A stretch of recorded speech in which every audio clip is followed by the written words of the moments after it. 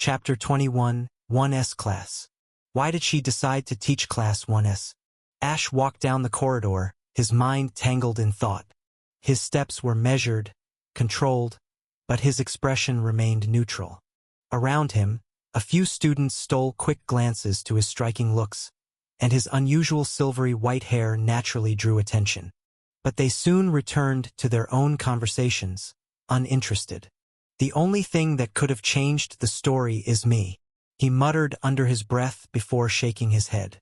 "No, let's not think about it. Overthinking wouldn't get him anywhere. Let things flow as they are," he told himself, setting his resolve as he neared his destination. Standing before the classroom door, he inhaled deeply. Here goes nothing. Keeping his face unreadable, he pushed the door open. The moment he did, all movement within the room came to an abrupt halt. It was as if someone had pressed a pause button. Conversations died mid-sentence. Laughter was cut off, and the rustling of papers and books ceased. Dozens of eyes turned toward him in unison, their gazes varying in intensity. Some students regarded him with mild curiosity, as if trying to recall where they had seen him before. Others looked at him with a sense of superiority, already dismissing him as unimportant. A few, mostly from the high-ranking families, had expressions bordering on disdain, as if his very presence was an inconvenience. Despite the attention, Ash's expression didn't waver. Instead, he quietly stepped forward, the sound of his shoes against the polished floor echoing in the otherwise silent room. He didn't falter, didn't slow down. He moved with purpose, heading toward the back of the class without giving anyone the satisfaction of a reaction. As he walked past the rows of desks, he caught bits of hushed whispers among the students. "Who is he?" one voice murmured. "Never seen him before," another added, a note of confusion in their tone. "Wait, isn't he the guy who fought Ethan?" At that, a few more students turned their attention toward him, recognizing his face. Some exchanged glances, while others simply scoffed and turned away, as if he wasn't worth acknowledging. Ash ignored them. He had expected this reaction. In a class filled with children of the most influential figures in the world, his presence was an anomaly. He wasn't part of their world. He wasn't from an esteemed bloodline, nor did he have an awe-inspiring reputation. He was a nobody in their eyes, and he preferred to keep it that way. Still, that didn't change the fact that their teacher was Elva, and that alone was enough reason for him to move to the back. Sitting in the front would make him an easy target, and that was the last thing he wanted. Reaching the last row, he pulled out a chair and sat down, leaning slightly back as he exhaled slowly. His posture was relaxed, but his mind remained alert. The moment he settled in, the spell of silence that had gripped the classroom finally broke. Students resumed their conversations, and the low hum of voices filled the space once more. It was as if his presence no longer mattered, as if he had simply faded into the background. And that was exactly what he wanted. Let them ignore him. Let them think he was insignificant. Because the truth was, they wouldn't be able to ignore him forever. He ran a hand through his hair, sighing internally. "For now, at least I managed to stay out of the public eye. But how long will that last?" His instincts told him it wouldn't be long before he was dragged into something.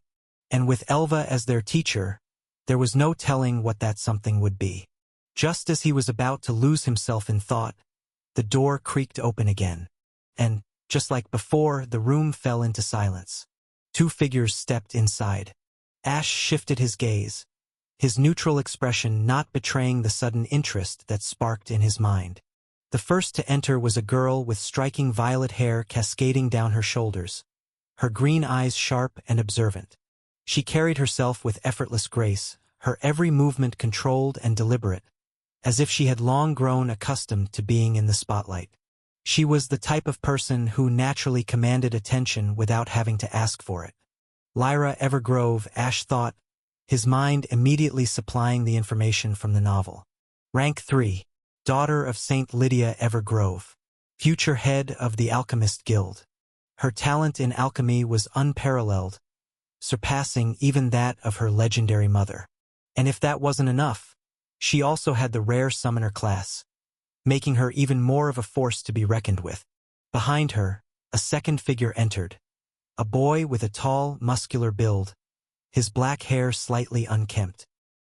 His sharp brown eyes carried an intensity that made him look naturally intimidating, and the faint scowl on his handsome face only added to his rough image. Unlike Lyra, who exuded refined elegance, this boy had an air of roughness. Irvin Earthrend, rank 5, son of Saint Maelys Earthrend, a berserker, a talented blacksmith, and a known troublemaker. The moment they stepped in, the reactions from the students were immediate. Unlike when Ash had entered and was merely met with mild curiosity, Lyra and Irvin were instantly swarmed. Students from high-ranking families approached them with eager smiles, their voices filled with forced politeness as they greeted them. It was obvious they were trying to curry favor, eager to align themselves with the future leaders of their respective fields. Ash watched the scene unfold with an unimpressed look, barely hiding the scoff threatening to escape his lips. Politics. How exhausting. It was the same everywhere. Status and power dictated everything in this world, and those without it were either ignored or trampled upon. It was a game he had no interest in playing. Lyra responded to the greetings with practiced politeness, her expression never faltering, while Irvin barely acknowledged the attention, his patience clearly running thin. After exchanging pleasantries, they finally moved to their seats, both choosing separate spots at the front of the class. Just as they sat down, the door opened yet again. This time, 2 girls entered, and, for a brief moment, even Ash was momentarily speechless. Alicia Moonglow and Grace Starhaven. Their beauty is really enchanting. Alicia, with her silver hair and her blood-red eyes, had a delicate, almost ethereal beauty, one that made people instinctively want to protect her. Grace, on the other hand, was the exact opposite. Golden hair, golden eyes, and an aura that made people hesitant to meet her gaze for too long, as if staring too much would suck your soul. Ash moved his gaze downward, as not to embarrass himself. Grace is also the daughter of St. Myra Starhaven, another big shot girl, but Alicia is simply a commoner just like me, Ash thought. When they both sat at the front together, they received immediate attention from the boys in the class. Several of them stood up, eager to introduce themselves, their expressions filled with interest and admiration. But before any of them could even speak, Grace turned her golden gaze toward them. Silence. The boys froze, their words dying in their throats. Some took a hesitant step back, as if suddenly rethinking their decisions. Ash chuckled under his breath. Oh, did they become friends? Another deviation from the novel. Maybe this has something to do with Alicia's change in personality. I don't know why, but she reminds me of... His thought process was cut short as the door of the class opened again. The protagonist has arrived. The moment Ray Dawson stepped into the room, it was as if a switch had been flipped. Excitement surged through the students like a wave, washing away any sense of order that had barely been maintained before. Within seconds, he was surrounded. Hey, Ray, you were amazing back then. That fight with Ethan was insane. How did you move so fast? Are you single? You're so cool.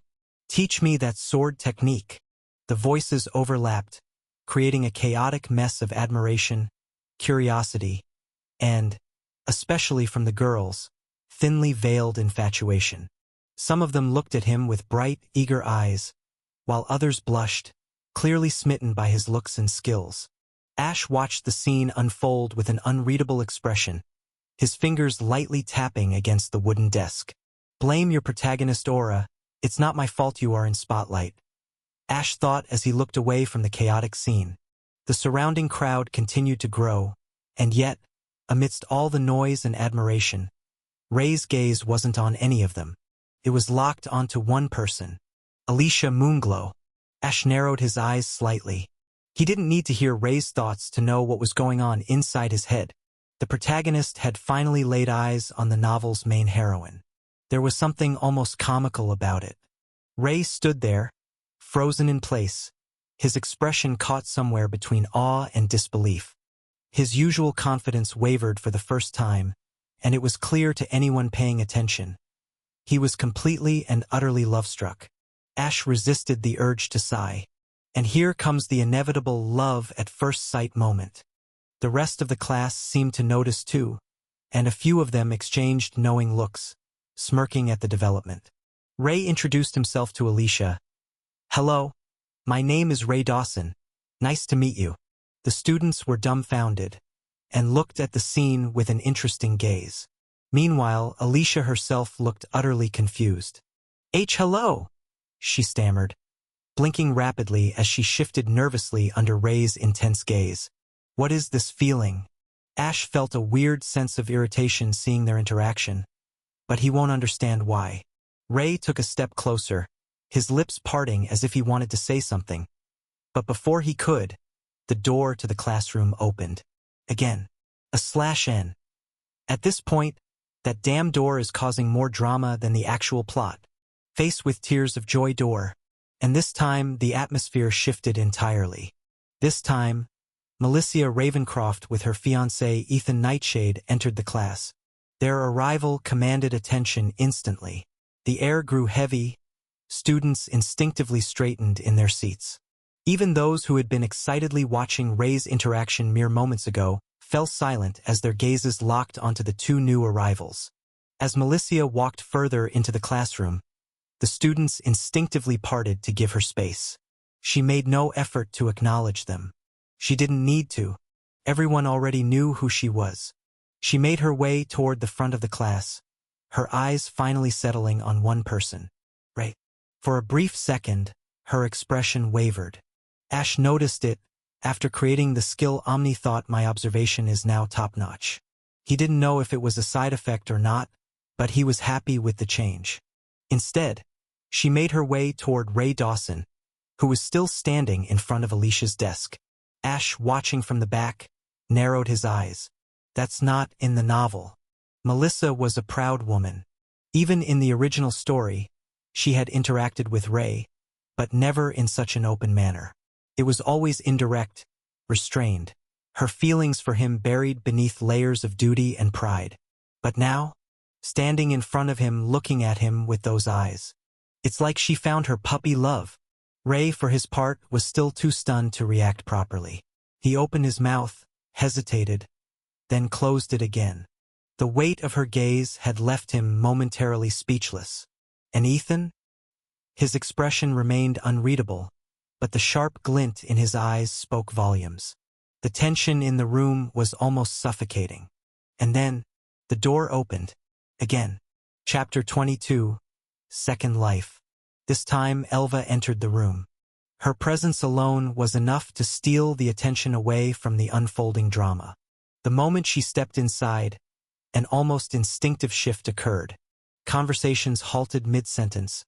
Lingering gazes broke apart, and the suffocating tension that had been thick in the air dissipated as if it had never existed. The students immediately turned toward her.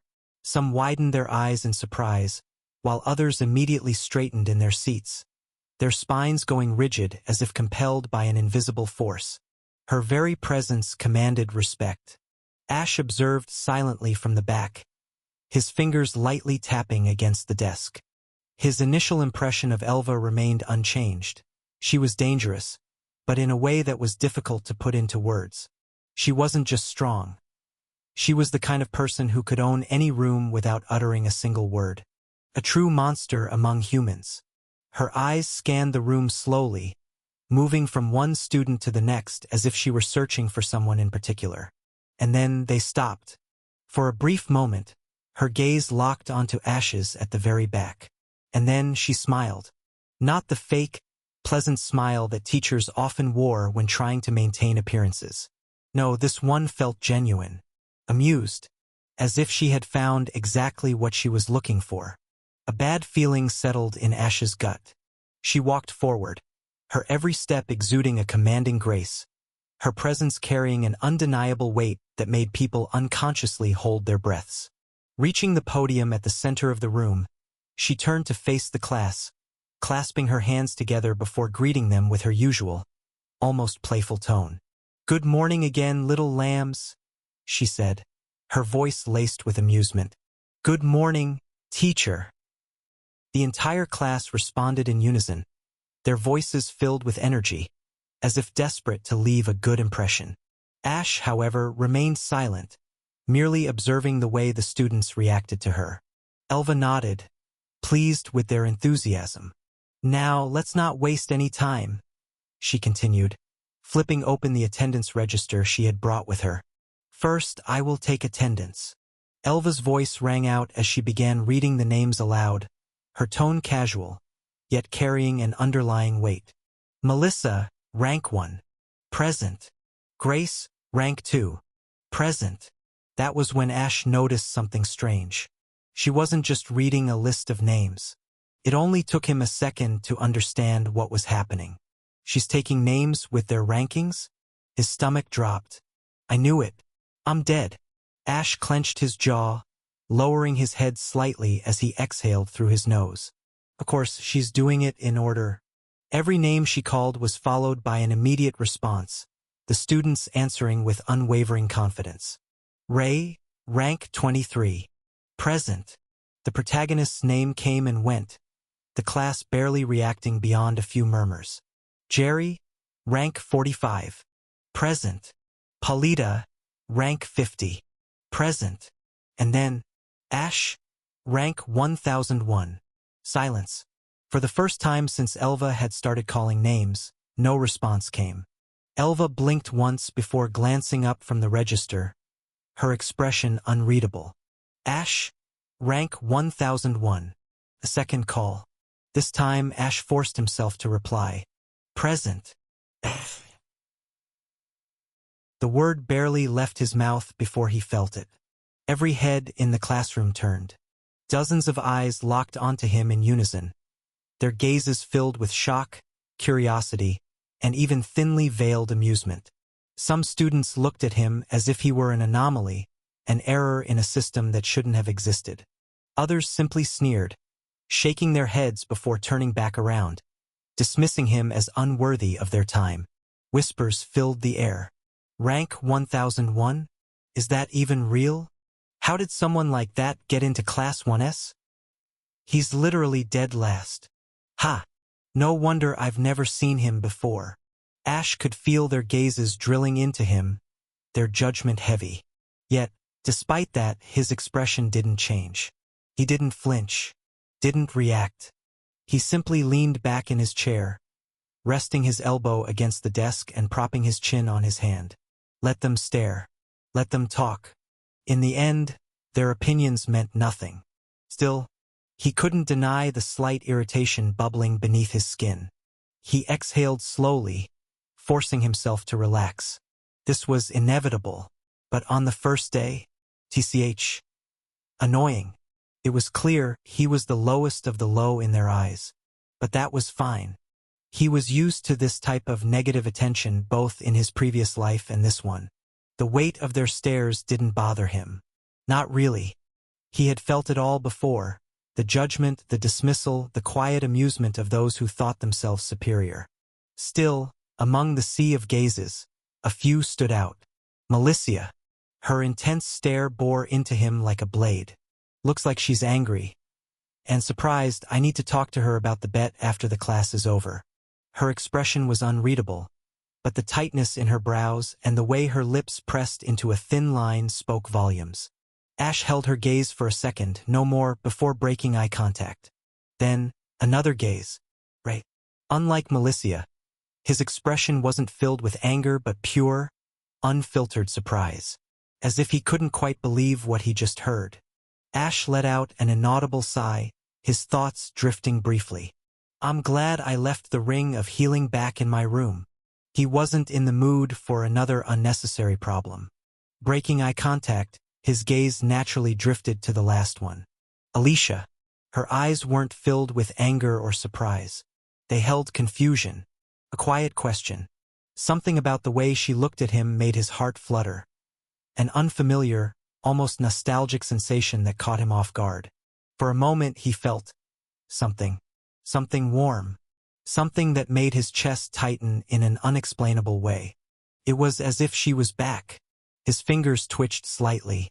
He knew this was ridiculous, he knew, but he still found himself staring back at her for longer than he should have. Why does she always remind me of her? The thought came unbidden, slipping past his usually composed mind. Did she also come with me? An absurd and impossible idea came to his mind. He had made a single wish to transmigrate. Nothing more. Then why? Cough. His thoughts shattered like fragile glass at the sound of Elva clearing her throat. All of you, her voice carried an unmistakable authority. Ashburn is a student recommended by me. If anyone has a problem with that, you can bring it up to me. Her tone was casual, but the underlying message was clear. Challenge his presence and you challenge her. A tense silence stretched across the room. Elva smiled. So, does anyone have a problem? No response. Good. She clapped her hands lightly, shifting gears without missing a beat. Melissa and Ray, you two will be the class representatives for the girls and boys, respectively. Melissa barely reacted, still staring at Ash. Ray, on the other hand, straightened, nodding firmly. And now, follow me in a straight line, Elva continued. We're heading to the affinity testing and course selection. Yes, teacher. The class responded in unison. Ash exhaled slowly, his mind filled with questions as he stood up. Alicia Moonglow. I am Alicia Moonglow. At least that is who I am now. In my past life, my name was Nancy Scott. I was just an ordinary girl living a quiet, unremarkable life on Earth. I had no grand dreams and no extraordinary talents. My days were simple, waking up to the soft warmth of the morning sun, walking through the same streets I had known since childhood, and sharing small moments of laughter with the few friends I had. Life was peaceful, small, and yet, I never once thought it would end so suddenly. I died in a car accident. I barely had time to register what was happening before everything around me faded into darkness. My body felt weightless, as if I were floating in an endless void. Then, just as quickly as it had ended, it began again. When I opened my eyes, I was no longer Nancy Scott. I was no longer lying on the cold pavement, struggling to breathe. Instead, I found myself in an unfamiliar room, staring up at a cracked ceiling. My hands, now small and delicate, trembled as I reached out to touch my face. This wasn't my body. This wasn't my world. I had been reborn. At first, I thought it was a dream, a cruel trick my dying mind had created in its final moments. But as the days passed, reality settled in. I had transmigrated into a completely different world, one filled with magic and wonders I could have never imagined. But even in this strange, new life, one thing remained painfully familiar. I was an orphan, just like before. There were no loving parents to welcome me into this world. No familiar faces to ease the fear and loneliness creeping into my heart. I was just another nameless child among many in the orphanage, struggling to understand why fate had given me another chance only to take away the warmth of family once again. I wanted to cry, and I did. At night, when no one was watching, I buried my face into my pillow and let the tears fall, wondering why life had been so unfair. Wondering if this second life was a blessing or just another cruel joke. But time didn't stop for my grief. The days turned into weeks, then months, and eventually years. I learned to survive, to adapt. The orphanage wasn't kind, but it wasn't cruel either. It was simply a place that existed, just like the children who lived within it. Then one day everything changed. At the age of 10, I awakened my magical abilities. The orphanage, which had always been indifferent to my existence, suddenly had a purpose for me. They taught me how to control my magic, encouraged me to push past my limits, and when the time came, they sent me off to the best academy on the human continent. I should have been excited. This was a world of magic, of possibilities beyond anything I had ever known. I had been given a chance that most orphans could only dream of. But instead, I felt lost. Even among the other students, I felt out of place. They were confident, strong, belonging to families with long histories of power and influence. I, on the other hand, was just a girl from an orphanage with no family name to call my own. Making friends wasn't easy. Talking to people had never been my strength, not in my past life and certainly not in this one. But I tried. And then, after finishing the first test, exhausted and thirsty, I realized I had forgotten to bring a water bottle. My throat was dry, my body tired, and I felt foolish for making such a simple mistake. That was when I noticed him. A boy stood nearby, carrying an oversized bag that was practically bursting with food and water bottles. His silvery white hair caught my attention, slightly different from my own, but similar enough that I paused. His face, however, held no trace of concern, no sign that he even cared about the weight of his bag or the stares of those around him. I hesitated before stepping forward. "Can I have a bottle of water?" I asked, my voice quieter than I intended.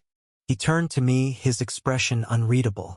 For a moment, I thought he would ignore me, but instead, he wordlessly reached into his bag, pulled out a bottle, and handed it to me without hesitation. Then, without another glance, he walked away. I didn't even get the chance to thank him. Something about that brief encounter unsettled me. He hadn't asked for anything in return, hadn't even asked for my name.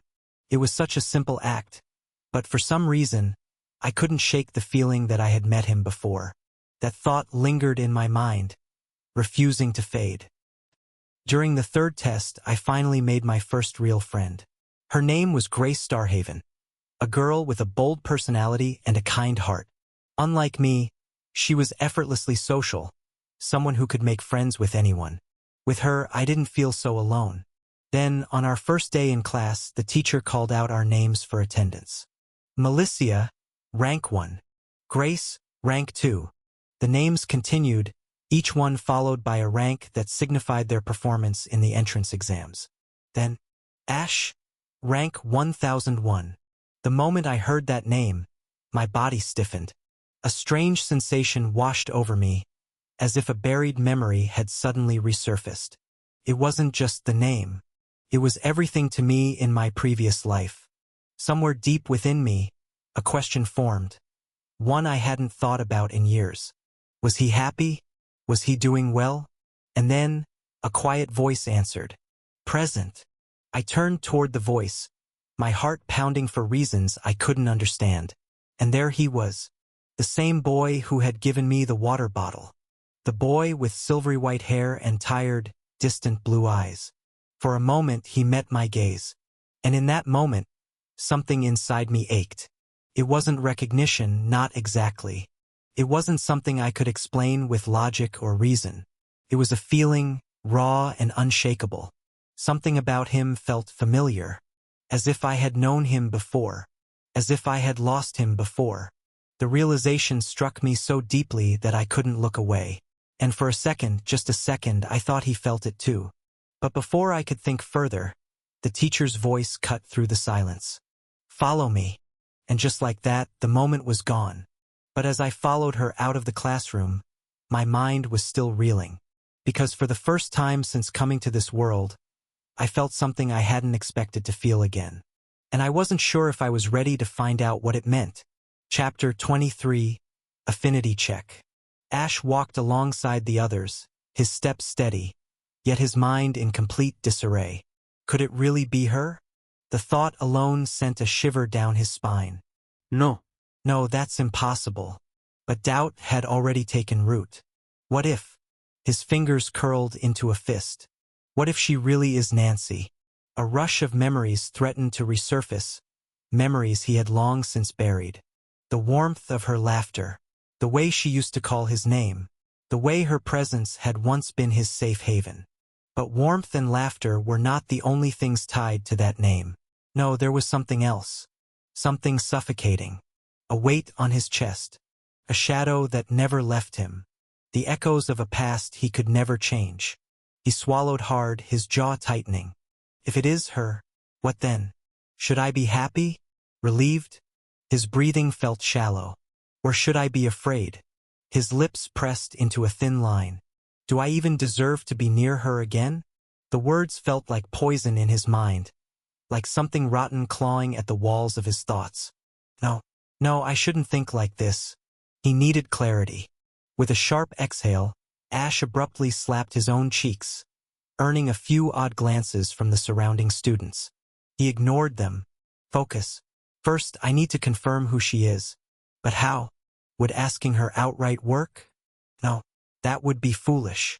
If she was Nancy, and she had even a fraction of her past memories, she would recognize him immediately. And if she wasn't, well, then he would only be making a fool of himself. No, he required something more. Some proof. Some connection that only they would know. But deep down, wasn't he just stalling? I'm afraid to know the truth. Because if it was her, if she was truly here, then that would mean, no, don't think about it. His fingers twitched, the phantom sensation of bloodied hands creeping up his skin. He clenched his fists, forcing his breathing to remain steady. If not for the rune of stability, his mind might have entered his previous depressed state. The state that led him to play the VR game just to divert his mind from those thoughts. It wasn't long before they reached the affinity testing room. The students filed in, and Ash barely registered the grand structure of the place. The room was dimly lit, save for the ethereal glow of a large, crystalline orb in the center. They stood in an arc around it, the air thick with anticipation. Elva stepped forward, standing beside the orb with a knowing smile. Now, my students, come forward one by one. Let's see your affinities, she announced. Her voice was calm, but there was an underlying sharpness to it, a weight that made Ash glance up. Her eyes flickered over the students before settling on him. From what I know, there was no affinity test before the entrance exam. That means there may be some who have chosen to hide their affinities, she continued, her tone light, yet laced with something almost teasing. Let's see who that is. She said the last part with clear emphasis, her gaze locked onto Ash. He met her eyes, unreadable, before looking away. Right now, he had bigger concerns than whatever game Elva was playing. His mind was still tangled in thoughts of Alicia, of Nancy, of the past that refused to let him go. If she really is Nancy, the idea made his heart clench. Then what am I supposed to do? Pretend nothing happened? Pretend that she didn't? His mind was trapped, spiraling through the same thoughts. He exhaled sharply. He couldn't let his thoughts wander there. Not here. Not now. He needed time. He required answers. Let's start according to ranking, shall we? Elva's voice cut through his thoughts like a blade. She turned toward the students, a knowing smile still playing on her lips. Malicia, come forward. Yes, miss, Malicia responded, stepping toward the orb with confidence. At last, not being able to focus, Ash activated his skill Omni-Thought for a fraction of a second, and cancelled it just as quickly. Even then, the headache struck him like a hammer, but it was something he could bear. This much pain was nothing to him. After the skill activation, his mind snapped back to its usual calm. All unnecessary thoughts vanished. With a clear mind, he took a deep breath, his face returning to his usual blank slate as he thought. Let's think about it after reaching the dorm. It does nothing thinking about it now. He exhaled and watched as Melissa put her hand over the orb. A vibrant red glow spread across its surface. You have fire affinity. Good. Stand behind me, Elva said to Melissa as she noted something on her holographic screen. Next. Grace moved forward. Here comes the rare attribute of light. Ash, though, as he watched Grace put her hand on the orb. The moment her hand touched the orb, a brilliant white glow erupted, causing the surrounding students to murmur. As expected of her. She looks like an angel. Hey, shut up. Don't you know who she is? I know, that's why I am admiring her from afar. Of course, she is beautiful. After all, she is half angel, Ash thought as he heard the students murmur. All right, move back, Elva said, unbothered. She jotted something down without even looking up. Next, Lyra moved towards the orb. Unlike the others, there was no nervousness in her steps. She wasn't hesitant, nor was she arrogant. The moment her fingers brushed against the crystalline orb, a lush green glow erupted, swirling like vines stretching toward the sun. Then something rare, The sound of rustling leaves echoed in the room. The students murmured in surprise. A nature affinity user. I thought only elves had that? What do you expect from the daughter of Saint Lydia? Lyra's gaze remained steady. She didn't react to the whispers, nor did she seem particularly impressed by her own result. Elva, however, raised an eyebrow. Nature, a rare affinity among humans. It must be nice, being connected to the world in ways others aren't. For the first time, Lyra spoke. Her voice was soft but firm. It has its moments, Professor. Elva's lips curved into a smirk. A modest answer. The students chuckled. She stepped back without another word. Next, Elva said. A broad-shouldered boy with short, dark brown hair stepped forward. Unlike Lyra, he oozed confidence. His footsteps were firm, his stance unshaken. Irvin wasn't just some nobody, he was the heir of the top blacksmith guild, one of the wealthiest guilds involved in artifact mining and weapon forging. And it showed. The moment his hand touched the orb, a deep metallic sheen pulsed outward. The next moment, a dull brown light flickered beneath it. Metal and earth affinity, Elva noted. The murmurs started once more. Figures. His family is famous for their metalwork. Dual affinity, though? That's pretty damn good. Duh, he is the son of a saint after all. Irvin smirked, clearly pleased. He turned slightly, casting a glance toward the others, particularly toward Ray and Ethan. He wants to see their reaction. Ash noticed it instantly. Cocky bastard. He already thinks he's top tier. But his arrogance wasn't unfounded. A few students rolled their eyes. Others whispered among themselves. But there was no denying it. Irvin Blackstone was strong. As he stepped back, his gaze lingered on Ray for a fraction of a second, just enough to send a message. A silent challenge. Ray, however, didn't react. His expression remained composed, unreadable. Next, Elva called. And then, the moment she stepped forward, Ash felt his entire body tense.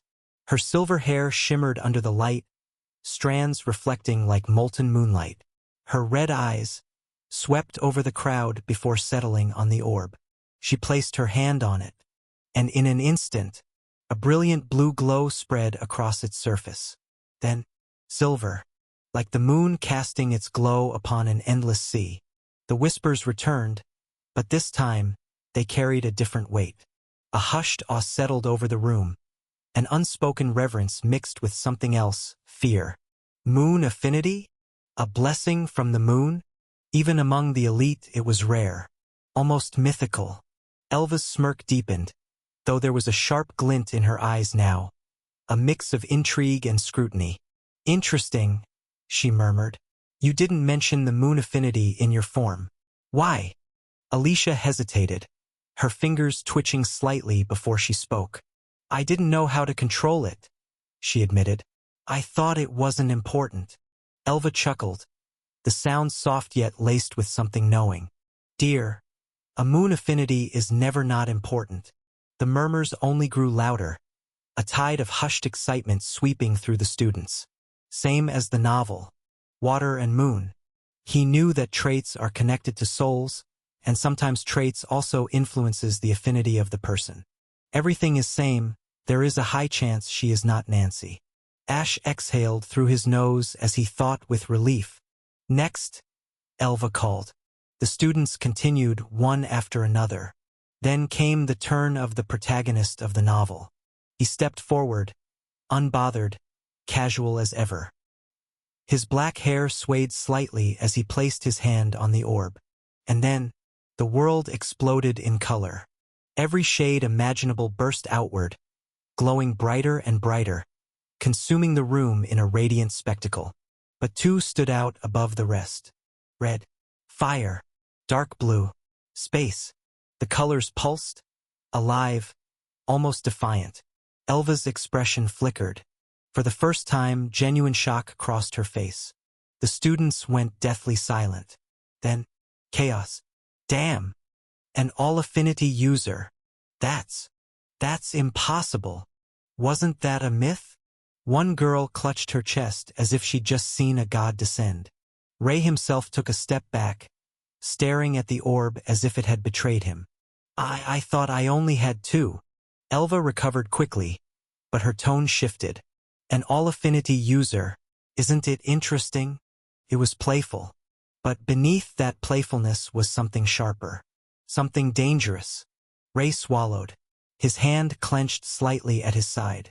Ash, however, merely smirked. Blame your system if you want to blame.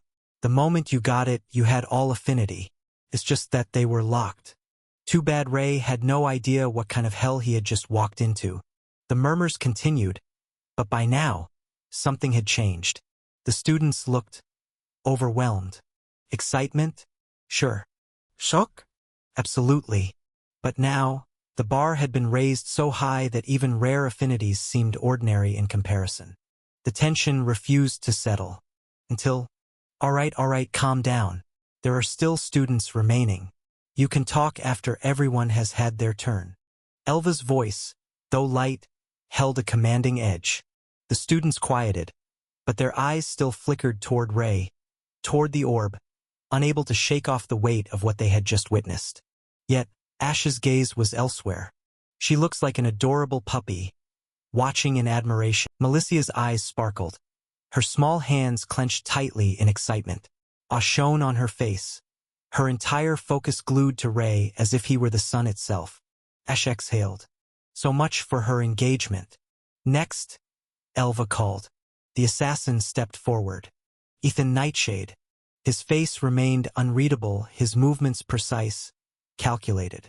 Ash watched closely. He already knew what was coming. The moment Ethan touched the orb, a deep black mist curled around it. Then, a dark purple hue pulsed outward, rippling like the very essence of night. Shadow and darkness, Elva murmured. Some students gasped. But after Ray's result, no one reacted as strongly. It was as if everyone had been numbed. A bitter twist of fate. Ethan, however, was not amused. His eyes flickered toward Ray, just for a second. Ethan's jaw tightened. His fingers twitched as he clenched them into a fist, but he said nothing. Ash chuckled internally. I was thinking that the plot would change because of me, but as things are going, aside from the interactions between the main casts, nothing is going to change. I hope nothing changes about the demons who are in the academy. Ethan stepped back, his expression carefully neutral. Next, Elva called. And finally, students came and went, until the moment arrived. Her gaze flickered to the last name on her list. The one she had been waiting for. Ash. The moment his name was called, silence fell once more. And Ash? He stepped forward. His expression was unreadable, but his mind was in turmoil. I hope my trait is not related to affinities. Chapter 24, Rune of Knowledge 1. Ash stepped forward. The murmurs in the hall did not cease. If anything, they became a soft but persistent hum in the background, voices blending into an indistinct mass of whispers. Some were hushed, barely audible, while others carried a subtle edge of excitement. But none of it was directed at him. No, their attention was fixated on someone else entirely. Ray Dawson, the all-affinity user, the rising legend, a name that had already begun cementing itself in the Academy's history. The kind of person who would be the subject of every hushed conversation, every envious glance, and every hopeful admiration. And yet, despite the overwhelming focus on Ray, there were still a few pairs of eyes that did not waver from Ash. Eyes that observed. Eyes that judged. Eyes that questioned. Elva. Alicia. Melicia. Elva's expression remained unreadable, her face an impassive mask of control. But her eyes told another story entirely. There was scrutiny in her gaze, a sharpness that cut through the noise, watching his every movement with an intensity that felt almost suffocating. Alicia's crimson eyes flickered for a fraction of a second, a subtle shift that would have gone unnoticed by most. She had clearly thought of something, though what it was remained a mystery. And then there was Melissa. Unlike the other two, her expression held something else entirely. an unusual mixture of curiosity and contemplation. But Ash did not concern himself with any of them. He exhaled slowly, forcing himself to remain detached, and took a step forward. His fingers brushed against the orb's surface. It was smooth and cold, almost unnaturally so. The moment his hand made full contact, a faint hum resonated beneath his skin, a vibration so subtle that he almost dismissed it.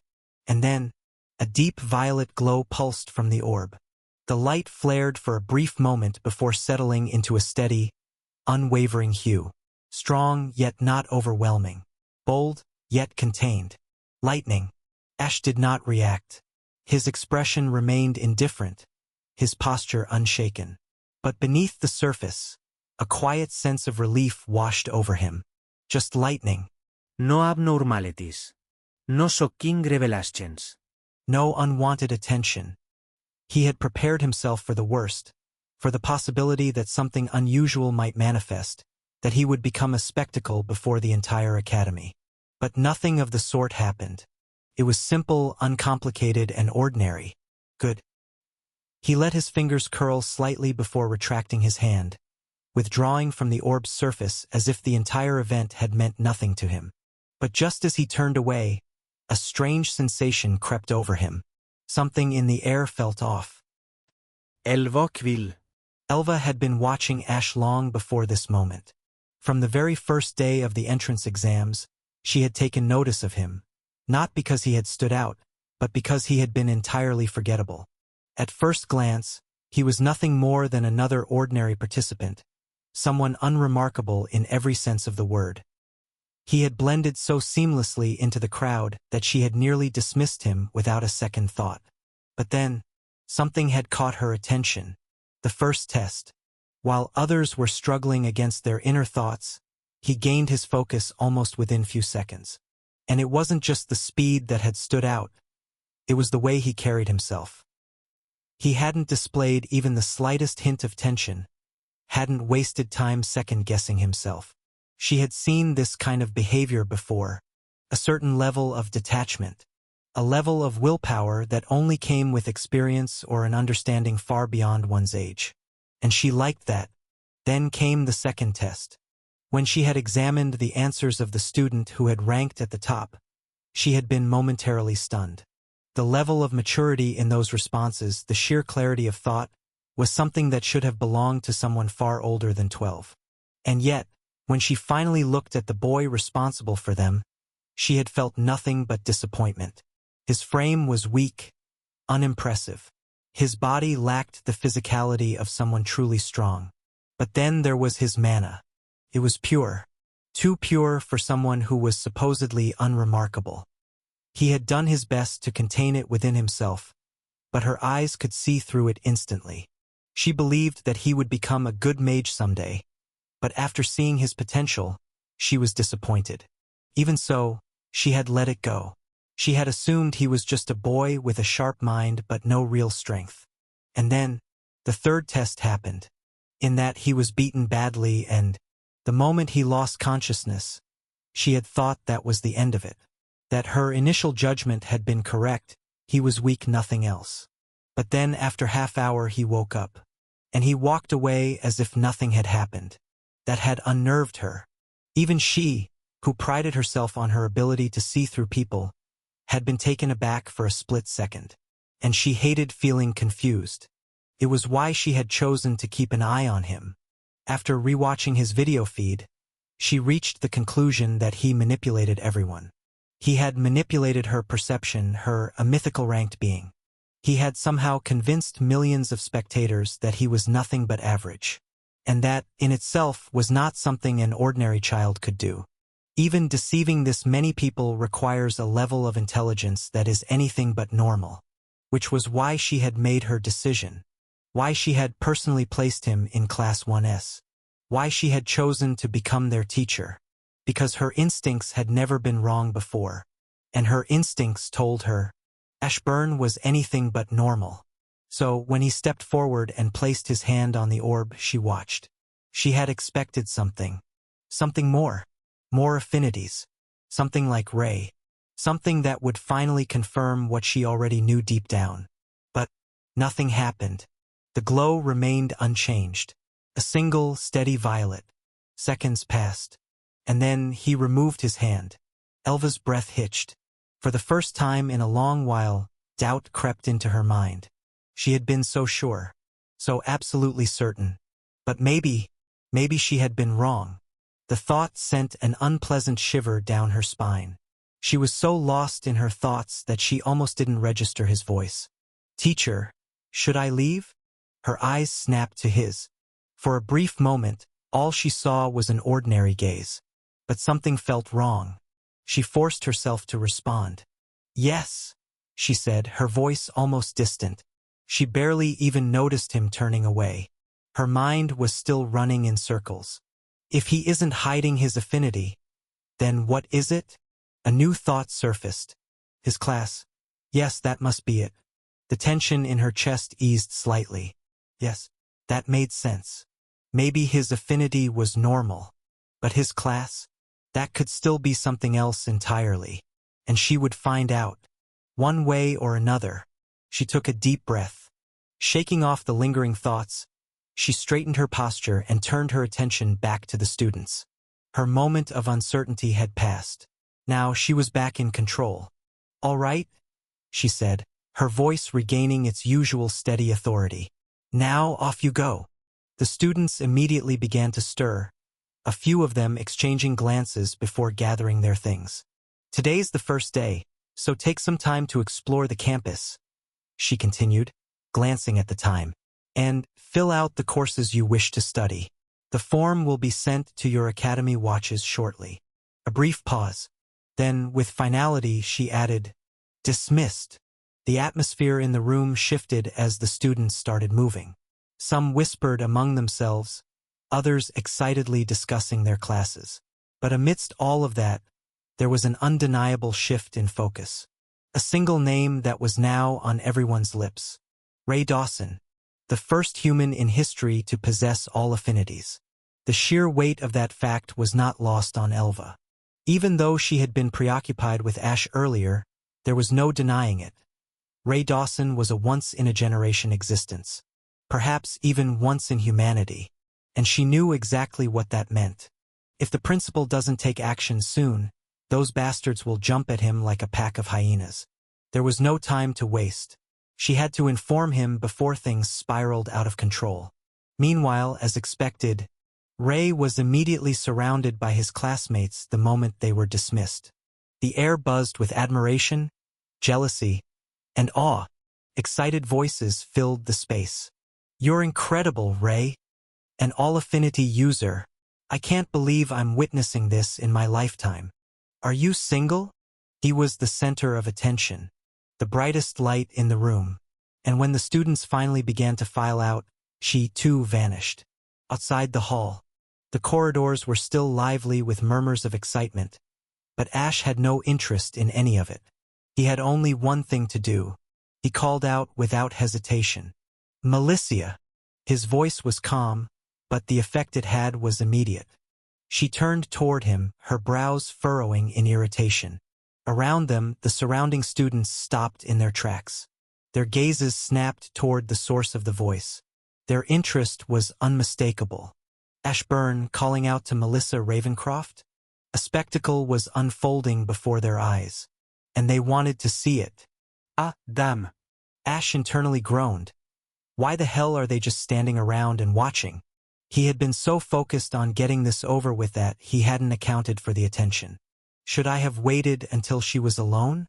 He thought about it for half a second. Nah, that would have taken too long. Without missing a beat, he approached her and spoke in a low voice. "There's too much of a crowd. Let's change places." He didn't wait for her response.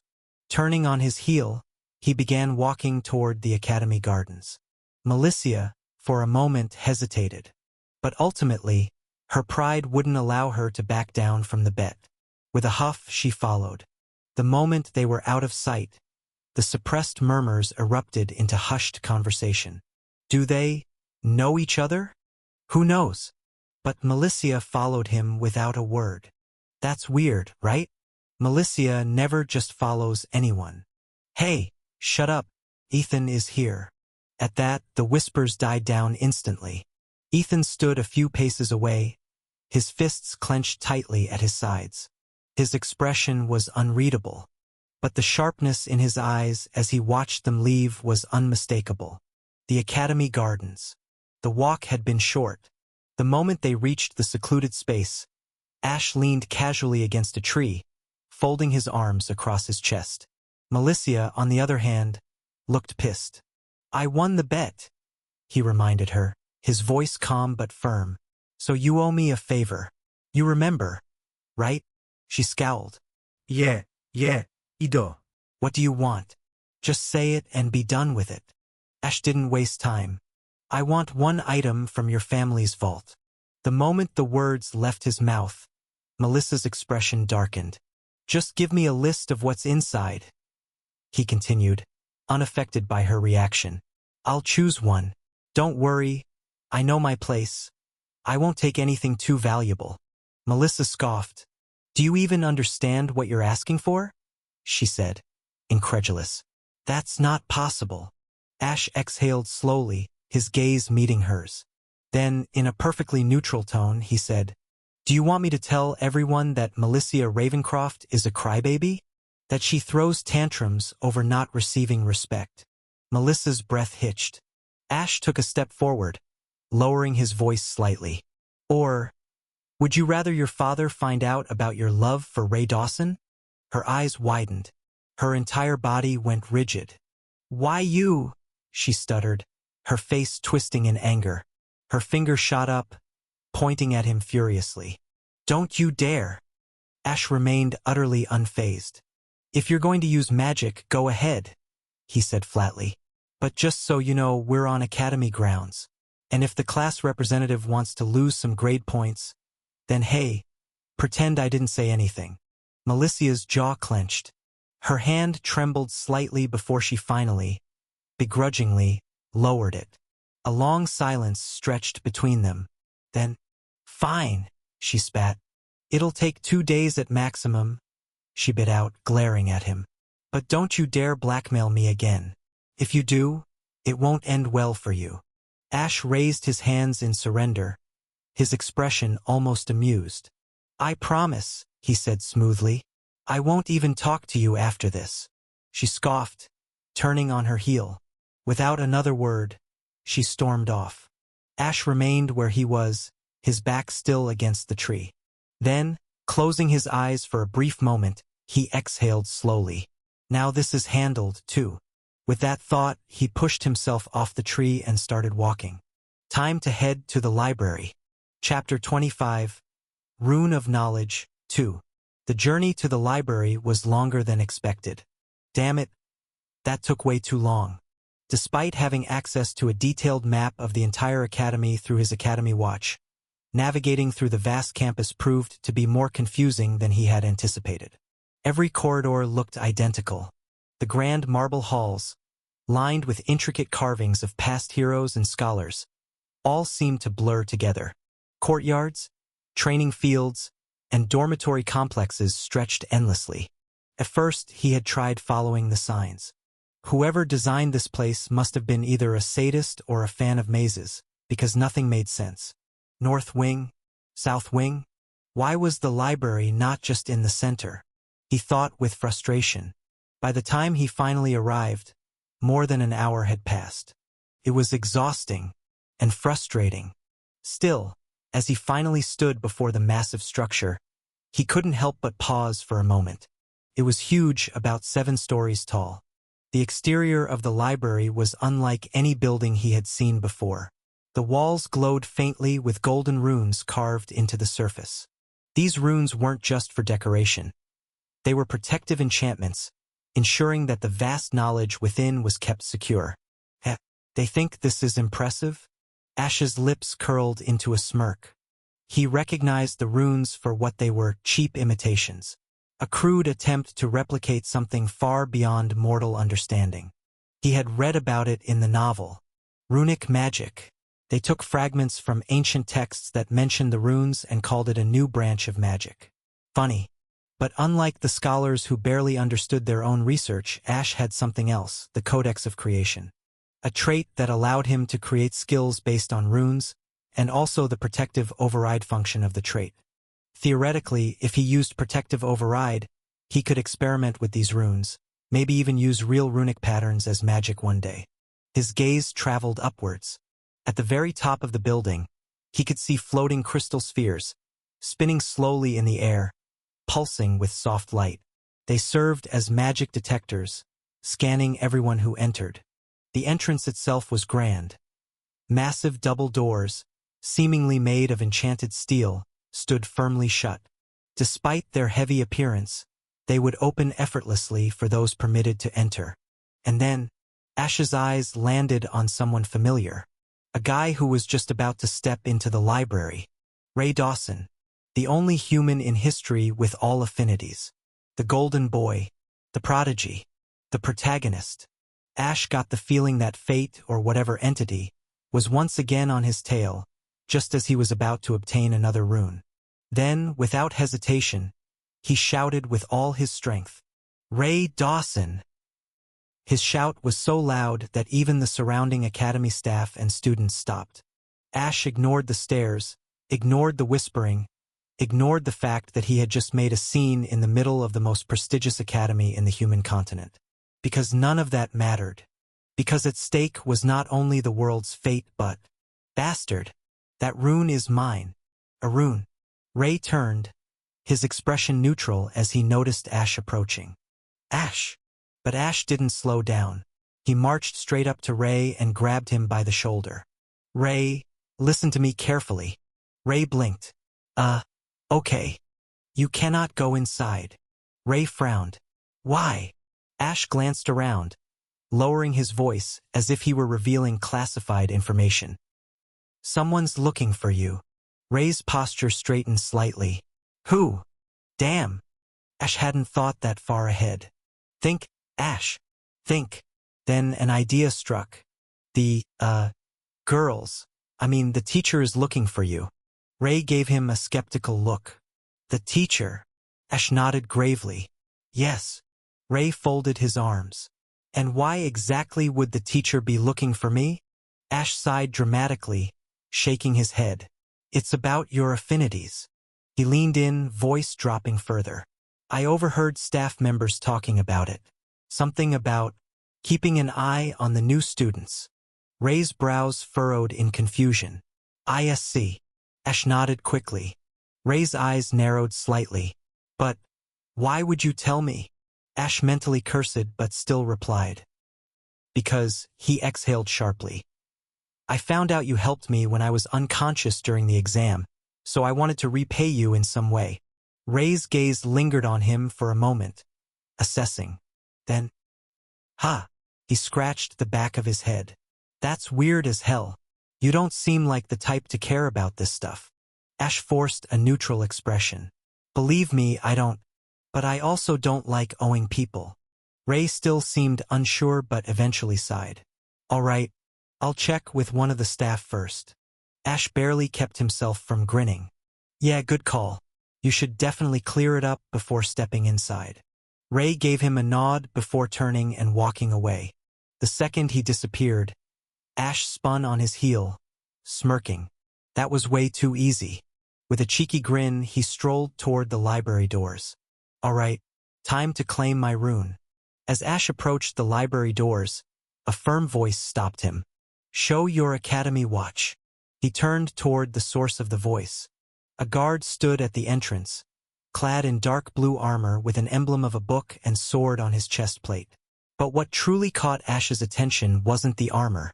It was the badge on his chest. A Grandmaster? Ash's eyes flickered with subtle surprise.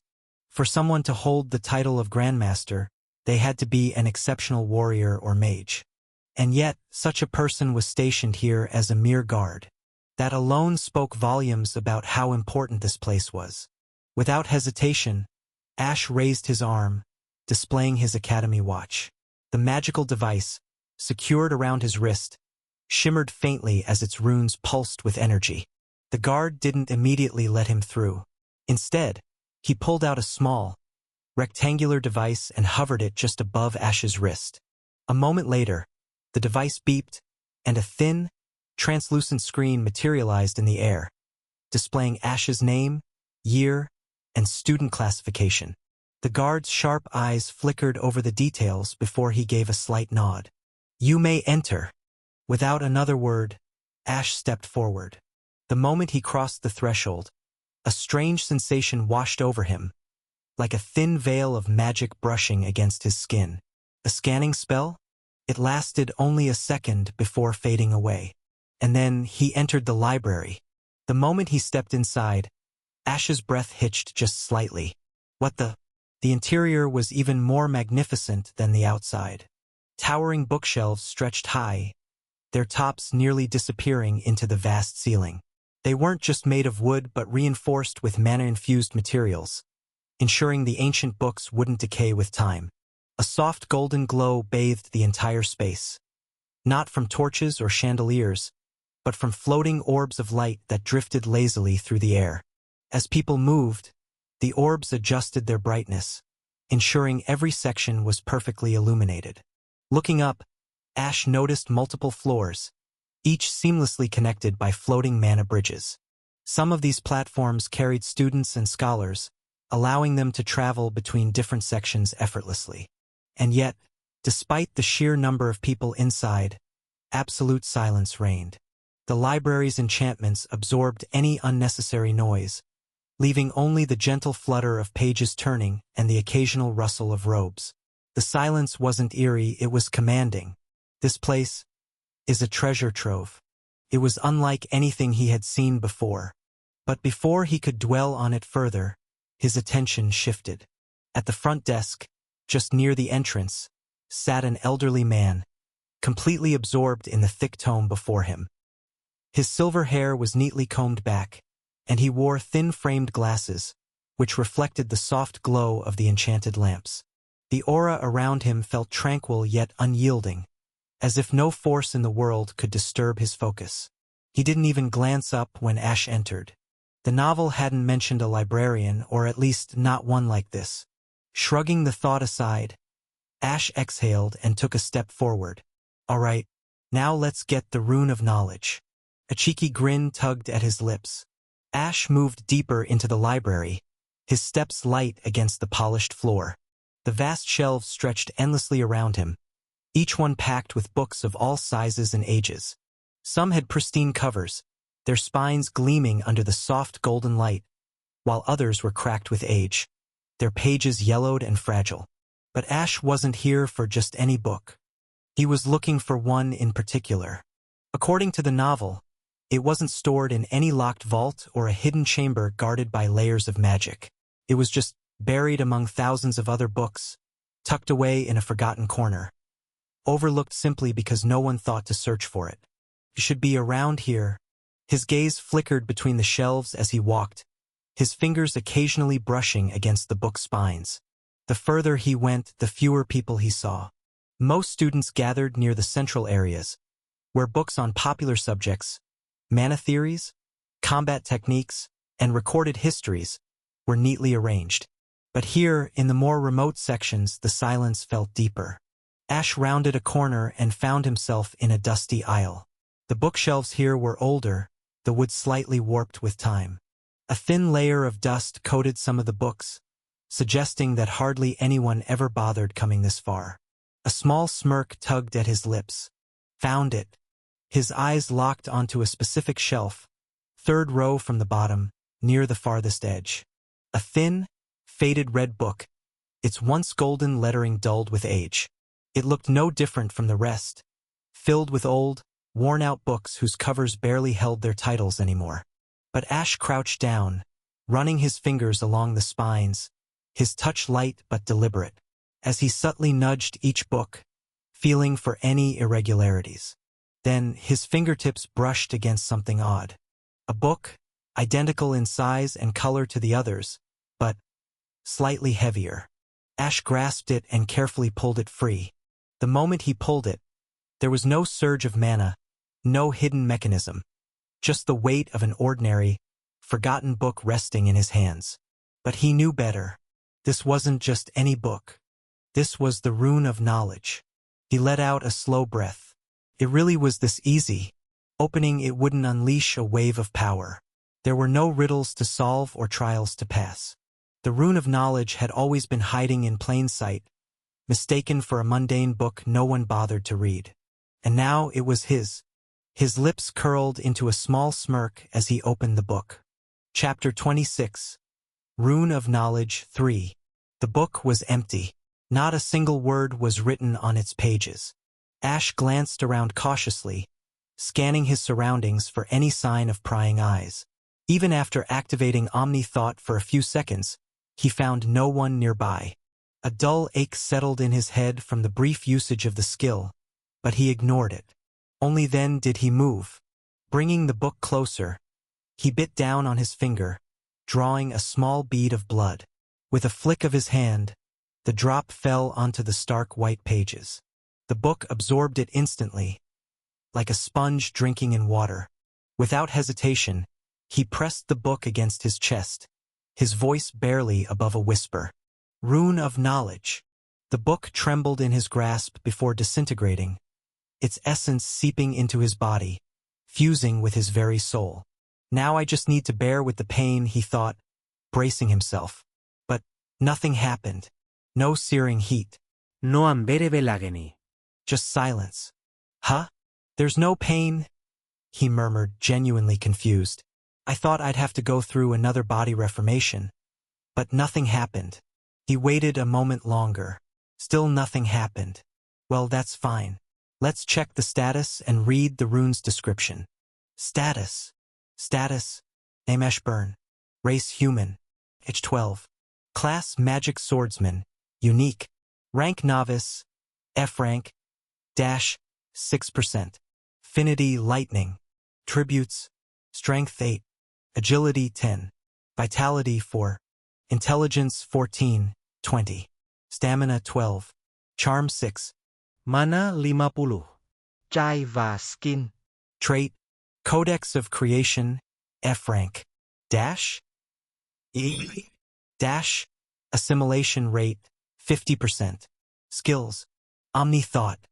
Skill création chance 0. Runes. Rune of Stability. Rune of Knowledge. The first thing Ash noticed was the sudden jump in his intelligence stat. It had increased from 14 to a whopping 20. I thought it would increase more, but still it's good enough. Not like it'll affect the rune's abilities anyway.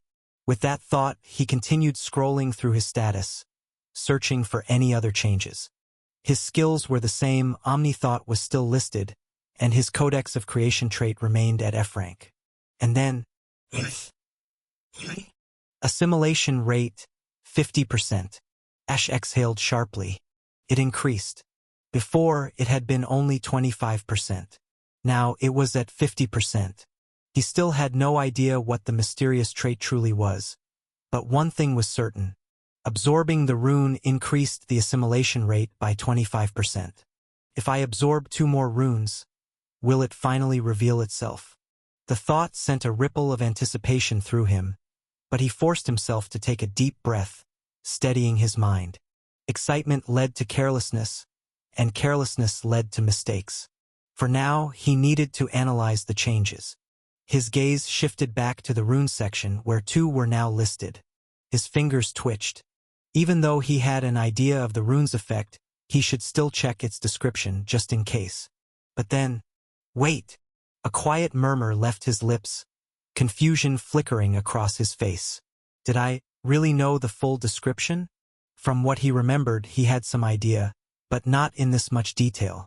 A strange feeling crept over him, but he dismissed it with a slow breath. Now wasn't the time to overthink. Focusing his will, he directed his thoughts toward the Rune of Knowledge, waiting for its description to appear. Rune of Knowledge. Description. Grants the user photographic memory, allowing them to recall even the smallest details without causing mental strain. Passive.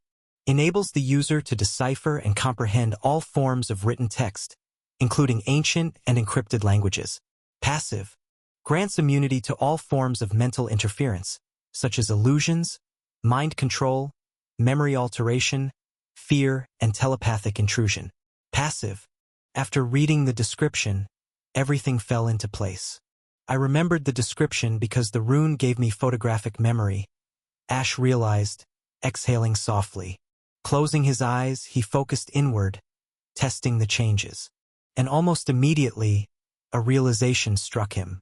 "It's true," he murmured, his lips curling into a small, almost disbelieving smile. "I never would have thought it would apply to my previous life as well." Before, his recollection of the novel had been filled with gaps, a rough outline at best, with details slipping through the cracks. But now he could recall everything. Every moment of his past life. Every word of the novel. All of it stored perfectly, without a single strain on his mind. A sense of confidence welled up within him. Now, I can have even more confidence in stealing more opportunities. The thought left a satisfied smirk on his face. But then, that same perfect memory began to stir things he hadn't expected. Memories. The cool evening breeze rustled the pages of the book in Nancy's hands as she sat beside Ash on the park bench, her legs swinging slightly. The golden hue of the setting sun bathed everything in a soft glow, making the moment feel strangely distant, like something fragile that could slip away at any moment. "You know, staring at me like that won't help you understand the story," she said without looking up.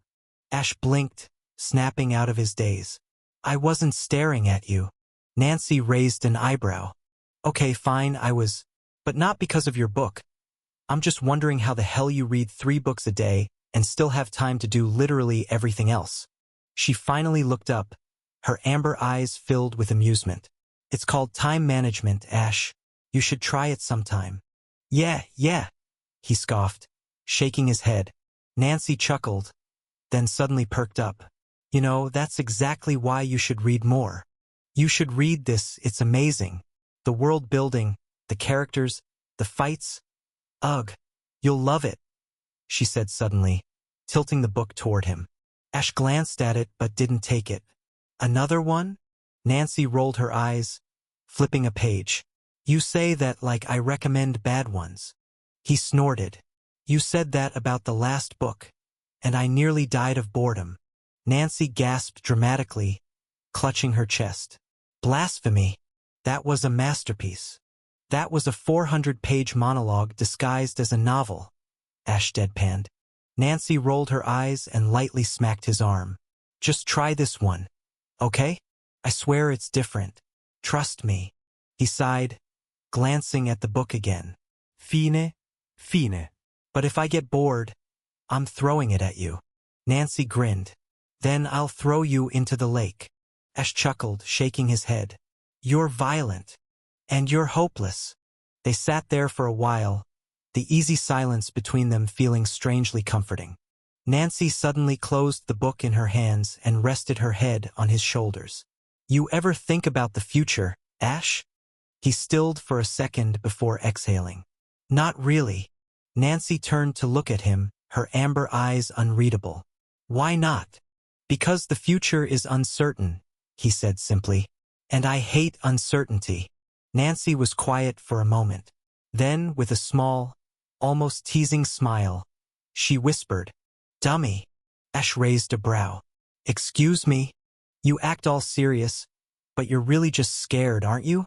She nudged him lightly. "You're afraid of things changing, of losing people, of moving forward." Ash clenched his jaw but didn't deny it. Nancy sighed dramatically. "Guess I'll have to make sure you don't get left behind, then." He turned to her, confused. "What do you mean?" She grinned. "I mean, no matter what happens, I'll always be one step ahead, waiting for you." Something about the way she said it made his chest tighten. Ash looked away, staring at the horizon where the sun was disappearing. "That's a big promise." Nancy leaned closer, resting her forehead against his chest. "And I keep my promises, Ash." He didn't move. He didn't push her away. For the first time in a long time, he wanted to believe her. He really did. But life had never been that kind. Back in reality, his fingers twitched. His throat felt dry. He took a deep breath, trying to calm the raging emotions. His hand clenched, nails digging into his palm as he forced himself to blink. Damn, these memories, they just suddenly popped up. He swallowed hard, his chest tightening, his heartbeat an uneven rhythm against his ribs. He lifted his hand to rub his eyes, but he froze. A single tear slipped down his cheek, catching the dim light of the library. Ash stiffened, staring at the droplet on his fingertips as if it didn't belong to him. He clenched his jaw and wiped it away with the back of his hand, exhaling through his nose. His thoughts whispered to him, cruel and relentless. Ha! I guess my subconscious is still thinking about Alicia being Nancy, but I know it can't be possible. It's not some novel. It's reality. He pushed back the aching weight in his chest and exhaled again, this time steady. Enough of this. He turned to the bookshelves and pulled out a tome, flipping through the pages with forced focus. If the rune of knowledge had given him perfect memory, then he'd use it. If remembering hurt, then he'd drown it in more knowledge. If emotions threatened to rise, he'd bury them beneath logic and understanding, just like he always had. And so, without another word, he began to read. Chapter 27, Magic Circle. Next day. I need to leave the academy for at least 2 days, Ash thought, lazily leaning back in his chair. 1 day to go, another to return. If I practice at the academy's pace, my growth will be way too slow. I also need a sword. Apropé suort article. Too much to do, too little time. And next month, the demon's first attack on the students will happen. His thoughts were interrupted as Elva strolled into the classroom, her usual energy radiating off her like a crackling spark. Standing at the podium, she clapped her hands together. All right, little hunters. Did everyone fill out their course selection forms? Yes, teacher. The class responded in unison. Good. As you all know, you can only pick 5 courses. But, lucky you. 1 is already chosen for you. She grinned. Mana Manipulation Fundamentals is compulsory, whether you like it or not. Even if you think you're a mana prodigy, there's always more to learn. Her eyes flicked toward Malicia with an exaggerated, knowing look. Malicia merely rolled her eyes, resting her chin on her palm. Ash ignored their silent exchange and glanced towards his watch, at his selected courses. Mana Manipulation Fundamentals. Compulsory. Swordman và Combat Art. Monster và Bits Anatomy. Dungeon Survival và Strategy. Everything he chose was deliberate. No unnecessary subjects, no distractions. Even though he knew a little bit about the swords from the VR game, it won't hurt to know more and make a better foundation for himself. Most mages also train in close combat because their greatest weakness in battle is their vulnerability at close range. The story is already changing, he thought while tapping his fingers lightly on his desk. I don't know what courses Ray picked, and if his choices changed, then with Alicia's change in personality, her courses might have too. The weight of uncertainty pressed on him, but he pushed the thoughts away. All right. Elva clapped her hands again, drawing back everyone's attention. Let's start with something simple today. She turned to the board, picked up a piece of chalk, and in bold strokes, wrote 1 word. Mana. Lowering the chalk, she spun back toward the class with a dramatic flair, arms spread. So, she began with a mischievous smile. Who wants to tell me what mana is? Silence. Ash watched as his classmates hesitated. Some fidgeted. A few exchanged uncertain glances, and others just avoided looking at her altogether. Elva let the silence drag for a moment before sighing exaggeratedly. Oh no, my dear students, this is such a difficult question. However, will you answer it? A few hands finally rose nervously. She snickered. Relax, I won't bite. Then, without picking anyone, she launched into her own explanation. Mana is the very essence of life itself, she said, a rare note of seriousness creeping into her tone. It's everywhere, in the air, the earth, the creatures around us, and most importantly, within you. She raised a hand, and a soft blue glow shimmered into existence around her fingers, twisting playfully like a living thing. Some call it energy. others the breath of the world. But at its core, mana represents potential, the power to shape reality through sheer will. The glow pulsed once before vanishing. But, she suddenly grinned, raw mana is like a drunk squirrel, completely chaotic and impossible to control. A few students chuckled, breaking some of the earlier tension. This, she continued, is why we refine it, why we control it. And that brings us to our next topic. She whirled around, scribbling 2 more words onto the board. Mana core. She turned back with an amused look. Now, can anyone tell me what a mana core is? The mana core, she explained before anyone could answer, is your personal mana storage. It's where all your magical power comes from. Think of it like a battery, but instead of charging your phone, it charges you. Her gaze landed on Malicia again, as if daring her to argue. Malicia simply exhaled loudly, looking out the window. Elva ignored her and continued. Every living thing has mana inside them, but only mages refine it. We shape it, control it, and eventually use it to do really cool stuff. Like this. She flicked her wrist, and a glowing, translucent sphere materialized midair, pulsating with energy. This, she gestured grandly, is an abstract representation of a mana core. Some students leaned forward, intrigued. The core forms deep inside you during awakening, she continued. For mages, it's located in the upper dantian. For warriors, the lower dantian. That's also when your class gets decided. So if you don't like what you got, tough luck. Ash remained silent, absorbing the information. He already knew this from the novel, but it still helped to hear it explained naturally. Then Elva grinned mischievously again. But here's the fun part. She leaned forward on her desk. Simply having a mana core? Useless. For warriors and other close-range hunters, advancing is straightforward.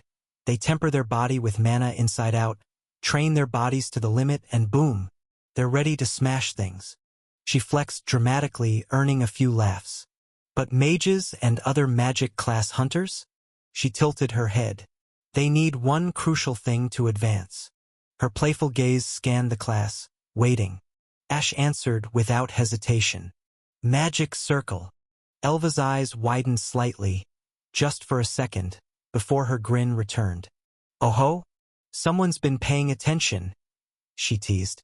Correct.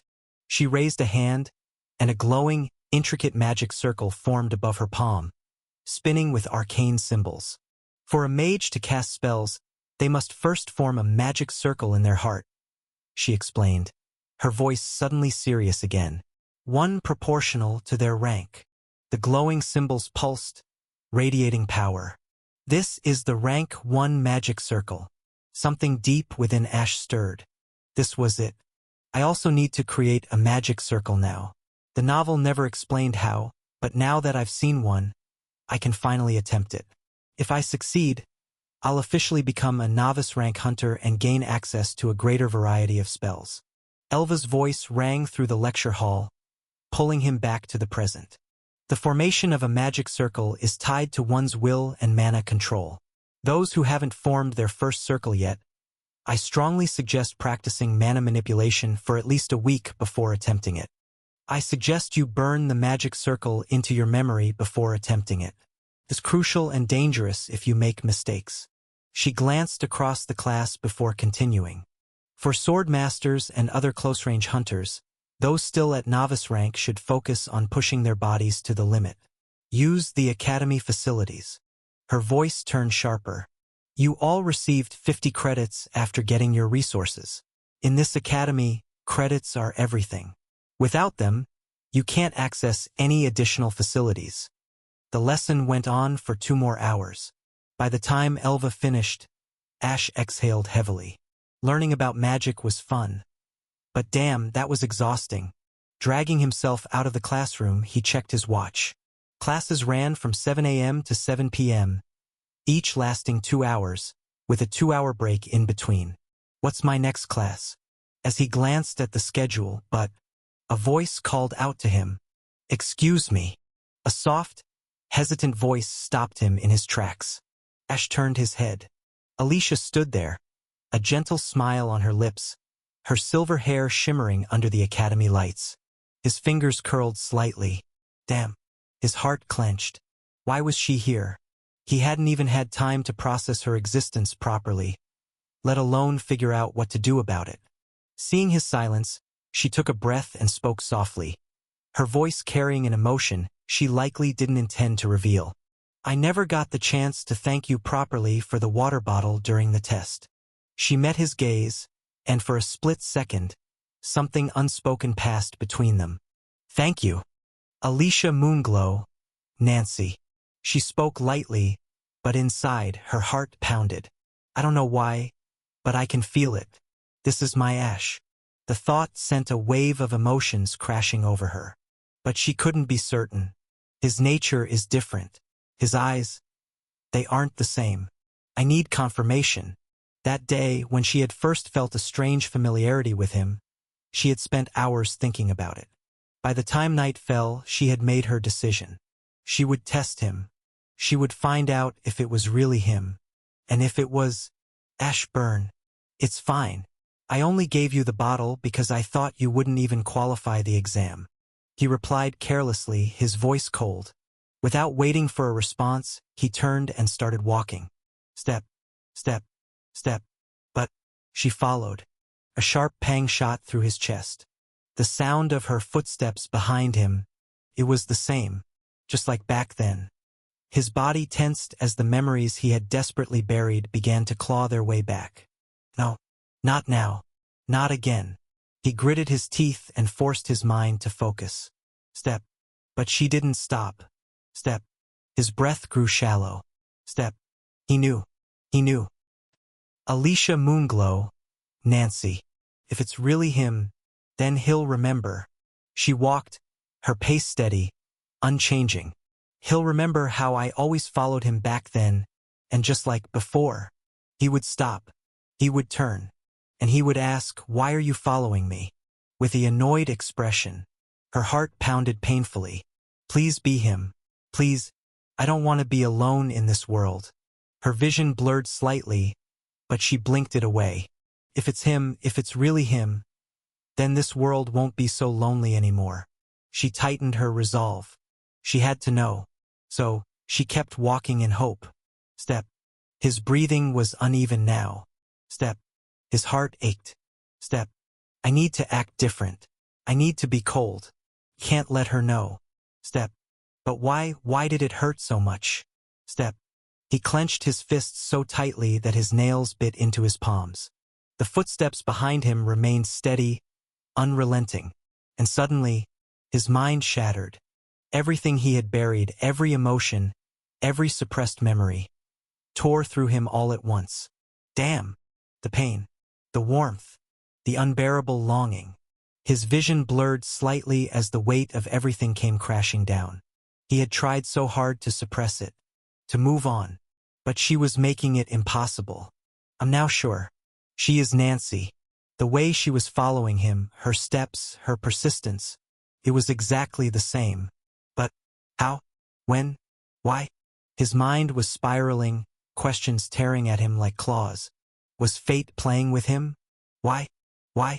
Why? Why? It's not fair. A scream echoed in his mind, silent yet deafening. Step. I want to hug her. Step. I want to be with her again. Step. I really, really want to. Step. But this world was more dangerous than the last one. And he knew. I can't let the same thing happen again. Step. I don't want her to die again because of me. So, he didn't stop. He didn't turn. He just kept walking, swallowing the overwhelming ache in his chest. And she kept following. Chapter 28. Unstable Emotions. Ash didn't stop until he was standing in front of his next class. Neither did Alicia. She followed, her presence a quiet shadow at his back. The space between them felt oddly charged, like an invisible thread pulling taut, fragile, trembling. His steps were steady. Hers were hesitant. She wasn't sure why she kept following. There was no reason, and yet she couldn't stop. Her red eyes traced his back, as if trying to find something. Some proof. Some sign that he was the person she had lost. But he never turned. Never spared her even a glance. Her fingers twitched at her sides, curling slightly. A weight settled in her chest, pressing down. Heavy, unfamiliar. Maybe he's not him. Maybe I just miss him so much that I'm imagining things. The resemblance was uncanny, but was that all it was? A cruel trick of fate? Her fingers curled slightly, her gaze dropping for a moment. The ache in her heart didn't fade, settling instead into something hollow, something that gnawed at the edges of her thoughts. A gust of wind swept past, tousling her silver hair, but the chill that ran down her spine had nothing to do with the cold. She forced herself to take a deep breath, then another, and still she followed. Meanwhile, Ash, a slow, controlled breath filled his lungs, pushing back the turmoil clawing at his ribs. His mind had been on the brink, one step too close to unraveling. At the very last moment, the rune of stability had activated, cooling the raging storm inside his mind. If it hadn't, his grip tightened, nails pressing faint crescents into his palm. A fraction of a second too slow, and I might have turned. And then, everything would have fallen apart. His jaw clenched, a muscle ticking as he shoved his emotions deep where they couldn't reach him. With a final push, he stepped forward, pushing open the doors to his next class. Swordman và Combat Art. The heavy doors creaked open, revealing a vast stadium-like training hall. The scent of steel and sweat hung thick in the air. The training hall stretched wide, structured like an open stadium arena, with high ceilings that loomed above. Floating mana lights cast a sterile glow over the polished floors, their cold light reflecting off the gleaming racks of weapons lining the far walls. Swords, spears, daggers, all waiting, each with a quiet promise of violence. The ground itself bore scars of countless battles, faint scratches and dents marring the otherwise pristine surface. Footsteps echoed in the vast space, merging with the distant hum of mana-infused air. Students had already begun to gather in the center, their quiet murmurs blending with the subtle weight of anticipation. Ash's gaze flicked over them briefly before shifting away. He had no interest in their presence. His mind, however, was elsewhere. If she is Nancy, then why does she have the same affinity as in the novel? Did their souls fuse? Or a muscle in his jaw tightened? No, that shouldn't be possible. His gaze flickered to the side. She was still following. Of course, she was. His fingers twitched again, but this time he shoved his hands into his pockets, forcing himself to stay still. His thoughts wouldn't stop. She had Blade Dancer class, a path of fluidity and destruction. Eventually, she would wield twin blades, dancing through the battlefield like a silver storm. Suited her, almost too well. A bitter chuckle nearly surfaced, but he forced it back. He let out a breath, slow and controlled. Now that he knew, now that there was no doubt, the weight of responsibility settled over him like an unshakable force. And now that I know she's really Nancy, I have to protect her. If the so-called plot threatened to harm her, I swear I'll... Before he could finish that thought, a voice interrupted his thoughts. Hey! Ash blinked. Ray stood before him, a relaxed grin on his face. I asked the worker, Ray said, casually rubbing the back of his neck. The teacher was really looking for me. She took me to the principal. His grin widened. And guess what? He took me as his disciple. Ash's expression remained blank. But inwardly, what the hell? My excuse actually worked, and he became the principal's disciple already. Looks like the plot has moved forward. Still, he forced a polite smile. Oh? I guess congratulations, then. Just go away. I'm in no mood to talk. Ray shrugged. It's fine. Thanks, though. Then, before Ash could relax, Ray moved past him, heading straight toward Alicia. A strange feeling clawed at Ash's throat, drying his mouth. His jaw tightened, a shadow darkening his thoughts. It was different before, because I didn't know. But now I do. Now that he knew Alicia was Nancy, his Nancy, How the hell was he supposed to ignore it? His fingers twitched at his sides, itching to grab something. Ray's neck, Ray's collar, anything to release the frustration simmering beneath his skin. Alicia was someone precious to him, whether he admitted it or not. If something were to happen in the future, if enemies discovered their connection, she would be the first target. And if that day ever came, if he was too weak to stop it, the thought alone made his fingers clench. His heartbeat slowed, his mind sharpening into cold focus. No, I won't let that happen. If staying away from her keeps her safe, then so be it. And yet, his eyes flicked to Ray, watching him close the distance between them. His easy gait, his relaxed expression, completely unaware of the danger he attracted like a damn magnet. Ray wasn't the problem. The issue was that Alicia was too kind, too trusting. She wouldn't push him away. And the more she stayed around him, the more risk she'd be in. Ash clenched his fists, nails digging into his palms.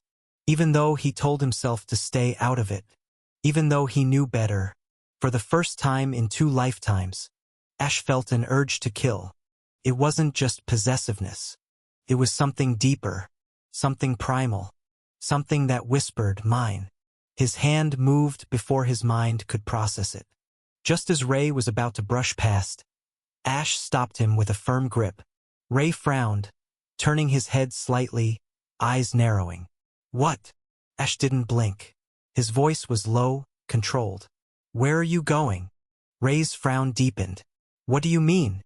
Ash held his gaze, his expression unreadable, but there was something in the way he stood, something rigid, tense. Why did you come to the academy? Ray's brows knitted together, confusion flickering across his face. What? Focus on what you're here for. Ash's voice dipped, quieter now, but sharper, a warning wrapped in neutrality. It'll be better for you. Then, just as he was about to say it, stay away from her. A sudden shift in the air cut him off. It was instant, like a wave crashing down. An unseen pressure settled over the room. The air thickened not with magic, but with something raw, something commanding. Pressed down on every inch of space, pulling eyes, forcing attention. Presence. A force that didn't need to demand respect because it already had it. Silence swallowed the room. Every head turned. A man strode in. His movements were precise, deliberate, each step carrying an unshakable weight. He didn't need to speak.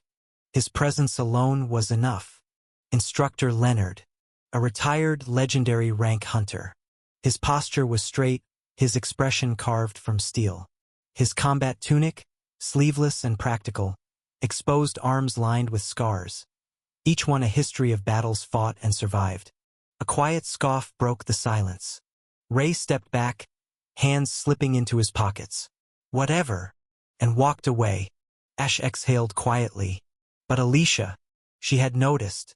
Her gaze burned into his side, filled with unspoken questions. Form a line. Instructor Leonard's voice sliced through the air, cold and authoritative, disrupting her thoughts. No one dared to disobey. Once the students assembled, his sharp eyes swept over them. Before we begin, you will all change into your standard training uniforms. With a flick of his hand, a rack appeared, rows of neatly folded uniforms materializing from thin air. The changing rooms are that way. You have 5 minutes. No one hesitated. The students shifted, murmuring quietly as they eyed the uniforms. But Ash? He was already moving. 5 minutes later, the air had changed. Tension had melted into anticipation. Students returned from the changing rooms, clad in their new uniforms. The fit was snug, crafted for movement. The material was resilient yet flexible, enhancing mobility while offering protection. But beyond that, it exposed the difference between the trained and the untrained. The uniform highlighted posture, strength, and control. The effortless power in some, the rigid inexperience in others. Then, the female students returned. Silence fell. Some boys averted their gazes, trying and failing to be discreet. A few swallowed audibly. The uniforms, though practical, fit just as closely to them as they did the male students. And among them some stood out: Melissa, Grace, Lyra, and Alicia. Ash's brows twitched. The uniform clung to them like a second skin, accentuating their long legs and toned physiques. The way their colorful hair cascaded down their backs only made them look even more ethereal. And worst of all, every single guy was staring. Ash's fingers curled into fists. Damn. His irritation spiked, but his face remained blank. His fingers curled slightly, not in anger, not in jealousy, but in annoyance. They could be more discreet. He knew it wasn't their fault. It was human nature to notice beauty, just as it was natural for Alicia and the others to stand out. But respect should always come before admiration. His eyes flicked to some guys whose stares lingered too long. He committed all their faces in his memory. His thoughts were interrupted as Instructor Leonard's voice cut through the tense atmosphere. The combat outfit is made from a special fabric infused with mana-conductive metal, Leonard stated. They are built for training. By supplying a little mana, you can increase the weight upon your body. His gaze swept across the room. You can use them until you reach legendary rank. The weight adjustment makes them excellent for conditioning. Ash's mind clicked. These will be useful for my training. They're primarily designed for warriors, but today, everyone will be using them. Leonard didn't wait. Pair up for sparring. The arena shifted. The smooth, polished flooring reshaped itself. Segmented sparring zones formed, each enclosed within mana barriers. It was a well-structured system. No wasted space. No unnecessary movement outside the designated areas. Students immediately sought out partners, some aligning with friends, others scanning for worthy opponents. Ash remained still. His sharp gaze moved across the room. Who should I choose? Chapter 29. Sparring. Who should I choose? Ash's gaze swept across the room, but luck wasn't on his side. Class 1S had 51 students, which meant when paired up, one person would be left out. Most of the students had already partnered with their friends. Ray was with Irvin. Alicia had picked Grace. Ethan was paired with Melissa. Lyra had partnered with another girl. Ash noticed the first pair and made a mental note. Ray and Irvin, so they became friends. Nothing changed, that's good. But he didn't have time to think about that, because he was the only one left without a partner. His brows twitched. Now what? Just as the thought crossed his mind, a deep voice cut through the air. There's one student left. Come here. I will be your training partner. Ash's head snapped toward the voice. Instructor Leonard. The room fell into a brief silence. Students exchanged glances, some whispering under their breath. A legendary rank hunter, stepping in as Ash's opponent? Ash's lips twitched slightly. Yes, teacher. Without hesitation, he stepped forward. But inwardly, he saw this as an opportunity. This is good. As long as I don't augment my body with mana, sparring with him will be more beneficial than fighting any of these kids. Ash took a deep breath and stepped onto the circular sparring platform, its shimmering mana barrier pulsing faintly around him. The moment he stepped inside, the air felt different, like stepping into the den of a predator.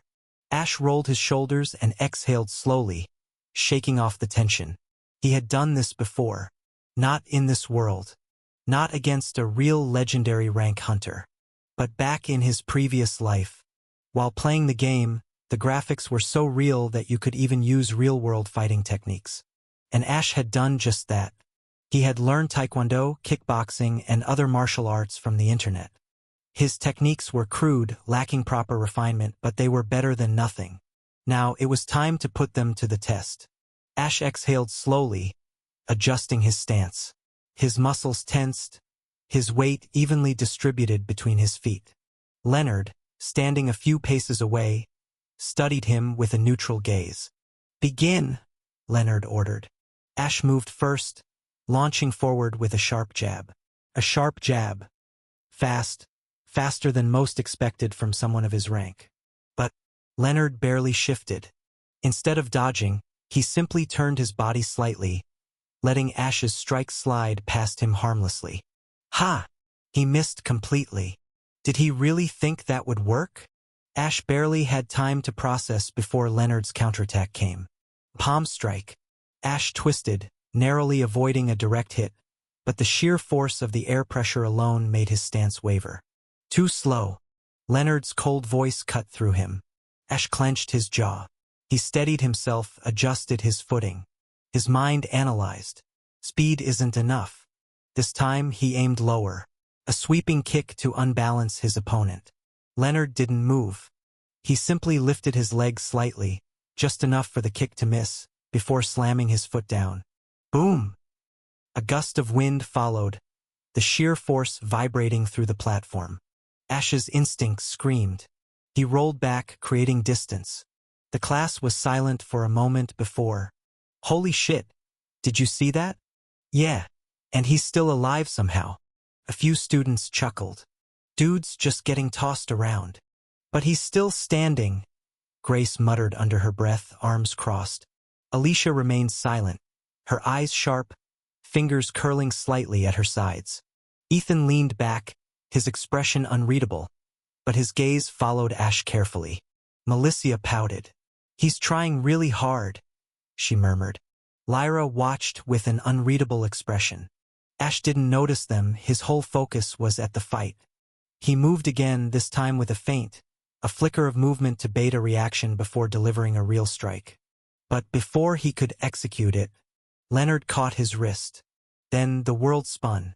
A sharp gasp rippled through the crowd as Ash's back slammed against the ground. Ouch! Melissa winced. Ha ha! Bro got folded. A guy laughed. But Ash wasn't done. He exhaled sharply and moved.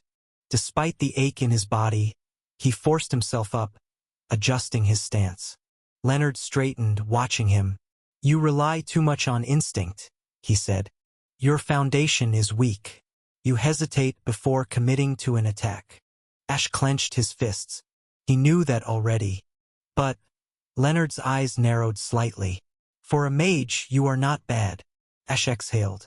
If I want to protect her, I need to move and get stronger. The presence of Alicia/Nancy gave him a motivation that he was lacking. Previously his only goal was to take the runes and survive, but now that he had something or someone to protect, his whole mindset changed. Thus he moved. His body tensed, then burst into motion, closing the distance with sharp, precise footwork. I am almost out of my stamina. Realizing that he wouldn't land a clean hit through brute force alone, Ash changed his approach. Ray's eyes narrowed. He's still attacking? Ash feinted a straight punch, then pivoted low, sweeping his leg toward Leonard's knee. A smart move. Even Lyra's gaze flickered in mild approval. But before the kick could connect, a single push, not a strike, not a punch, just a simple push to Ash's chest. Yet, boom! Ash skidded backward, heels digging into the platform. Holy shit! The strength difference is insane. Ash groaned but pushed himself up again. The fight continued. Leonard analyzed every move, countered every attack, and shut him down with minimal effort. But he wasn't just crushing him, he was teaching him. You dance too much. Every wasted step is another second closer to death. Your weight distribution is off. That kick was useless with your guard open. Correction came with pain. Each strike, each throw, each deflection. But Ash absorbed it all.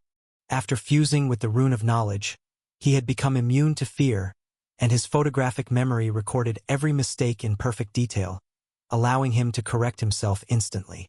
And he didn't make the same mistakes again. He gritted his teeth, his breath ragged. If I can't move, I can't protect her. If I can't protect her, then what the hell am I even fighting for? He wasn't just fighting for himself anymore. And Leonard noticed, even as his body trembled, even as sweat dripped from his face. He forced himself to stand. Not bad, Leonard finally said, turning to address the rest of the class. This is what happens when technique is unrefined. Strength means nothing if you don't know how to use it. His gaze swept across the students. Most of you have the same problem. Learn from this. Ash exhaled sharply. It wasn't a loss. For him, it was real progress. Leonard's voice carried effortlessly across the arena. Strength alone doesn't win battles. Speed alone doesn't win battles. And technique alone? He glanced at Ash, then back to the students. It means nothing if you can't adapt to your opponent. He stepped back, allowing Ash to stand straight again. Your movements are good, but predictable. You use techniques you learned from somewhere else. But have you ever truly fought against someone above your level? Ash exhaled, wiping sweat from his brow. No. Leonard nodded. Then let's change that. He turned to the rest of the students. All of you, pay attention. Today's sparring session isn't just about seeing your strength. It's about understanding why you win and why you lose. His gaze swept across the class. You won't always be fighting people at your level. You will face monsters stronger than you, hunters faster than you, and enemies that don't follow your rules. If you can't think under pressure, his voice dropped slightly, and the room felt colder. You'll die. A quiet silence settled over the students. And then, start fighting. Leonard's deep voice echoed through the training hall. The students, still distracted by Ash's brutal one-sided beatdown, hesitated. What are you all waiting for? The class snapped out of their daze and quickly began their spars. Leonard, however, turned his sharp gaze back to Ash. Rest for a while, he ordered. Once you're recovered, we'll begin again. Ash, still breathing heavily, clenched his fists and shook his head. I'm fine. Let's fight. His body, however, betrayed him. His knees buckled slightly as he forced himself upright, sweat dripping into his eyes, blurring Leonard's form. Leonard's gaze flickered as he said, Rest. Otherwise, you won't learn anything. Ash exhaled harshly, frustration burning in his chest. But he didn't argue. With a reluctant nod, he sat down where he was, his muscles screaming in relief. And for the next 2 hours, the class fought. They learned. They struggled. By the end of it, everyone was exhausted. Some were even injured. As the session ended, students packed their things and slowly dragged themselves toward the exit. Ash followed suit, though every movement sent sharp jolts of pain through his muscles. Leonard had controlled his strength, ensuring Ash only suffered minor swelling instead of serious wounds. Still, his body ached all over. His fingers twitched slightly. His body wasn't used to this level of strain. His vision blurred at the edges, but he exhaled slowly, forcing himself to stay steady. The whispers never stopped. Man, he really got tossed around. Seriously, what's an F rank doing in this class? No one dared to question his place in Class 1S openly. Not after Elva's warning. But mocking him? That they could do freely. Leonard watched Ash's retreating form. He had fought longer than any of the others, taken more hits, yet refused to back down. Even now, his posture remained straight, his head high. This kid, there was something different about him. A quiet exhale left Leonard's lips, but he said nothing more. Ding! A notification flashed on Ash's watch as he left the training room.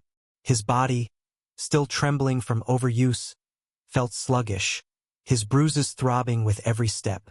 He nearly ignored the message until he caught the sender's name. Sender, Milicia Ravenscroft. Content, text file, item list. A small smirk tugged at his lips. Even through the aching muscles, his mind sharpened. After making bet with her earlier, he had taken her number, and now she had delivered the list of items. Let's go rest a little while checking the list. With that, he made his way toward his dorm, his mind already planning his next move. Chapter 30. Talk with Milicia. Ash trudged back to his dorm room, his body still aching from the earlier spar.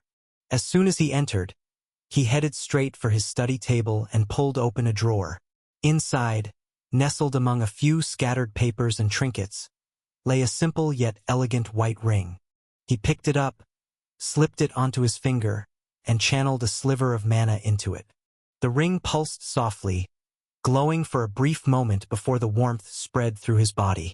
Instantly, the soreness vanished, bruises faded, and the dull throbbing of his muscles eased as if they had never been injured in the first place. Now that feels good. It was his first time using the Ring of Healing, and the effects were even better than he had expected. Yet, another thought gnawed at him. Once I absorb this rune, how the hell am I going to hide it? A healing ability like this wasn't something he could openly display. It will put him in a spotlight. If people knew he had it, they will hunt him down for the secret. He'd have to come up with a method to conceal it, but that was a problem for the future. For now, a shower sounded like a better idea. Ash placed the ring back in its drawer, locked it, and headed to the shower room. As he turned on the water, he glanced at the skin-tight combat suit he had worn during sparring. It was good that the academy allowed students to take them back. The suit was made of a special maniconductive material, flexible, durable, and lightweight, perfect for training. After drying off, he threw on casual clothes, a black t-shirt and loose-fitting gray shorts. Slumping onto his bed, he reached for his smartwatch and opened Melicia's message. Item list: Healing Potion, Soul Stone, Eternium, Morphium, Katana, Phoenix Blood, Basilisk Fang, Wyvern Heart Core, Dragon Bone Dagger, Chimeric Cloak, Arcane Ink, Ethereal Chains, Shadow Cloak, Blood Fire Crystal, Titan's Fang, Siren's Tear, Astral Compass, Adamantine Plate, Dash.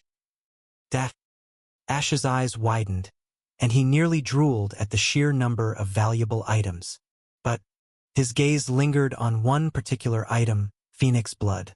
If I could get my hands on that, I could make a resurrection potion. The thought was tempting, but there was a problem. The method to make it isn't known right now. According to the novel, Lyra Evergrove would develop the potion years later, but at this moment she was just a freshman like him. That means this is useless to me. For now. Sighing, he closed the message and thought for a while, forming a rough plan. After a few minutes, he typed a response to Melicia. Ash, let's meet at a cafe after the classes. Around 8 p.m. I'll tell you what I need then. A few minutes later, a reply came. Melissa. All right. With that settled, Ash changed into his uniform and left for his next class. The next 3 classes passed by without issue. No one spoke to him, and no one cared about him, and Ash was fine with that. Meanwhile, the relationship between the main cast deepened. Melicia, Ray, Irvin, Grace, Alicia, Lyra, and Ethan had naturally grouped together. They were all talented, and in time, they would be known as the 7 Pillars of Humanity. Ethan, despite his reluctance, ended up joining them too, mostly because he hated how close Melicia was getting to Ray. As for Alicia, she also became part of their circle, since she was already friends with Grace. Ash observed everything from the sidelines, but there was something unsettling about watching Alicia get along with Ray so easily. He wasn't envious. He wasn't jealous. He tried to push it aside. He had warned him, yet the guy completely ignored it. Not that I can do anything about it. Back then, his body had moved on instinct. He hadn't thought about it, just acted. He exhaled sharply and shook his head. Whatever. I just need to become stronger. Everything will fall into place then. During classes, he absorbed knowledge like a sponge. Battle strategy va war tactics, monster va beast anatomy, dungeon survival, he memorized everything. He was making steady progress. Right now, he was sitting in a quiet cafe outside the academy, within Nexus City. The academy granted students the freedom to travel within the city as they pleased. However, leaving the city required credits. If a student's credits ran out, they would be expelled. A harsh but effective system to keep students in check. The cafe had a cozy ambience. Wooden interiors, warm lighting, and the aroma of freshly brewed coffee filling the air. A few students were scattered around, engaged in quiet conversations or studying. Ash sat near the window, a cold iced tea in his hand. His outfit was simple yet neat: black pants, a white short-sleeved button-up shirt, and black shoes. His mind was occupied. During the sparring session with Leonard, He hadn't even increased the weight on himself. There was no point in even increasing it. I am already weak. If I had fought with the weight increased, I would have just made a fool out of myself. But still, I should start training while increasing the weights constantly. If I adapt to heavier weights, my base stats will increase, and after supplying mana to the suit constantly, I will also increase my mana manipulation ability. He took a sip of his drink, his eyes narrowing as he thought further. I also need to visit the library to read more books. Otherwise, I will be wasting the rune of knowledge just like the MC in the novel. His mind raced through possibilities: speed drills, weighted sprinting, endurance training, reading. TSK. If only I had transmigrated earlier, it would have been nice. Just as he was about to note down a new training regimen, a familiar voice interrupted him. "Oi, you bastard!" Ash glanced up. Standing before him was Malicia. Her fiery red hair, tied into a neat ponytail, shimmered under the sunlight, and her crimson eyes glowed with their usual sharpness. She was wearing a sleeveless white summer dress, the fabric light and airy, allowing her ease of movement despite the heat. A small silver bracelet adorned her wrist, a subtle but elegant accessory. She pulled out the chair opposite him and sat down, crossing her legs. "All right, what do you need?" she asked, her tone direct. Ash smirked slightly. "Straight to business, huh?" He leaned forward and said in a low voice, "I need the..." Malicia POV. The cafe buzzed with soft chatter, the scent of freshly brewed coffee and warm pastries filling the air. The summer heat outside made the cool interior a welcome relief. Melissa stepped inside, her sharp red eyes scanning the room, until they landed on him. He sat in the farthest corner, by the window, utterly engrossed in whatever he was writing. His silvery white hair caught the soft glow of the moonlight, strands falling over his face. His blue eyes held a sharp focus, brows furrowed in deep thought. She approached, but he didn't even notice her presence. "Huh? He dares to ignore me?" Her fingers twitched, tempted to slam the table just to get a reaction. But she held back, tilting her head as she peeked over his shoulder. He was jotting down. "A training schedule? So he's thinking about that fight. Huh?" Her expression softened slightly, just a little, before she caught herself.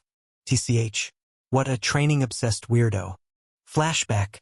She had expected Ash to get destroyed, and, well, he was tossed around like a rag doll, but something about the way he fought kept her attention. Leonard's attacks were brutal.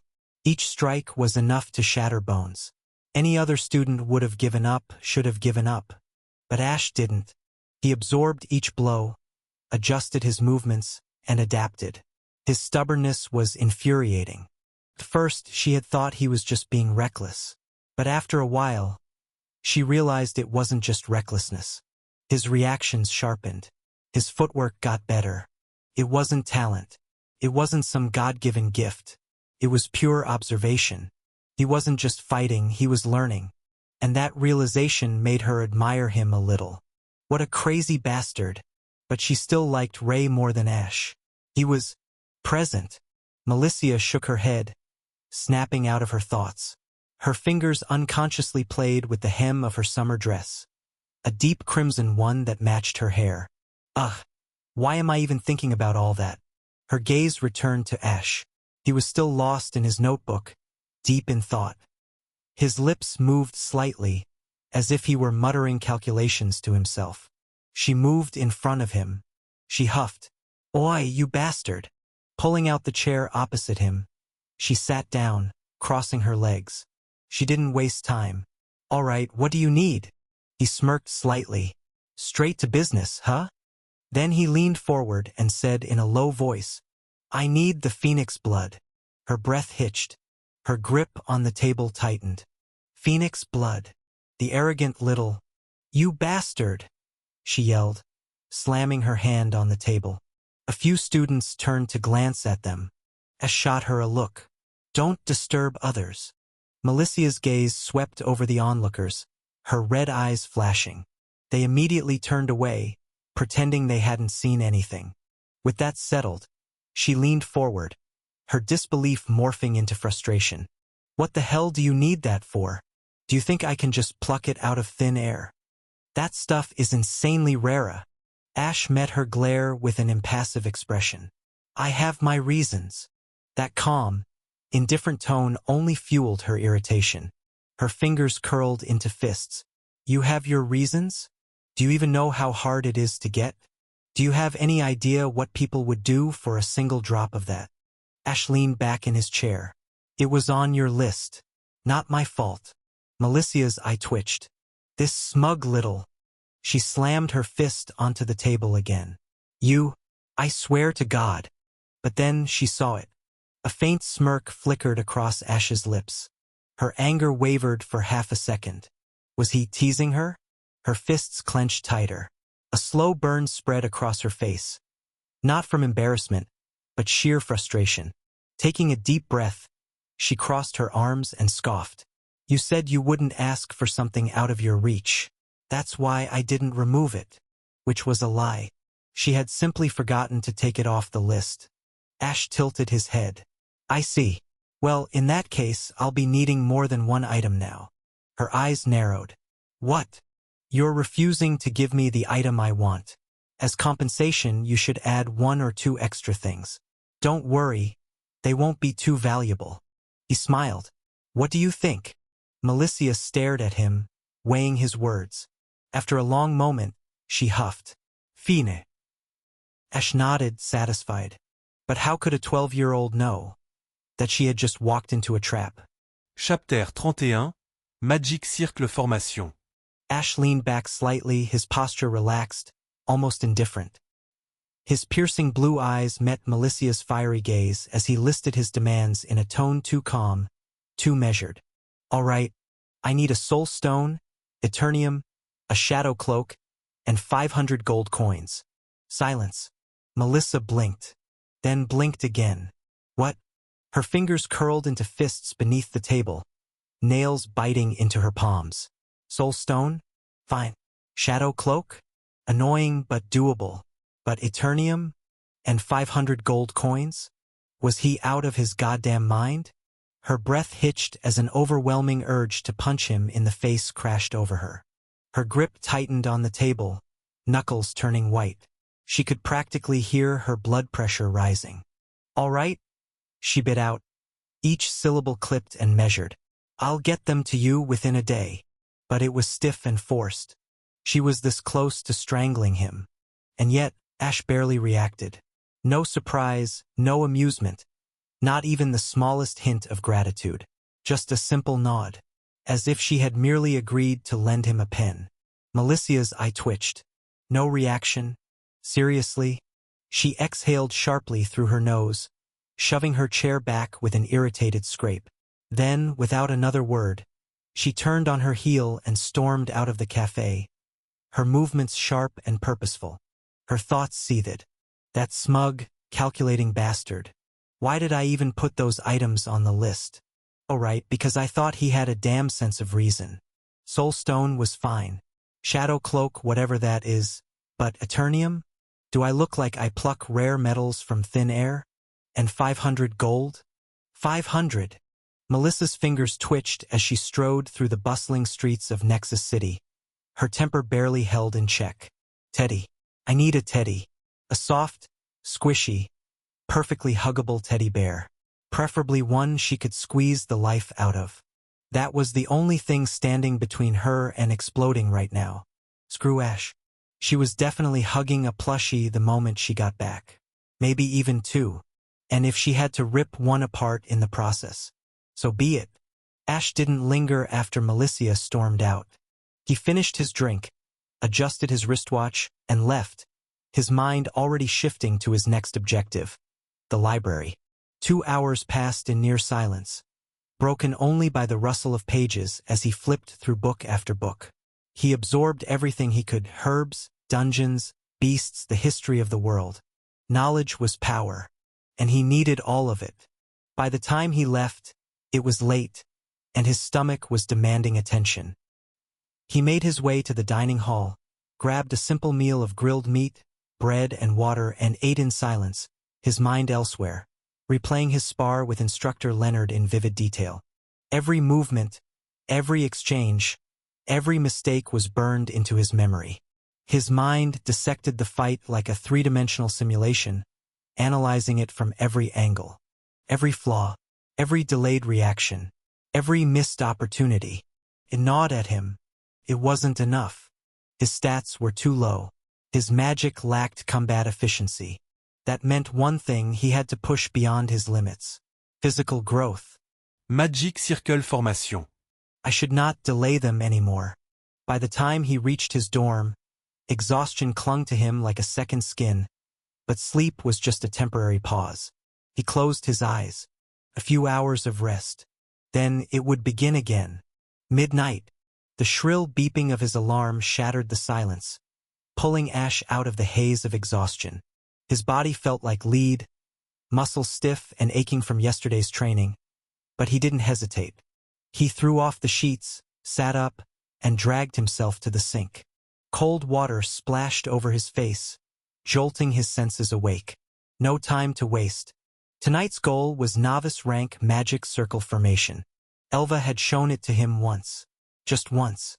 Yet every intricate line, every delicate symbol, every precise mana channel was etched into his memory as if burned into his very soul.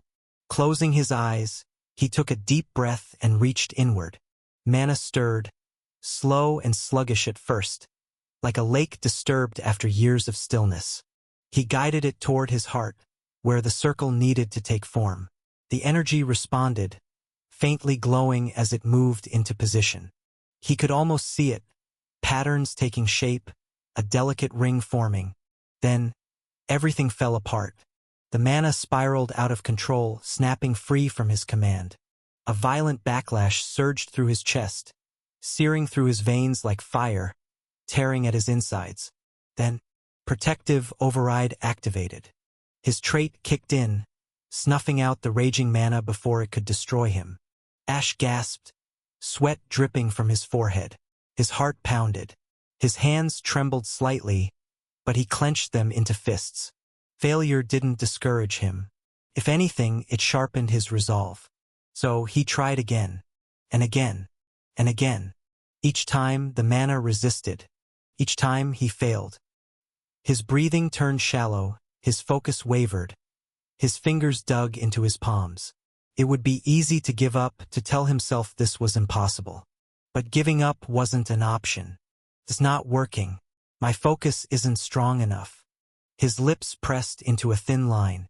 I didn't want to use this. With no other choice, he activated his skill. Omni Thought. Then the world turned gray. Everything lost its color, its meaning. Even his own existence became mechanical, stripped of emotion, reduced to nothing more than calculations and logic. His mind expanded and his perception sharpened. He moved his mana. This time, it followed his command with inhuman precision, bending to his will like an extension of his own body. Lines formed, symbols connected, the intricate weave of energy stabilized. And then success. A glowing ring of energy took shape within his heart, pulsating with life.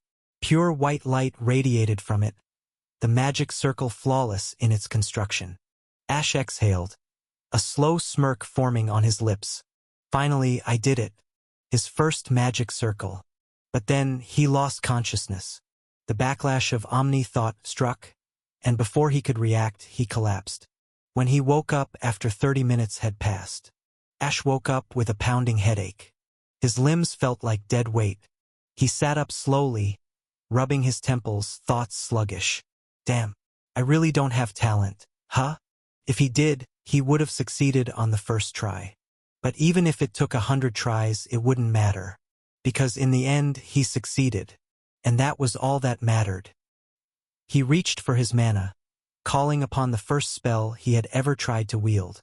Sparks crackled at his fingertips, electricity dancing over his skin.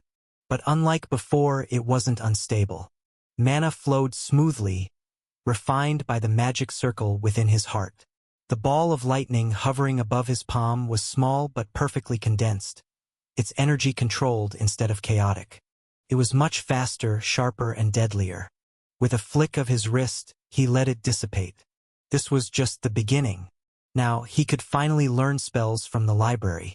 The thought sent a spark of excitement through him, but he pushed it aside. He still had work to do. With a quiet exhale, he forced himself up. Every muscle in his body ached. A deep, throbbing soreness that protested even the slightest movement. His limbs felt like lead, heavy and unresponsive. He ignored it. Pain was nothing new. It was just another step forward. Pushing past the stiffness, he walked to his wardrobe. He pulled out his skin-tight training suit and slipped it on, the fabric clinging tightly to his frame. Then, he layered his usual clothes over it, concealing the suit beneath. Taking a slow breath, he activated it with a pulse of mana. Instantly, his body grew heavier. The mana-integrated nodes activated, increasing the weight pressing down on him. First 20 kilograms, then 40. His muscles strained against the pressure, adjusting to the resistance. Perfect. This was how he would grow stronger, by constantly applying pressure on his body. The Academy's 24-hour gym was only a few minutes away. He stepped into the empty streets, the night air cool against his face, then entered the gym, where the lights flickered on at his presence. Rows of advanced training equipment lined the space, silent and waiting. At this hour, the gym was his alone. He moved to the enhanced treadmill, manually adjusting the settings, high-speed running, rocky terrain simulation. Then he ran. At first, his pace was steady, controlled. His feet hit the belt in rhythm, breath measured. Then the machine adjusted, shifting to simulate uneven ground, and his footing faltered. With increased weight on himself. Each step felt heavier, like wading through thick sand. His muscles burned and joints ached. But he didn't stop. Instead, he increased the speed. Sweat trickled down his forehead, soaking into his suit. Too slow. Too weak. His lungs burned. His legs screamed for relief. But relief wasn't an option. Faster. Faster. His body threatened to break, but he forced it forward. This pain, it meant progress. When the treadmill finally shut down, he barely paused before moving on. Weighted squats, forcing his legs to adapt under relentless pressure. Bench presses, each lift pushing him past his limits. Pull-ups. His arms trembling, muscles screaming with every repetition. Core training mana resistance machines, forcing his abs to withstand fluctuating gravity. Agility drills, dodging automated strike dummies, sharpening his reflexes to their peak. He burned through 5 or 6 credits to use the Academy's facilities. By the time he finished, his body was on the verge of collapse. His body trembled. His legs were numb. His arms burned as if fire coursed through his veins. He glanced at the time, 4:30 a.m. Dragging himself back to his room, he barely made it to the bed before exhaustion took him. 2 hours later, his alarm rang. 6:30 Uhr morgens. Pain greeted him first. Every muscle in his body ached, protesting even the smallest movement. But he pushed himself up, because this was just another day of struggle. And so, time moved forward. By the next evening, Melicia's promised items finally arrived. Chapter 32, Leaving the City. Ray Dawson. Ray collapsed onto the floor, his chest rising and falling with each heavy breath. Across from him, Irvin lay sprawled out, looking just as wrecked. "How the hell are you still moving after increasing the weight?" Irvin groaned, wiping sweat from his forehead. Ray smirked, rolling his shoulders. "Just practice harder. You'll get there eventually." "TSK. Monster," Irvin muttered under his breath. Ray ignored him, pushing himself up into a sitting position. His eyes drifted across the training ground, scanning the other students. His attention landed on Grace and Alicia, locked in combat. Alicia moved with an effortless grace, her strikes fluid yet precise. At first, he had assumed she wasn't that strong. But that assumption had been a mistake. Grace was no slouch either. Despite her class specializing in healing, she fought like a seasoned warrior, her movements honed through rigorous training. They clashed, their blows exchanging in rapid succession. Grace closed the distance, throwing a high kick aimed at Alicia's ribs. Alicia sidestepped, seamlessly flowing into a counterattack. A spinning back kick that forced Grace to retreat. Ray leaned forward slightly, watching Alicia's every move. She's incredible. A stray strand of her silver hair slipped over her face as she dodged a strike, and for a split second, he felt the urge to brush it aside. His fingers twitched before he clenched them into a fist instead. Focus, idiot. Still, his eyes lingered. Oi, you're staring too hard. Irvin teased, a sly grin spreading across his face. If you like her that much, just say so. Ray scoffed. Shut up. Irvin clicked his tongue. Man, just imagine getting beaten up by your own crush every day. Sounds kinda sad. Ray shot him a look. It's not about that. Irvin smirked. Oh? Then what? Ray exhaled. It's annoying. Huh. He ran a hand through his hair, his voice quieter. She always looks so untouchable. But she's kind and talks to everyone politely. And for some reason, that irritates me. I don't know why. Irvin blinked, then started laughing. Bro, you sound way too invested. Ray clicked his tongue and stood up. Forget it. Still, his thoughts kept circling back to something else. Or rather, someone. Alicia had just finished her spar, wiping a bead of sweat from her cheek. As she turned, her red eyes met his for the briefest moment. Ray froze. She flashed him a polite smile, the same neutral, pleasant expression she always wore. Then, without a word, she looked away and walked past him. A heartbeat later, he realized he'd been holding his breath. Irvin snickered from the side. Damn, that was painful to watch. You didn't even blink. Ray clicked his tongue. I swear, if you say one more word. Irvin held up his hands in surrender, still grinning. All right, keep simping in silence. Ray sighed, rubbing the back of his neck. He wasn't simping, right? Shaking his head, he pushed all unnecessary thoughts away and turned his focus back to the sparring sessions. His eyes landed on Ash, who was fighting instructor Leonard.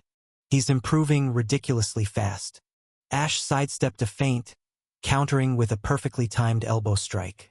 Leonard barely parried in time before Ash followed up with a knee aimed at his ribs. The precision was frightening. He never repeats the same mistake. It's like he memorizes everything in an instant, what works, what doesn't. A genius in combat. Yet, if his potential rank were higher than A, he'd undoubtedly be a monster. But alas, Ash barely talked to anyone, never wasted time on unnecessary things, and had this obsessive way of improving. Ray frowned, remembering something. Didn't he tell me to just focus on getting stronger? Does he even understand his own advice? Ray had seen talented fighters before, but Ash was different. Most people trained to get stronger. Ash fought like he had no other choice. It's like he's chasing something no one else can see, or running from something no one else can feel. Ray exhaled sharply and shook his head. Whatever, he muttered. He had his own goals. Figuring Ash out wasn't one of them. With that, he dismissed the thought and pulled up his status window. Status: name Ray Dawson. Race human. Age 12. Rank apprentice e rank. Class sword god? Affinity fire space. Tributes: strength 113, agility 110, vitality 111, intelligence 109, stamina 112, Mana 114. charm 103, stat points -0. My growth is good. I'm getting stronger faster thanks to my trait. Limitless growth. Everything's progressing well, but when will the system's search be over? His gaze shifted to the floating system messages. System is currently searching for a clue regarding #% in the web of fate. Due to high energy consumption, the system will enter a 1-week sleep mode. If the search is completed ahead of time, system will wake up. If the user comes near #%, the system will issue an alert. Estimated time until discovery: 2 days. 2 more days. Then I'll finally know who's interfering with my fate. But strangely, I don't feel any change despite the interference. Whatever, it doesn't matter. At the end of the day, strength was all that mattered. Ray exhaled sharply. No more waiting. No more overthinking. He picked up his sword and stepped back onto the sparring grounds. Time to train again. Meanwhile, at night, the air was cool as Ash moved toward the train station, dressed in casual clothes with a bag slung over his shoulder. The streets were quieter at this hour, but he kept his pace steady. 2 days earlier than Ray. I just hope nothing unexpected happens. He didn't know when Ray would leave the academy for his quest. The story had already deviated from what he remembered. Originally, in the novel, Ray had traveled to Ironhold City for a quest on the weekends, when the academy was closed. But now, the timing was uncertain. But if I can get that rune, I'll be much stronger. His anticipation was at an all-time high.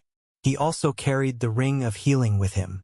Even though it was still on cooldown, it was better to have it than leave it behind. There's always a chance something could go wrong.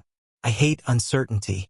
With that thought, he boarded the train, leaving Nexus City behind, his destination. Ironhold City. Ironhold City, a city renowned for its iron defenses, standing tall at the edge of the human continent. It shared a border with the Elven continent. Despite humans and elves being allies, skirmishes still occurred from time to time, making the fortress a critical defense point. Upon reaching the city, Ash booked a decent inn for a 2-day stay. Skipping 1 day of classes will cost me 5 credits. I have enough to last 4 days, but if I spend it all, I won't be able to access the Academy's advanced facilities later. First-year students were given 50 credits per month for the first semester. However, from the second semester onward, they had to complete missions to earn credits. I need to finish everything within 2 days. There's a lot to do. Getting the next rune wouldn't be easy. Honestly, should I be happy or frustrated that because of Melicia's interference, I was not able to get this rune before? Originally, he had planned to obtain the rune before the entrance exam. But even though his chances were high, the risk was even higher. There was too much risk, and my identity would have been exposed. But now, Ash glanced down at the shadow cloak in his hands, the one he had received from Melicia. With this, I don't have to worry about my identity anymore. Yet, something about the situation felt strange. The cloak itself was also a rune. And now, because of Melissa, he was about to obtain another one. One he was originally supposed to get. But didn't. If she hadn't interfered back then, I would have gotten it earlier. And if it weren't for her, my identity would have been compromised. It was too complicated and too ironic. His thoughts twisted, forming loops of contradictions. But in the end, none of that mattered. Ash exhaled and opened his status window, scrolling down to the Shadow Cloak's description. Item, Shadow Cloak. Rank, Grandmaster A. Description. Masks the wearer's mana signature and body, making it nearly impossible to identify them through magical or sensory means. Reduces the wearer's presence to near non-existence, making them hard to sense even when standing nearby. Temporarily allows the user to blend into darkness for up to 15 seconds. Cooldown 30 minutes. With this, no one will be able to track me. No one will be able to predict my movements. His satisfaction grew, a rare moment where he allowed himself to revel in his gain. It wasn't often that things worked out in his favor, but this time he had come out on top. Tossing the cloak over his shoulders, he adjusted it slightly before exhaling. A smirk tugged at the corner of his lips. Now, let's get the plan started. Chapter 33, Weapon. Under the shade of night, Ash left the inn, his footsteps light against the cobblestone streets. His hood was drawn low, the fabric of his shadow cloak swallowing his features in shifting darkness. To the world, he was little more than a phantom, just a faceless silhouette moving through the filth and despair of the city's underbelly. No matter which world you go to, it's the same everywhere. His gaze swept across the dimly lit alleys and rundown buildings. Cracked walls, makeshift homes, and the scent of damp would fill the air. The people here wore exhaustion on their faces, moving about with slouched shoulders and weary eyes. Ash paid them no mind. After all, he had business to take care of. Eventually, he stopped in front of a blacksmith shop, its wooden sign half broken, barely hanging by its last nails. Gary's Forge. He knocked on the worn wooden door. Knock! Knock! Silence. Ash waited, but still received no response. Clicking his tongue, he knocked again, louder this time. Still nothing. Did he die in his sleep or what? He muttered under his breath. Just as he raised his fist to knock once more. Clank! Something heavy shifted inside. Then, after a long creak, the door cracked open just a sliver. A single bloodshot eye peeked through. Who the hell comes knocking this late? The voice was deep, rough, and not the least bit friendly. Ash, shrouded in his cloak, stood motionless. Rude old bastard. A customer, he said smoothly. The eye narrowed. A customer, Gary repeated, voice laced with dry amusement. And what kind of fool shows up in the dead of night, cloaked like some grave robber? Ash smirked, though no one could see it. A rich one. Silence hung in the air before the blacksmith spoke. Listen, kid. You don't just knock on my door at this hour talking about requests. That's how people get their skulls caved in. Kid? Ash's fingers twitched at the word. Yeah. Kid? Gary said dryly, voice laced with boredom. I might be old, but I ain't deaf. Your voice, it's too smooth. Ain't got the weight of someone who's been through hell yet. If only you knew. Ash remained silent for a second, then sighed. Fine. Then, let's talk business. Gary scoffed. TCH. Business. Huh? You sound way too cocky for some brat playing assassin in the dark. Ash said, I heard you're the best blacksmith on the continent. Then you heard wrong. The door creaked, starting to close. Try somewhere else. Soul weapon. The words were soft, but they hit like a hammer. The door stopped. Gary's fingers tightened on the frame. His one visible eye locked onto Ash, sharp, calculating. And for the first time, there was real tension in the air. Slowly, the door opened just a little more. You better start explaining yourself, kid. Fast. Ash didn't move. I need a soul weapon forged. Damn, Gary's tone was flat. But I don't take jobs from people I don't know, especially not ones wearing a damn shadow over their face. Ash sighed and flicked open his academy watch, letting the insignia gleam under the dim moonlight. Gary's eye flickered to it. Academy watches were strictly controlled, their ownership unquestionable. The thought of it being on the wrong person never even crossed his mind. TCH. He opened the door fully and stepped back, grumbling. Fine. Get in. But if you so much as breathe funny, I'm throwing you into the damn furnace. Ash stepped inside. Inside the forge. The shop was a war zone of metal and fire. Scrap iron and broken tools littered the ground. The scent of molten steel and burnt oil choked the air. In the back, the forge still smoldered, meaning the old man had been working late. Ash's gaze swept across the room as he thought, messy yet methodical, he doesn't just work. He obsesses. Gary shut the door and turned. Ash's gaze flicked to the man himself. Gary looked like he'd been forged in the very fires he worked with. Broad-shouldered, arms thick as tree trunks, his tan skin marred with burn scars. His graying black hair was a mess, his square jaw lined with stubble. A deep scar ran down his left cheek, dangerously close to his eye, and those amber eyes, sharp, unyielding, were locked onto Ash. All right, talk. His voice carried weight. Who sent you? No one. He scoffed. Nonsense. Nobody just walks in here asking for a soul weapon. Either you don't know what you're asking for or someone put you up to this. Ash reached into his bag. The blacksmith's hand twitched toward a nearby hammer. Paranoid old bastard. Ash noticed but didn't react. He moved slowly, unwrapping a cloth bundle. The second the contents were revealed, the room felt heavier. A soul stone pulsed with a deep violet glow, almost like a heartbeat, radiating an eerie, living energy. Beside it lay a bar of eternium, its silver-blue surface gleaming under the forge's dim embers. The strongest metal in existence, rarer than diamonds, harder than adamantine, yet lighter than steel. Gary didn't move, didn't speak. His gaze lingered on the materials, but something in his expression shifted. His fingers curled, as if resisting the urge to reach out. "Where the hell did you get these?" His voice was quieter now, unreadable. Ash tilted his head. "Do you really want to know?" A muscle twitched in Gary's jaw. His eyes flicked back to the soul stone, his fingers flexing. Then suddenly, he laughed. A hollow, bitter sound. "Kid, do you have any idea how many people would kill for these?" "More than I can count." Ash smirked. "That's why I didn't walk into a regular forge." Gary's eyes narrowed. "And you came to me because?" "Because I heard you're the best. And you don't work for just anyone." Silence. He exhaled, rubbing his face.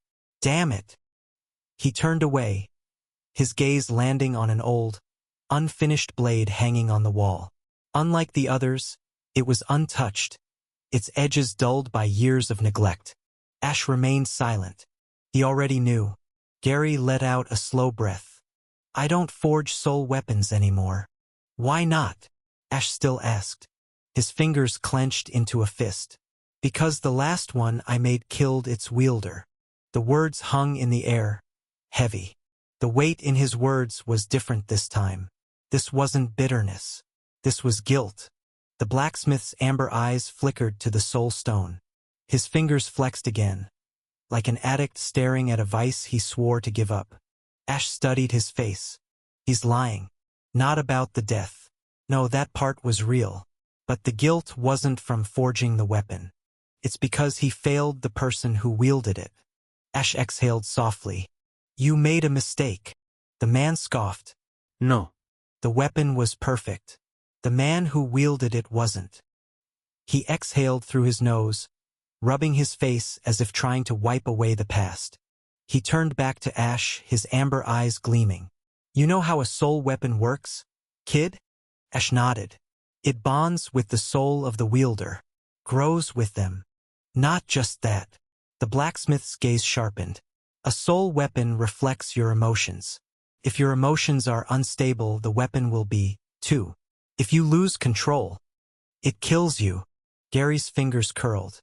"Yeah." His gaze fell to the soul stone on the table.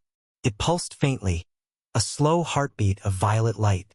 The blacksmith stared at it for a long moment, then as if he had thought something and looked at Ash again. And then, for the first time, his expression shifted.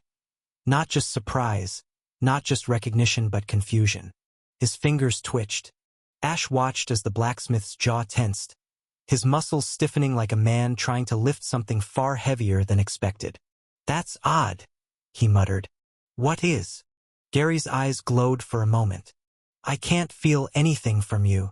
Ash remained silent, but inwardly he was shocked. "Wait, what?" The man's fists curled at his sides. His voice dropped lower, quieter, edged with something unreadable. "Do you know why I could forge soul weapons?" he asked. Ash didn't answer. He didn't wait for one. "Because I have soul sight." He tapped his temple. "I can see the flow of a person's emotions, the strength of their will. If their emotions are chaotic, unstable, they die. If they have control, they can wield it. It's that simple." His gaze locked onto Ash, unblinking. "But you!" His fingers flexed. "There's nothing." A strange silence settled between them. Gary's scowl deepened. No chaos. No stability. Just nothing. That didn't make sense. He took a step forward, eyes narrowing like a predator sizing up an unknown threat. "That's impossible," Gary said. No chaos. No stability. Just nothing? Ash thought he was inwardly shocked. That wasn't how it was supposed to be. He felt things. Annoyance. Frustration. Even amusement. He wasn't some hollow shell. So why was Gary looking at him like he was staring into a void? The blacksmith's fists clenched. "Do you understand what that means? Without emotions, you can't forge a soul bond. No rage, no sorrow, no conviction. Nothing to tie you to the blade. So I can't bond with a weapon?" Ash's fingers twitched, but he quickly stilled them. That was a problem. A A soul weapon needed emotions. If Gary was right, the weapon would reject him, wouldn't obey, would feed on him instead. Then what the hell am I supposed to do? He wasn't about to back down. He needed this weapon. He'd figure it out later. But this meant something deeper. His very existence was contradicting this world's rules. Just what the hell am I? Is this because of the shadow cloak? Is it stopping him from reading my emotions? Still, he said, isn't it a good thing? No emotion means no chance of me able lose control. Gary's glare darkened. It's not. He turned away, shaking his head. Forget it. I won't do it. I don't forge weapons for dead men walking.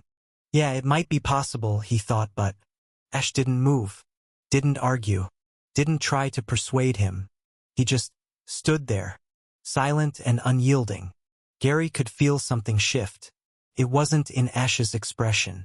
He couldn't even see his face, only an abyss of darkness beneath the hood. It wasn't in his posture either.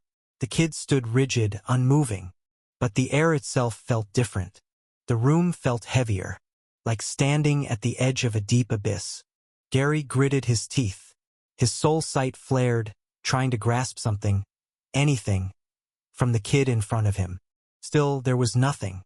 No fear. No hesitación. No flicker of hidden anger. Just a vast, hollow silence. Gary exhaled sharply, breaking eye contact. Damn it! Still, Ash didn't speak. The blacksmith's jaw tensed. He turned, running a hand over his face. I don't like this. You don't have to. Gary let out a bitter chuckle. Cocky bastard. A long silence stretched between them.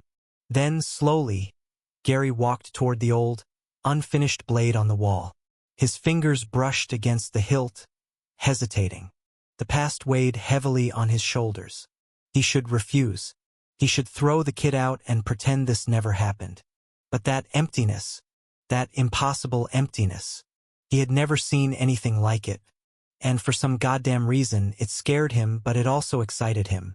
Gary's fingers curled. His teeth clenched. Then, finally, he let out a long, slow sigh. 3 weeks, he muttered. Ash arched an eyebrow and said, That long? Gary shot him a glare. You're lucky I'm even considering this, brat. A soul weapon isn't something you rush. He turned, his voice flat. But if I do this, his gaze sharpened. I'm doing it my way. Ash nodded. Fair enough. The blacksmith clicked his tongue. TCH. Fine. He crossed his arms. What type of weapon do you want? A good sword. One that suits me best. You're the professional. Just make something good. Gary let out a grunt. Humph. That's vague. But I'll figure it out. He grabbed a measuring tape. Come here. If I'm making this damn thing, I need your measurements. Ash stepped forward, letting the blacksmith do his work. After a moment, Gary pulled back, studying him one last time. All right, he muttered. I can make a suitable weapon for you. Then he narrowed his eyes. But now show me your face. But Ash didn't move. Gary's expression hardened. I don't forge weapons for people I don't trust. There was an unusual tension in the air.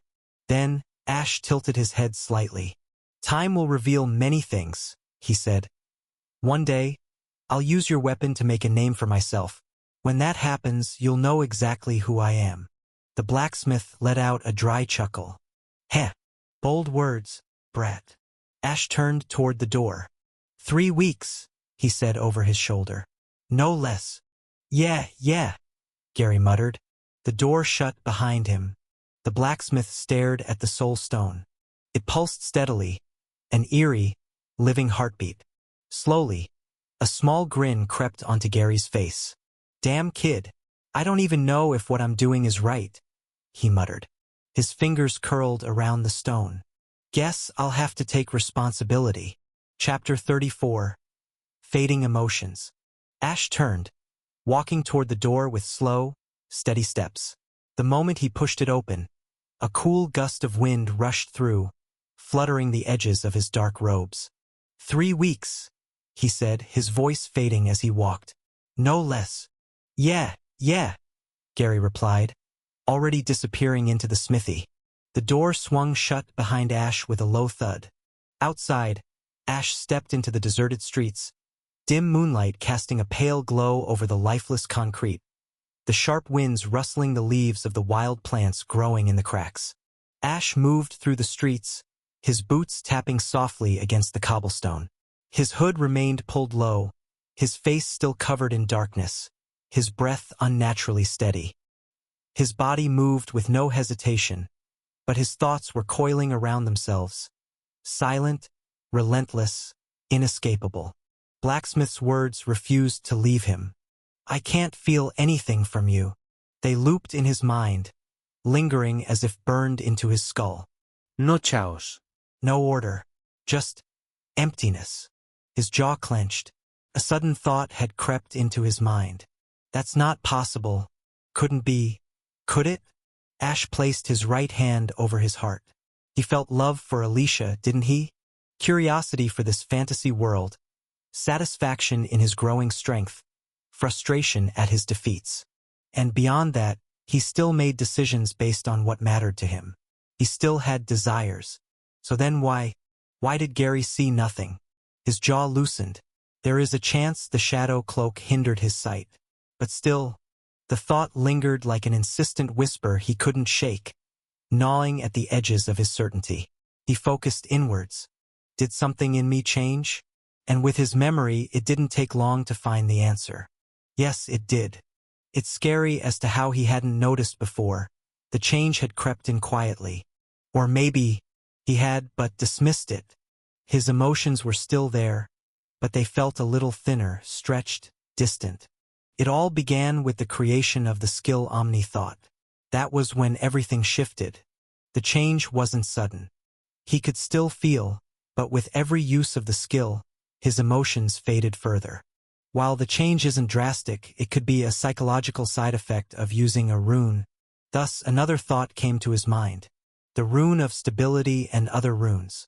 The novel never spoke of any side effects. Maybe Ray never unlocked the rune's true potential, so it was left unmentioned. Perhaps it was something meant to unfold later in the parts one never reached. Or who knows, maybe it's just fate messing with me.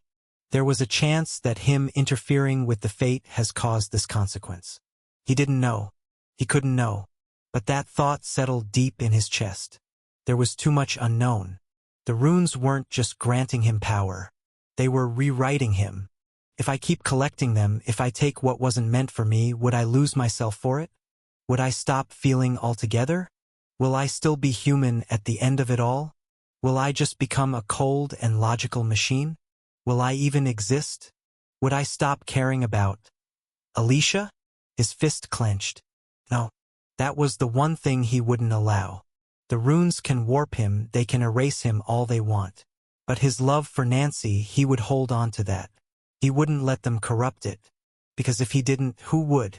His footsteps slowed to a halt. His vision darkened. If Ray collects the runes, the world is doomed. The novel had made that painfully clear. The wheel of fate turns, unchained and wild. A hero walks, both blessed and beguiled. A miracle bends, a destiny calls, and with it, the world may rise or fall. Ray wasn't a villain. He wasn't evil. But he was perfect, the chosen one, a typical hero. And like every hero, he would either lead the world into destruction or into salvation. The demons, the angels, the endless cycle of fate was destined to repeat itself over and over. Soon, the Demon King's greed would get the better of him, and he would send other demons to invade the world of Ecumia.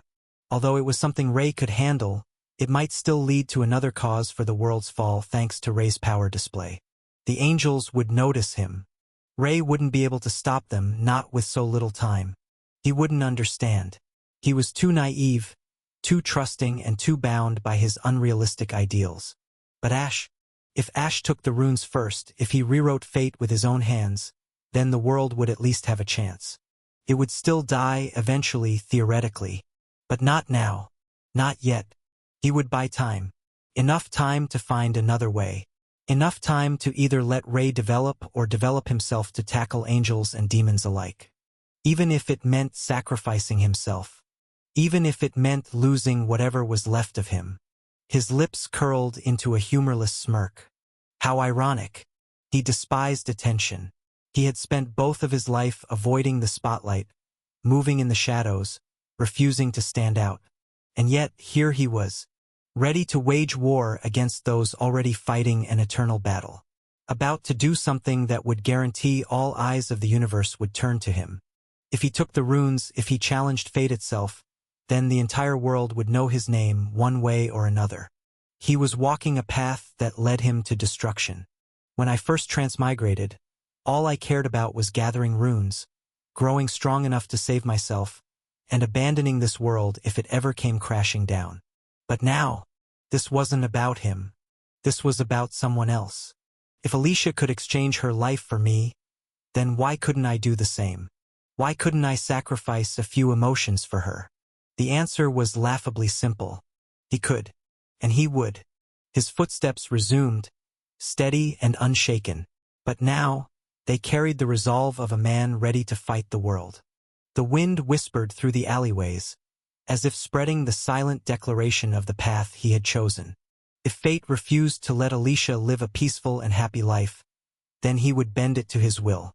Even if it meant becoming something he no longer recognized. Even if it meant becoming the enemy of the whole universe. After Ash left the academy, in the academy cafeteria, the lively chatter of students filled the air as Grace confidently set her tray down, flashing a smirk at Alicia. Sul right, spill. How did you dodge that last hit so effortlessly? She demanded, pointing her fork at Alicia like a challenge. I swear, you made me look ridiculous out there. Alicia hesitated, tucking a strand of hair behind her ear. I just reacted. Grace scoffed. Reacted? That wasn't just reacting, Alicia. You read my movements like an open book. I know I am not strong in close combat, but still. Alicia shifted uncomfortably. I noticed your footing shift slightly before you attacked. It made it easier to predict. Grace blinked, then let out a laugh. You noticed my footing? That's something even veterans struggle to do. Alicia's cheeks warmed slightly. I didn't think it was that special. Grace shook her head, grinning. Of course you wouldn't. You're too humble for your own good. Anyway, have you heard the recent gossip? Alicia blinked. Grace smirked. Yes, my dear, clueless friend. You are the talk of the academy. Alicia frowned, her fingers tightening slightly around her glass. Me? Why? Grace leaned in with a knowing look, whispering slightly. Ray Dawson. Then, she pulled back slightly, emphasizing her next words with the same playful tone. Has been way too interested in you. Her smile widened as she added. And people have started to notice. Alicia's grip on her spoon faltered. That's probably just a huge misunderstanding. Grace raised a brow, wondering if her friend actually believed her own words. Is it, though? He's been looking at you like you're the answer to all his problems. She locked eyes with Alicia before she continued. Let's be real, he's the Ray. The only guy ever to have all affinities, the strongest first-year student. And yet, you're the center of his attention. Alicia lowered her gaze. I don't know why. Grace studied her for a moment before sighing. You're too pure, Alicia. Any other girl would be thrilled about this. Alicia forced a small smile. Then they can have him. Grace shook her head in exasperation. So like you. Alicia's voice was barely above a whisper as she replied. It's just the truth. Grace leaned back. All right, I won't push. But, seriously, have you ever liked someone? Like, ever? Alicia hesitated. And before she could answer, memories slipped in. A bright day under cherry blossoms. His teasing smirk. Those warm hands. A voice soft yet steady calling her name. Her previous life. Her past love. And then, another face flickered in her mind. Not from her past. From the present. Blue eyes. Cold gaze. A neutral face. Alicia's breath hitched, but she quickly composed herself. I don't think it matters. Grace squinted at her, a sly grin forming. Oh, but it does matter. You just zoned out like you were lost in another world. Alicia let out a short laugh, shaking her head at the accuracy of the remark. I was just lost in thought. Lost in thought, huh? About whom? Just memories. Grace raised a brow. Memories? Or someone in particular? Alicia didn't answer. Her mind flickered back to that neutral expression. Those piercing blue eyes that held neither warmth nor hostility, only cold, mechanical observation. And she had tested him, hadn't she? Pushed, prodded, baited him for a reaction. Yet he remained unreadable. So why? Why did he cross my mind just now? Grace smirked. See? That right there? That says someone. Spill it. Alicia lowered her gaze to her food. It's nothing important. Grace sighed. You are so bad at this whole girl talk thing. She leaned back dramatically. Fine, keep your secrets. But mark my words, be mysterious all you want. But don't think you're off the hook. I'll find out sooner or later. Alicia smiled softly, relieved that Grace dropped the topic, at least for now. Her thoughts were still a mess. Should I test him again? Grace snapped her fingers in front of Alicia's face. Okay, seriously, you've never spaced out this much before. What's going on in that pretty little head of yours? Alicia blinked, startled. Nothing, She trailed off, unsure how to explain the tangled mess of thoughts in her head. Grace huffed, clearly unsatisfied with the answer, but decided to let it slide. Instead, she smirked. Fine. If you won't talk about it, let's talk about something actually important. Like me. Alicia chuckled. What about you?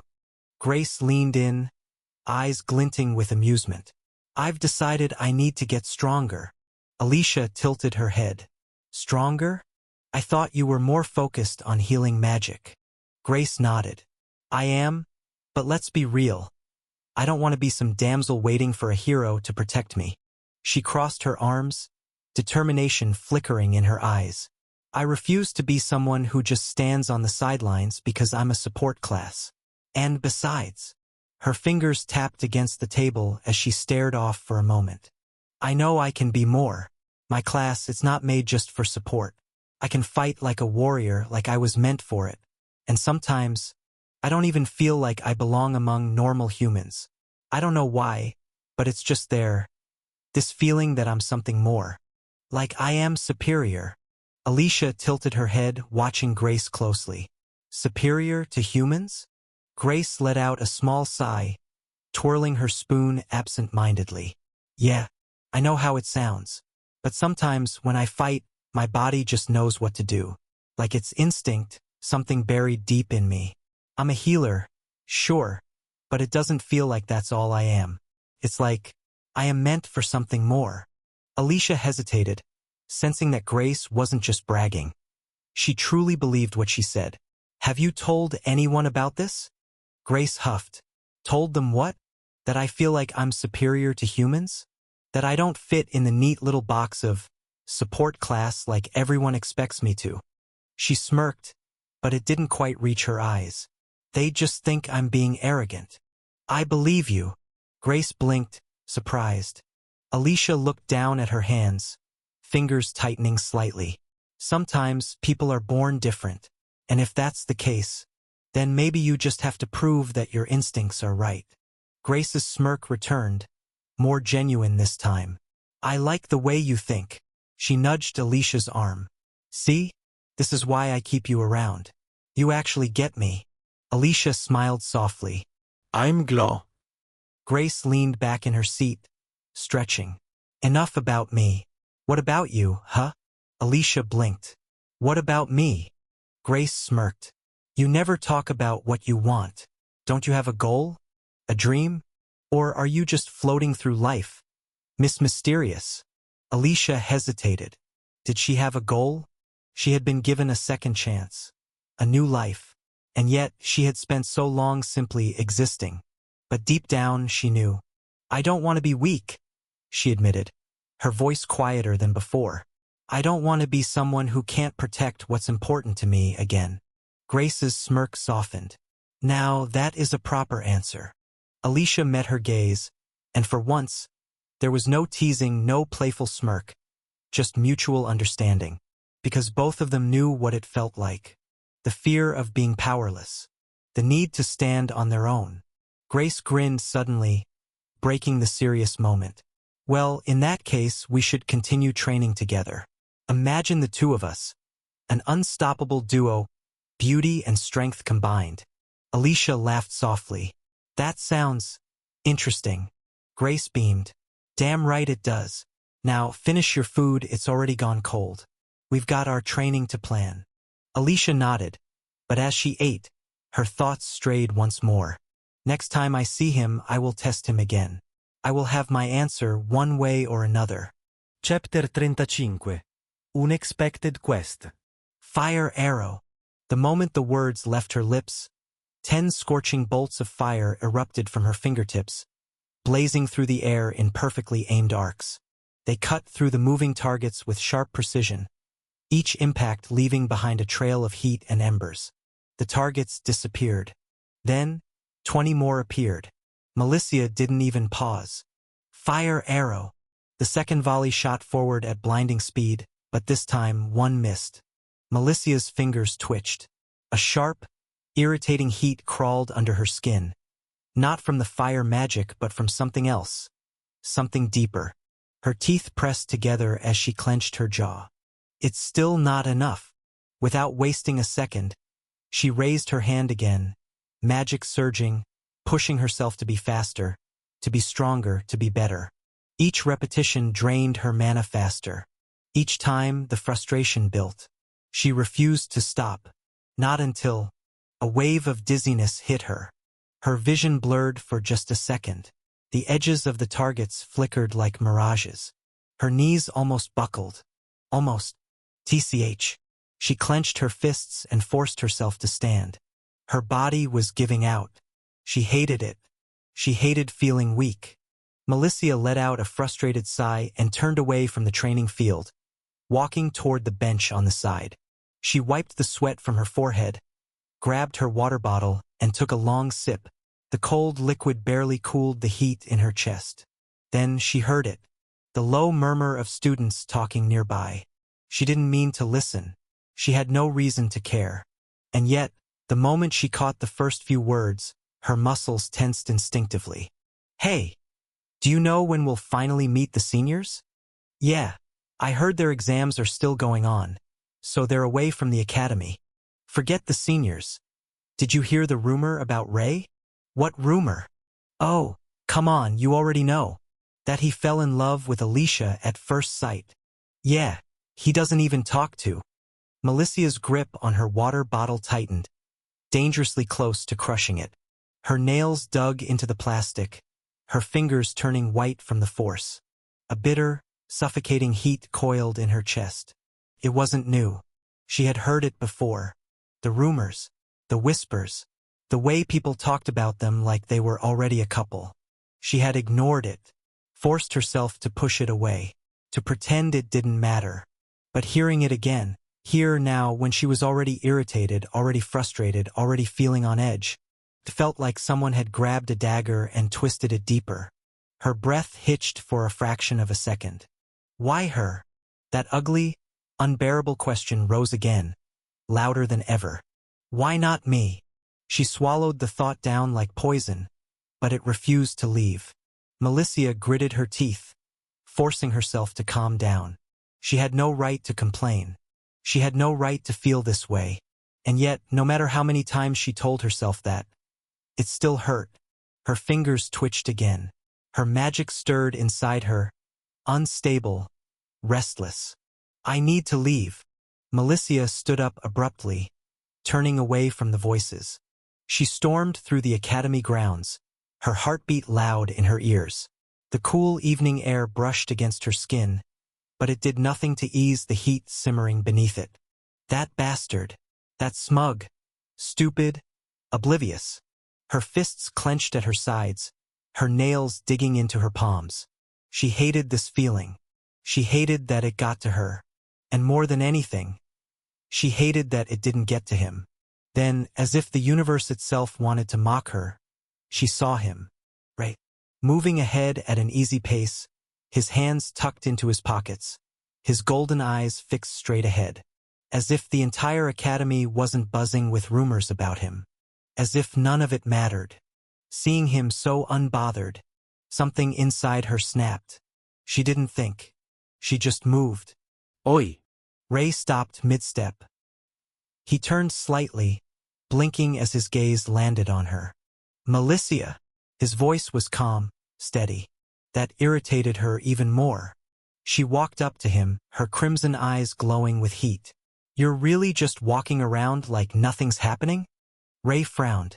What are you talking about? Milicia scoffed, crossing her arms. Her nails dug into her skin. Oh, come on, don't play dumb. Half the academy is talking about you and Alicia. About how you fell in love at first sight. Her voice was laced with mockery, but even she could hear the bitter edge underneath. Ray's expression didn't change. So? Milicia blinked. Her hands tightened. So? She repeated, voice dangerously low. That's all you have to say? Ray sighed, rubbing the back of his neck. Let them talk, Milicia. It means nothing to me. Her stomach twisted. She forced out a short, humorless laugh. Oh, really? Because from where I'm standing, it seems like it matters to everyone but you. Ray met her eyes, unfazed. Because it doesn't change anything.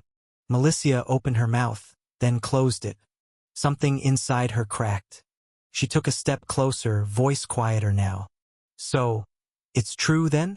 Ray didn't hesitate. Yeah. Her breath hitched. Her throat felt tight.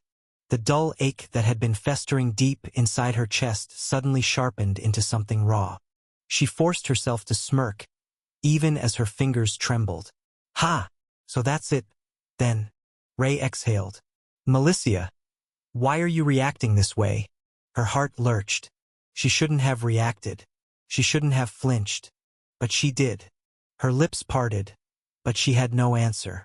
Because she didn't even know the answer herself. Her emotions were tangled. A mess she couldn't untangle. So instead she scoffed. TCH. It nothing. Ray frowned slightly. Then why are you this angry? She hated that question. She hated that he was looking at her like that. Like he was actually trying to understand. Like she was something he had never fully considered before. Her nails bit into her palms. I'm not angry, she said, her voice almost a whisper. Ray's brows furrowed. She let out a bitter chuckle. You know what? You're right. It doesn't matter. It was stupid of me to think otherwise. Ray shifted slightly, as if something about her words didn't sit right with him. Milicia. She stepped back slightly. I have to go, she muttered, turning away before he could say anything else. Her pace quickened. She didn't wait for him to stop her. Didn't wait for him to call her name. Didn't wait for anything. Because if she did, she wasn't sure if she could hold it together. By the time she reached her dormitory, her hands were trembling. The key nearly slipped from her fingers. She shoved it into the lock. The door creaked open. She stepped inside, closing the door behind her. And then, she stood there, frozen. Her legs felt weak. Her body felt too heavy. And for the first time all night, she let herself sink.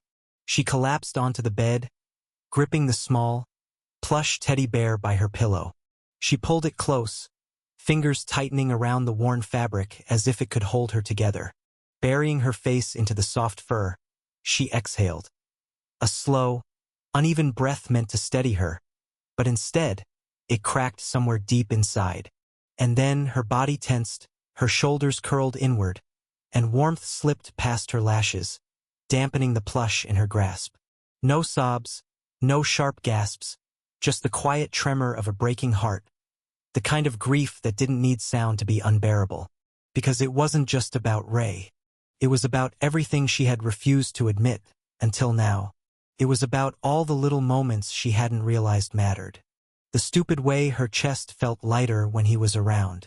The way his confidence had always annoyed her, but also made her admire him.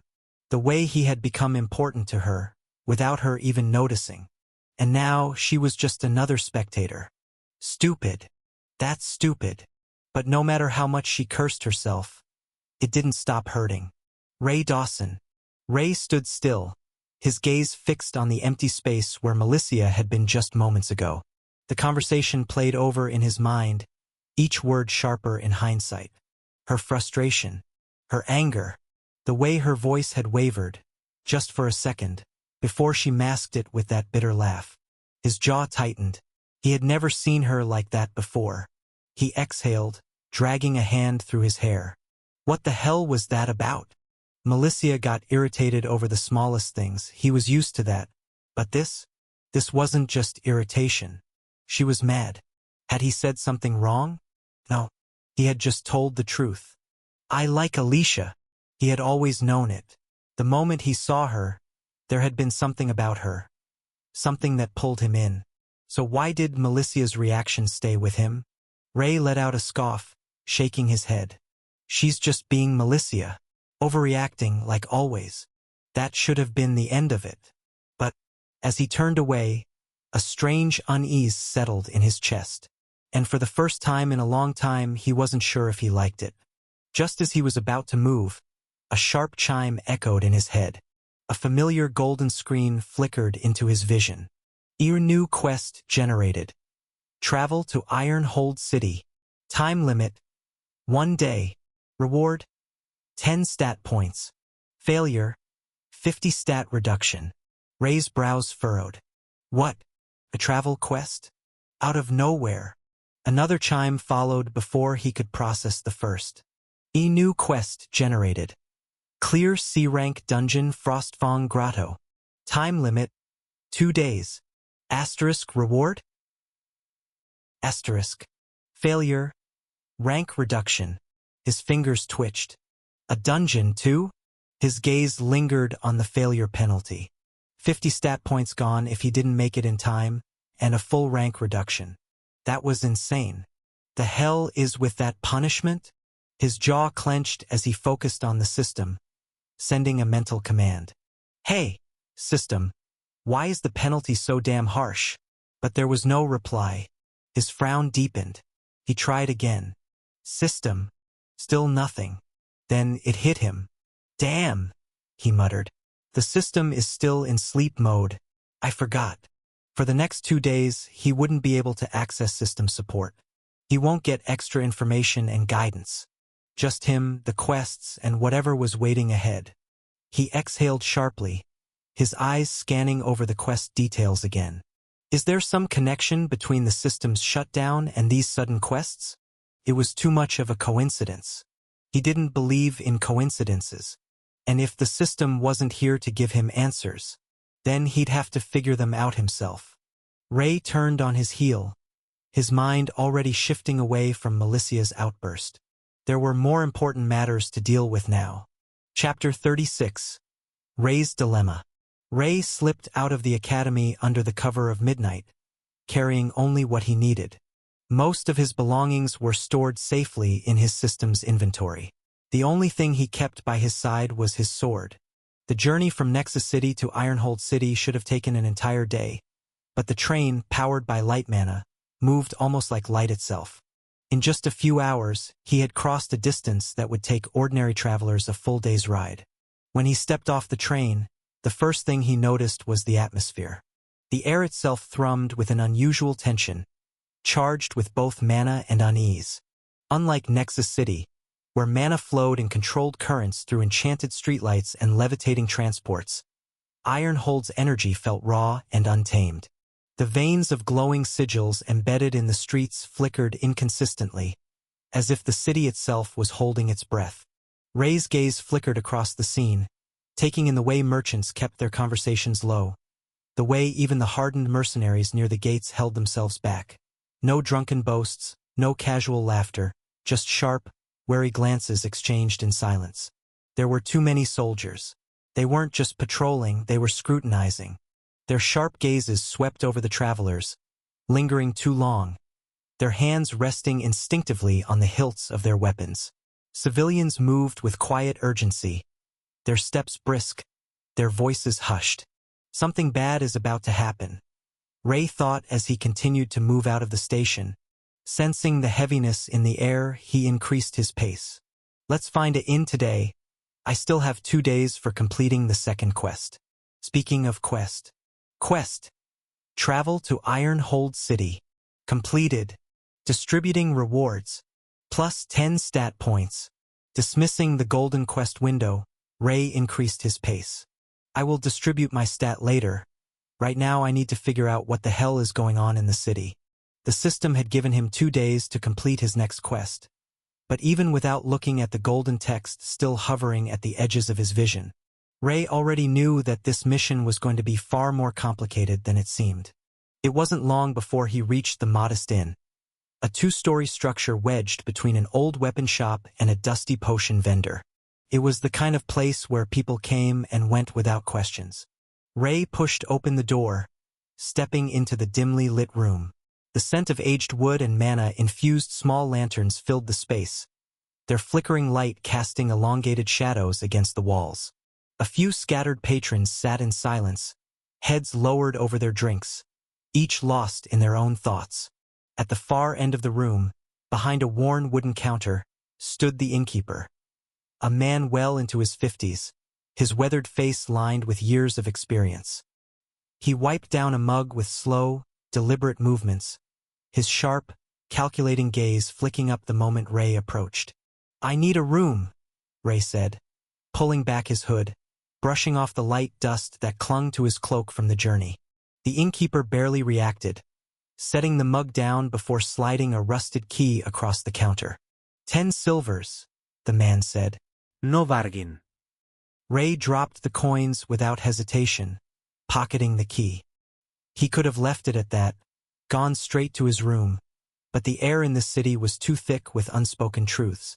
Leaning against the counter, he let his gaze drift toward the window. The city feels off, he said casually. Something's happening, isn't it? The innkeeper's hands stilled for the briefest moment before resuming their slow, deliberate motion over the mug he was cleaning. This is Ironhold, he said gruffly. It's always tense. Ray's eyes narrowed slightly, a lie. For a second, Ray considered pressing further. Then an idea struck him. Without a word, he reached into his pocket, pulled out his academy insignia, and set it down on the counter. Click. The old man's posture stiffened ever so slightly, his gaze flickering toward the emblem before quickly looking away. You should keep that hidden, boy. Flashing that around won't do you any favors here. Ray tilted his head. I just arrived. I need to know what's going on. The innkeeper sighed, rubbing his temples before muttering. The city's on edge. Word is, a skirmish is about to break out. Ray's fingers twitched. There it is. Between who? He asked, his voice measured. The city authorities, hunters, law enforcers. They're all getting ready to make a move against someone. The innkeeper's jaw tightened. The black market. Ray's expression remained unreadable, but his mind was already racing. The black market was always a problem in cities like this. Underground traders, mercenaries, illegal deals. But for the authorities to go out of their way to wage open war on them, that wasn't normal. And yet, the feeling in his gut told him it wasn't just about crime syndicates or illicit trades. It was about something bigger, something worse. His voice dropped slightly. What's the reason for the fight? The innkeeper hesitated again. This time, Ray caught the slight flicker of unease in his eyes. Something about a dungeon, he finally said. There's a rumor that there is some sort of ancient treasure in it. Ray's fingers curled into a loose fist at his side. Is it a coincidence?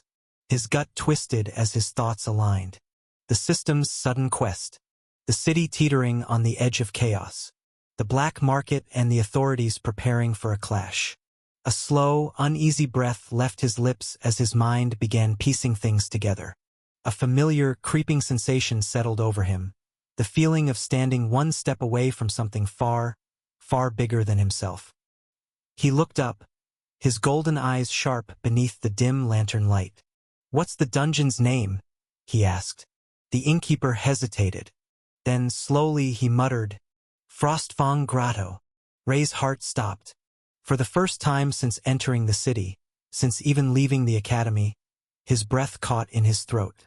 Because that name, it was the same one written in his quest log. Quest.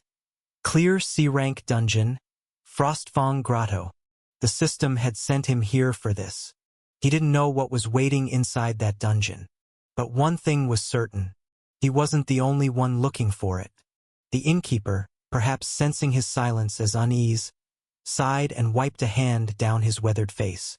"You've got that look," the old man muttered. "Like you're about to do something stupid." Ray didn't respond. Instead, he pushed away from the counter, pocketing his academy insignia. "I'll take my key," he said, voice measured. The innkeeper shook his head but slid the rusted key toward him anyway.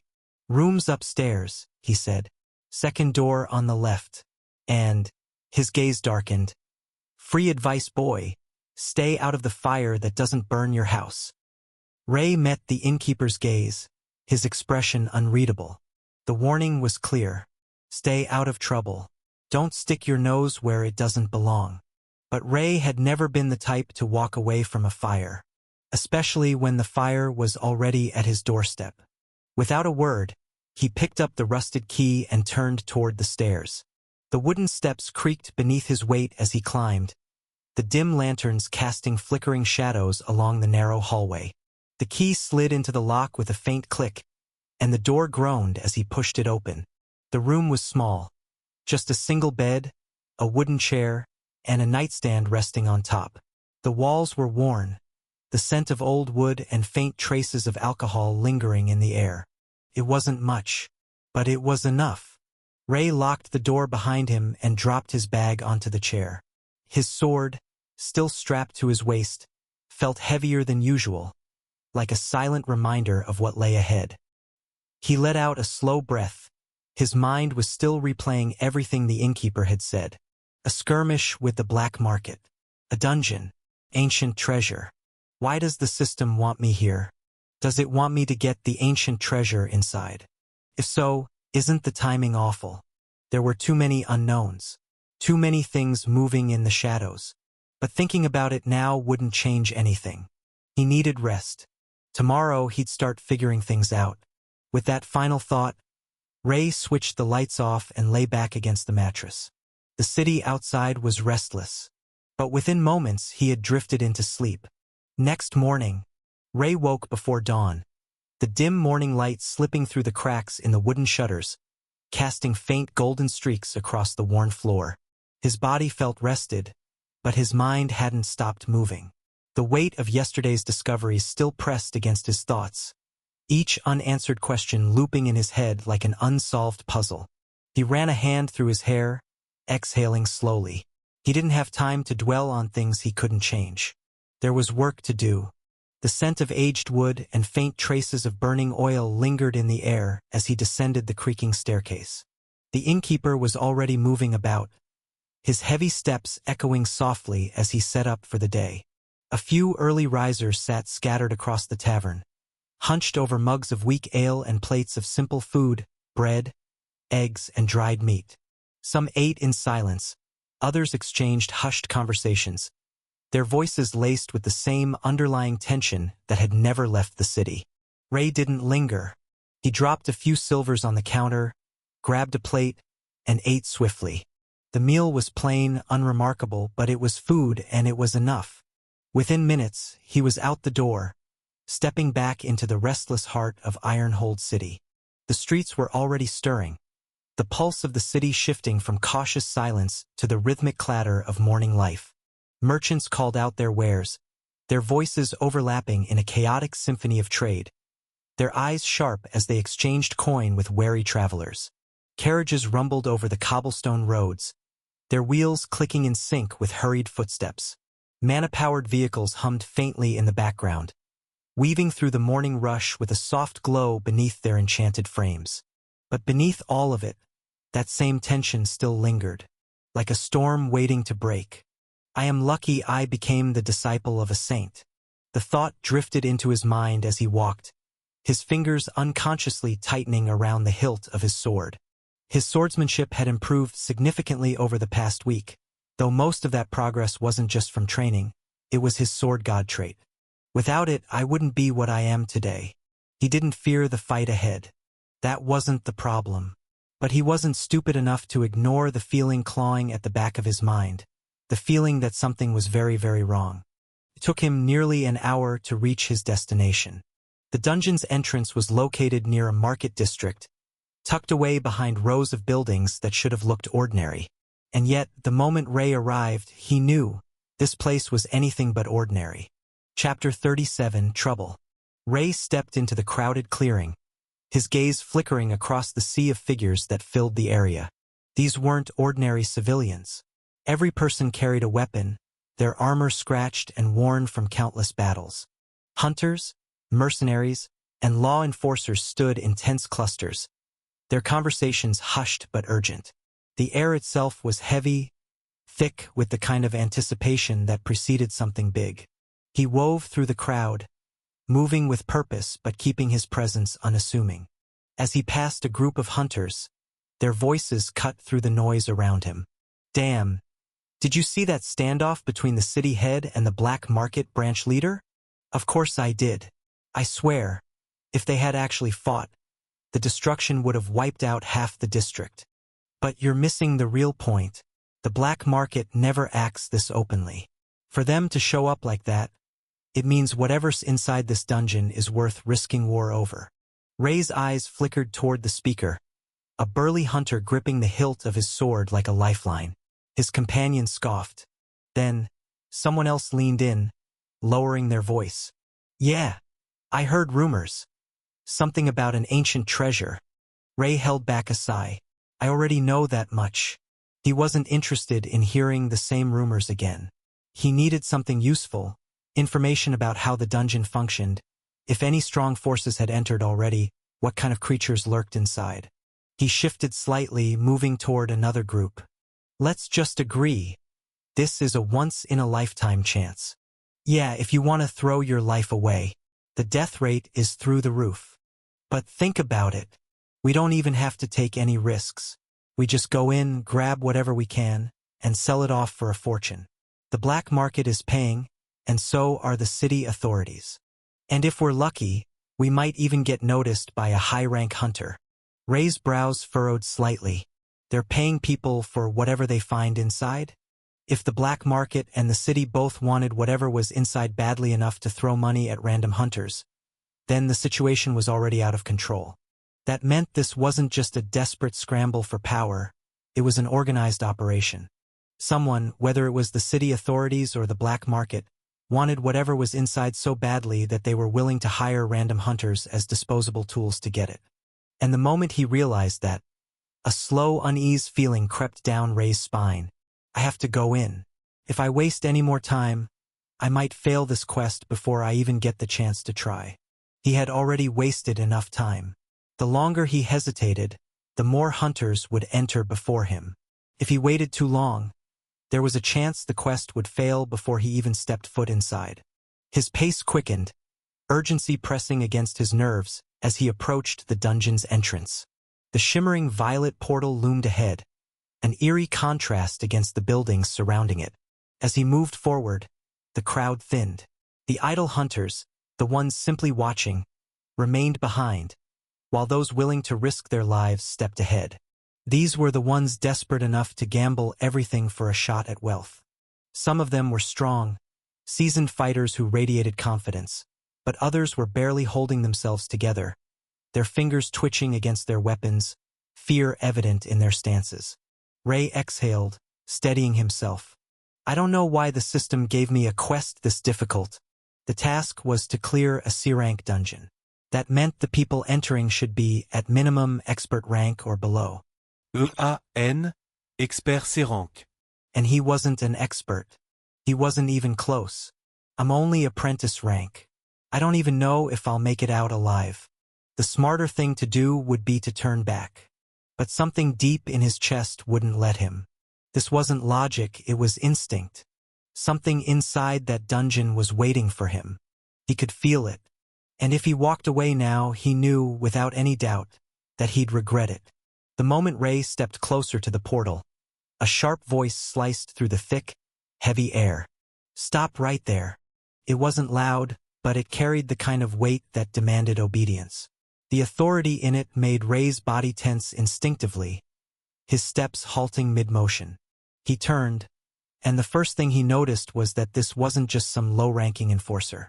A woman strode toward him, her every movement controlled, deliberate, like a sharpened blade honed to perfection. The soft blue glow of a holographic screen illuminated her face, the light flickering over her smooth, angular features. Her presence alone shifted the atmosphere in a way that made even the surrounding hunters straighten subconsciously. Her uniform spoke of authority, tailored with rigid precision. The dark navy fabric clung to her frame, reinforced with obsidian-colored plating along her shoulders and forearms, subtly enchanted to absorb impact.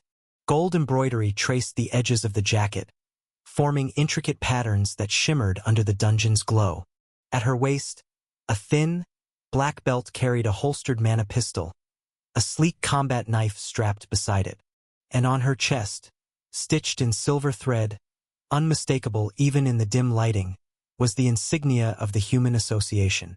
Unlike the other enforcers, who wore their uniforms like a symbol of status, she carried hers like a second skin. There was no hesitation in her stride, no wasted motion. Her eyes were razor-sharp, dissecting him in a glance, assessing, calculating, and concluding before he could even process the weight of her scrutiny. She wasn't looking at him like a student. She was looking at him like a deviation from the expected order. Ray's muscles tensed as he resisted the urge to shift under her scrutiny. "What's your name?" she asked, her voice crisp, devoid of unnecessary emotion. Ray met her gaze without faltering. "Ray Dawson." She didn't respond immediately. She didn't even fully acknowledge him yet. Instead, her fingers glided over the holographic screen, typing his name with practiced efficiency. The interface flickered as data loaded instantly. Her lips moved slightly as she read. Ray Dawson, age 12. Rank Adventurer. Starlight Academy student. Alla Finn. Then she stopped. Her fingers hovered just above the interface. Her gaze snapped back to him, her pupils constricting slightly as if seeing him for the first time. A crack formed in her measured composure, so brief that most wouldn't have noticed. But Ray saw it. A glimmer of disbelief. "You're here?" she muttered, almost under her breath, as though the mere fact was unnatural. Her expression didn't change much, but something in the way she stiffened, the subtle tension in her shoulders, the faint flicker of hesitation in her eyes betrayed her thoughts. She typed again to double-check the information, but there was no change. A slow, measured breath left her lips as she straightened, reinforcing her professional mask. "Tell me," she said, tilting her head ever so slightly, "why exactly are you here?" Ray blinked as he thought inwardly. That was an odd way to phrase it. Outwardly, he replied, "I came for practical experience." The lie slipping off his tongue with ease. Her fingers twitched. She didn't challenge him outright. Instead, she watched him. Her scrutiny deepened. The weight of her stare settled on him like a slow-building storm, silent yet suffocating. She didn't believe him. She knew he was lying, but she didn't push further.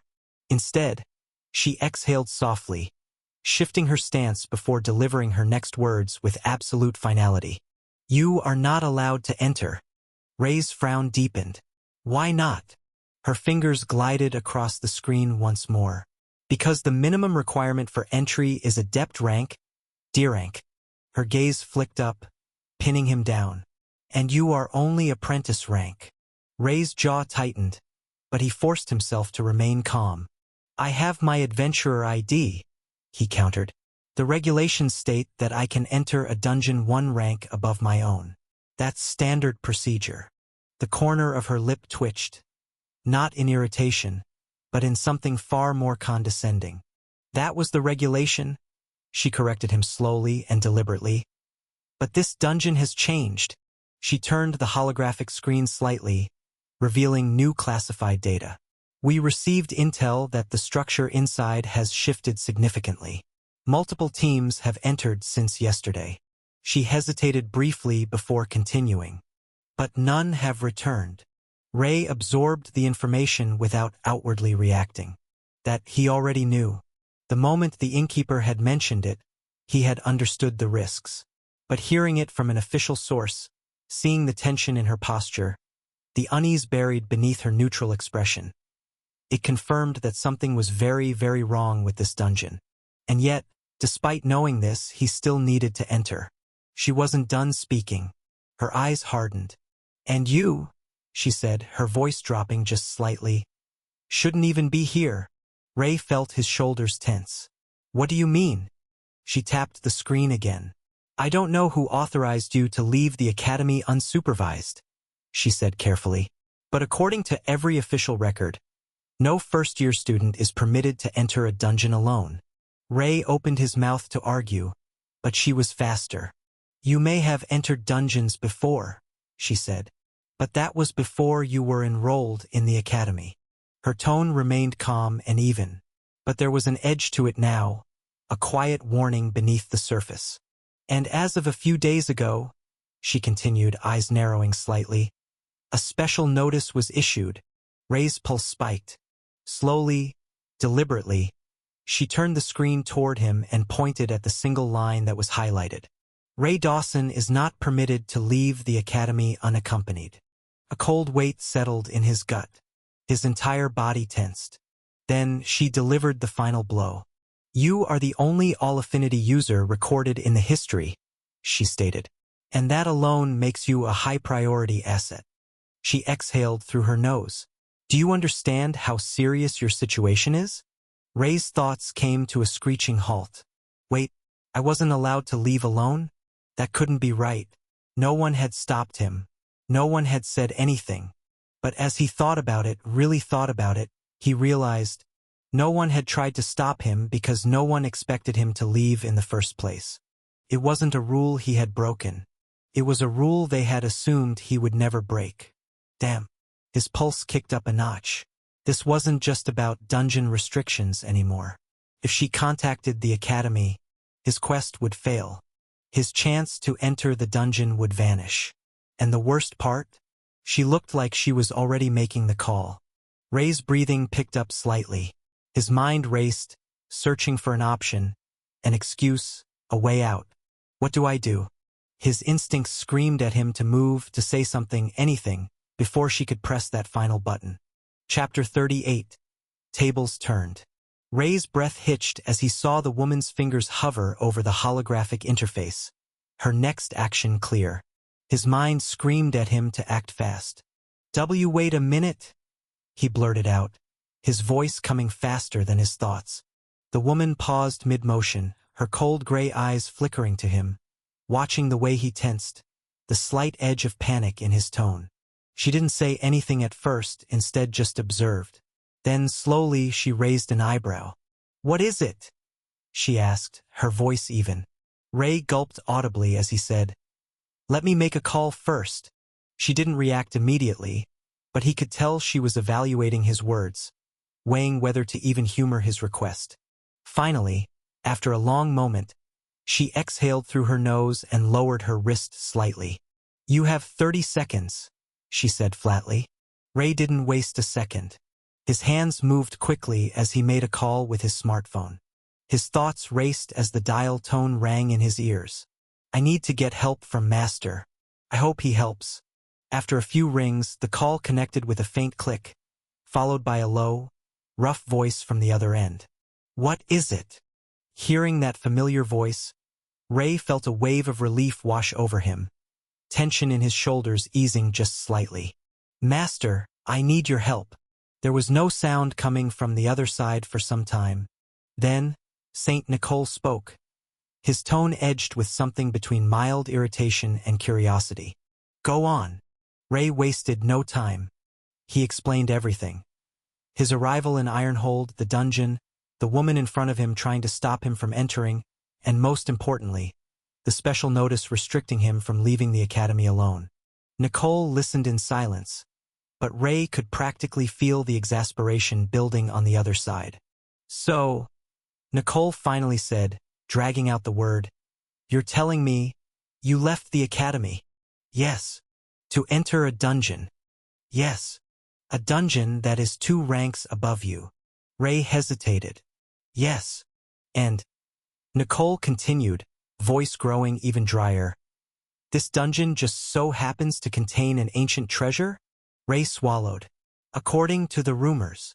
A long sigh came through the watch, the kind of sigh that spoke volumes. Nicole didn't respond right away. The silence stretched, and Ray could almost hear the weight of his master's frustration through the call. Then finally, "You idiot." Ray winced. "Master, I..." "No, shut up." Nicole's tone was flat, unimpressed, and vaguely resigned. "I just woke up to my 12-year-old disciple telling me he's trying to throw himself into a death trap." Ray opened his mouth, then closed it. A sharp exhale came through the call. Not quite a sigh, more like a deliberate attempt to hold back irritation. The enforcer standing in front of Ray shifted slightly, her arms crossing over her chest. Her storm-gray eyes remained locked onto him, but now there was something else in her gaze. Interest. She was listening to the conversation. "What the hell were you thinking?" Nicole muttered, voice edged with something between exhaustion and disbelief. "Do you even understand what you're walking into?" Ray felt the enforcer's gaze sharpen. She was reading between the lines. Ray forced his voice to stay steady. "I know it's dangerous, but I can't turn back now." For the first time, the enforcer's eyebrow twitched upward. It was a small movement, barely noticeable, but it was there. Nicole let out a slow breath, but the irritation hadn't faded. "And what exactly made you think sneaking out alone was a good idea?" Ray shifted his weight slightly. "I had my reasons," he said simply. The enforcer's lips parted slightly, but she didn't say anything. She was clearly resisting the urge to comment. A dry chuckle came through the watch, but there was zero amusement in it. "You sound like a runaway kid." "I had my reasons," Nicole mocked. Then his tone dropped. "Ray, be straight with me." Ray felt his jaw tighten. "I need to be here," he said. Nicole let out a sharp breath.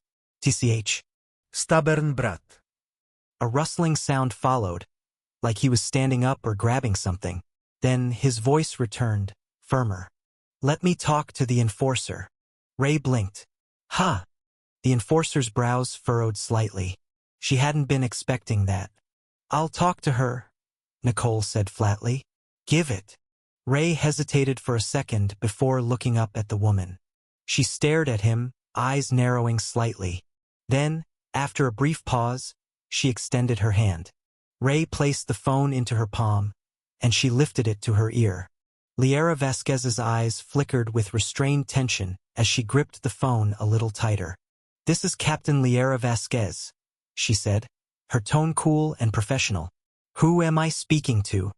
There was silence on the other side. Then, a voice came through the line, calm, slow, but carrying a weight that could crush mountains. "Saint Nicole Schneiders." The shift in Liara's posture was immediate.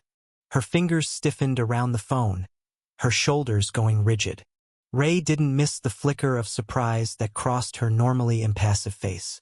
Saint Nicole's name wasn't just known. It was legendary. She exhaled sharply through her nose, quickly regaining her composure. "Saint Nicole," she acknowledged, this time with a touch more formality. Nicole let out a tired sigh. Yeah, formalities later. What's the issue?" Liara straightened. "Your disciple attempted to enter a high-risk dungeon alone. Given his rank, background, and unique status, I was about to contact the academy to report his violation of safety regulations." A dry chuckle came through the line. "Violation of safety regulations?" TCH. Ray could almost see his master rubbing his forehead in exasperation. "Listen, Captain," Nicole continued, voice sharpening slightly. "If this were any other kid, I'd be telling you to drag him back by the collar. But Ray isn't just anyone. He is my disciple." Liara's jaw tightened. "That does not exempt him from..." Nicole cut her off. "No, it doesn't. And that's exactly why I can't let this slide so easily." The temperature in the conversation shifted. Ray's chest tightened slightly. He knew that tone. The voice of a man who had seen too much loss. Warriors aren't meant to be kept in a garden, Nicole muttered, as if talking more to himself than anyone else.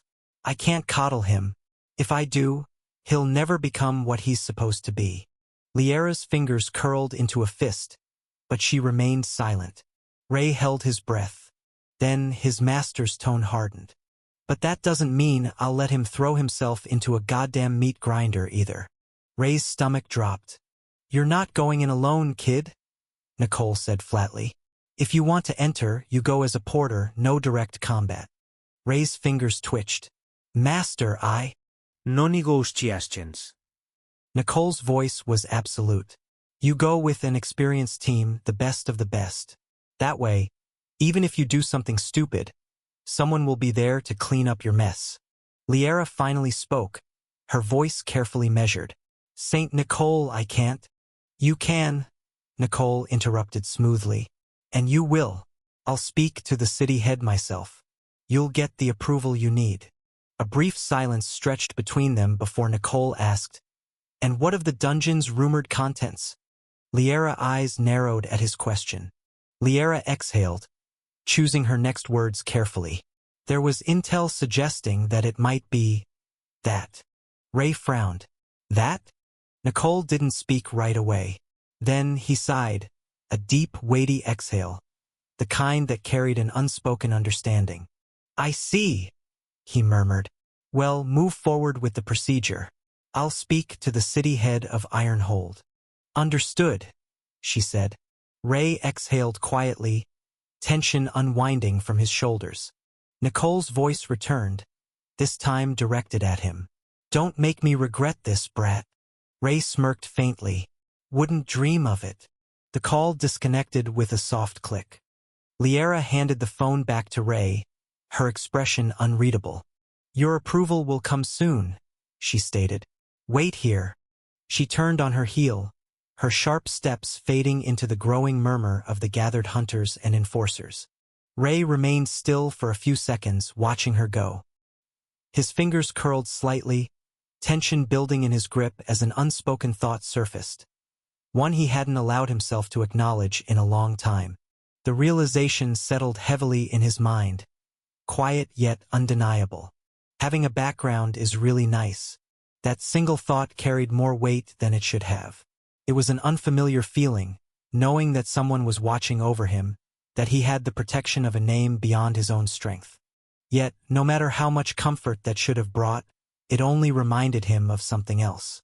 Something he had lost. For a fleeting moment, his mind drifted, his focus slipping away from the dungeon, from the enforcer. Flashback. The scent of burning wood filled the air.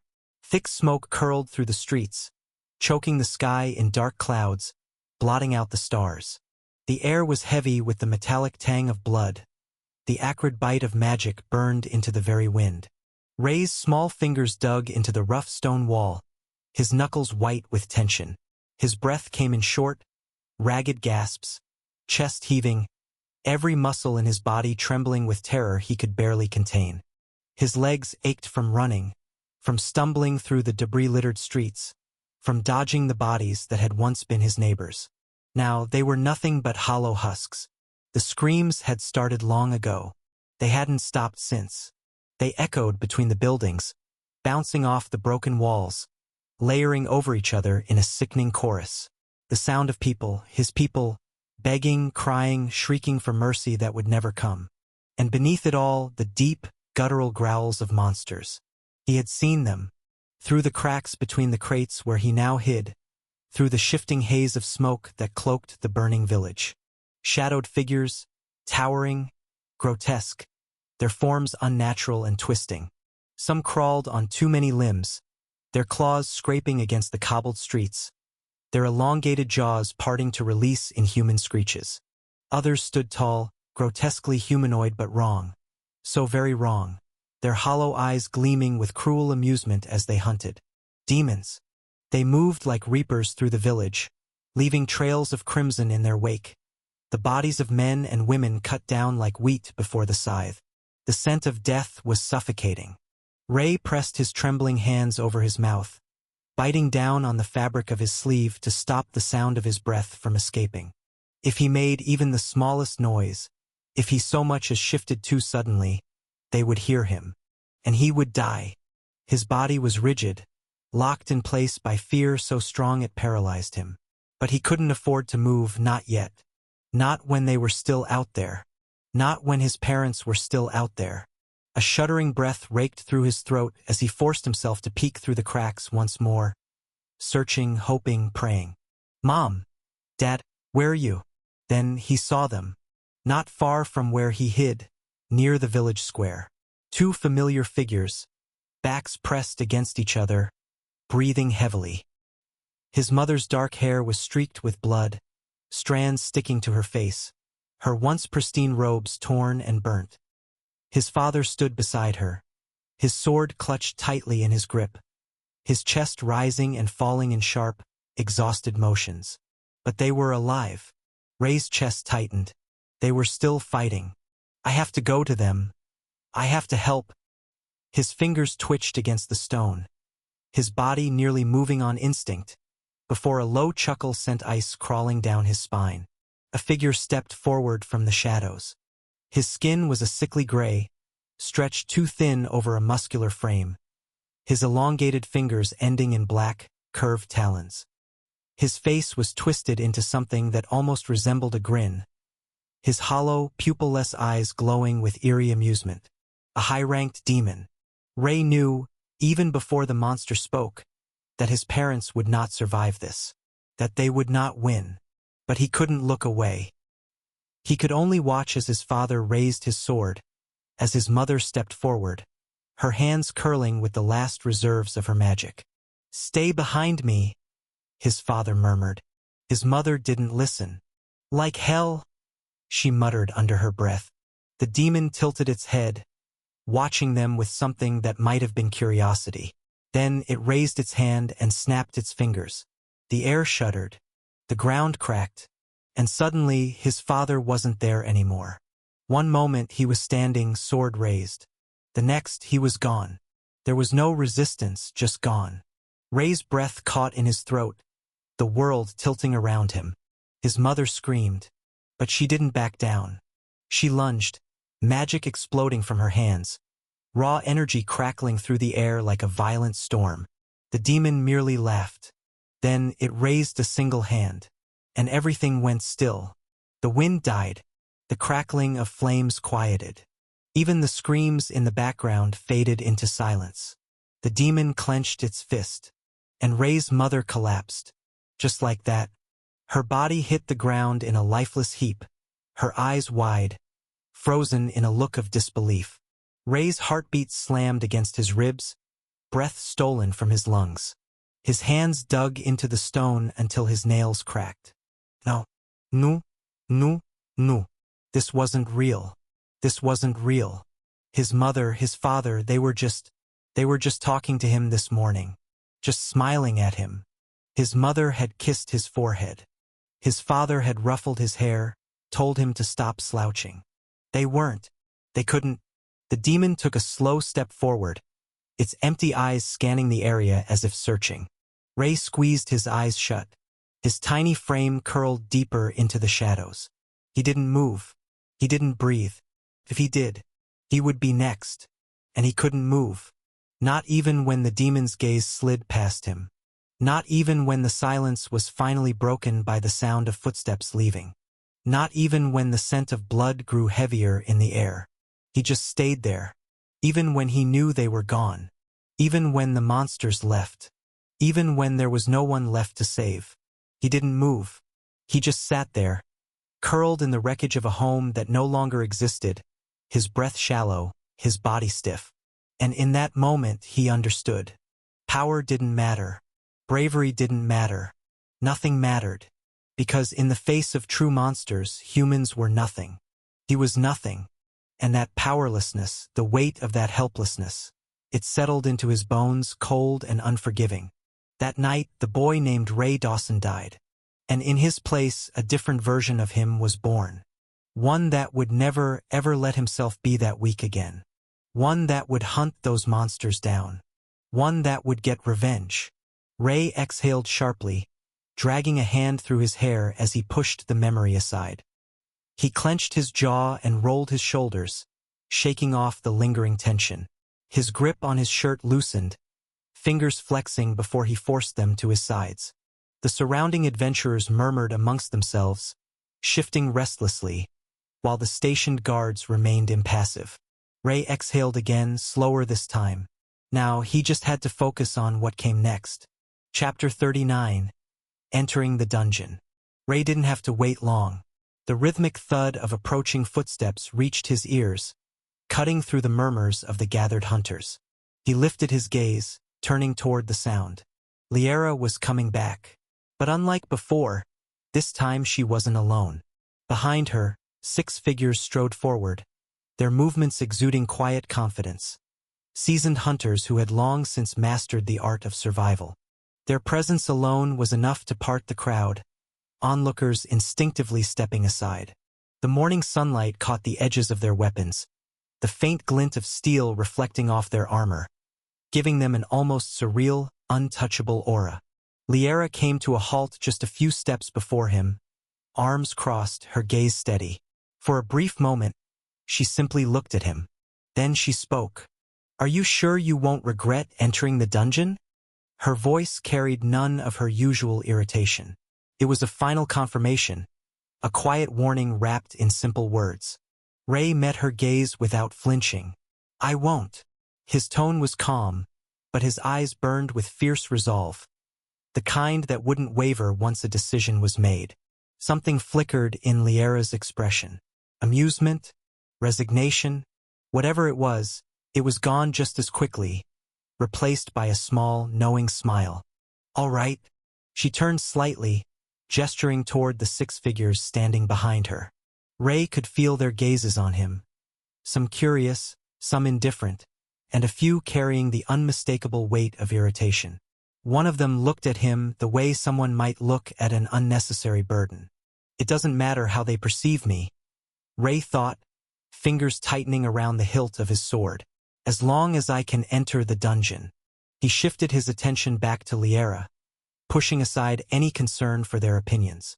And then the introductions began. She pointed at the man standing at the front. He was a tall, broad-shouldered figure with an air of authority. His brown eyes, which were gleaming like a predator, swept over Ray as if assessing him. A long and pointed spear rested diagonally across his back, its body adorned with intricate engravings that spoke of both craftsmanship and experience. "This is Nathaniel Grant," Liara said. "Expert rank. A spearman. He's the leader of this squad." Nathaniel gave Ray a short nod, his expression unreadable. Not dismissive, but not welcoming either. Just acknowledgement. Liara's hand moved to the woman standing slightly behind Nathaniel.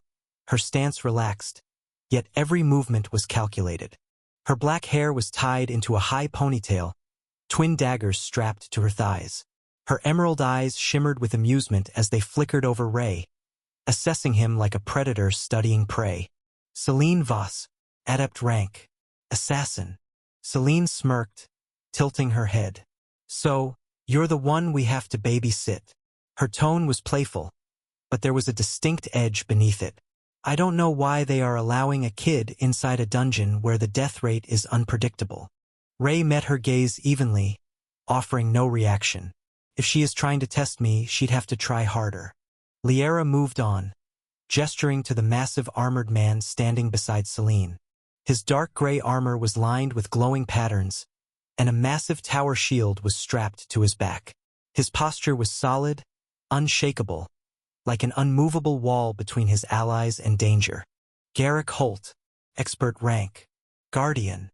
Garrick barely spared Ray a glance before turning his attention back toward the dungeon entrance, his presence exuding quiet patience.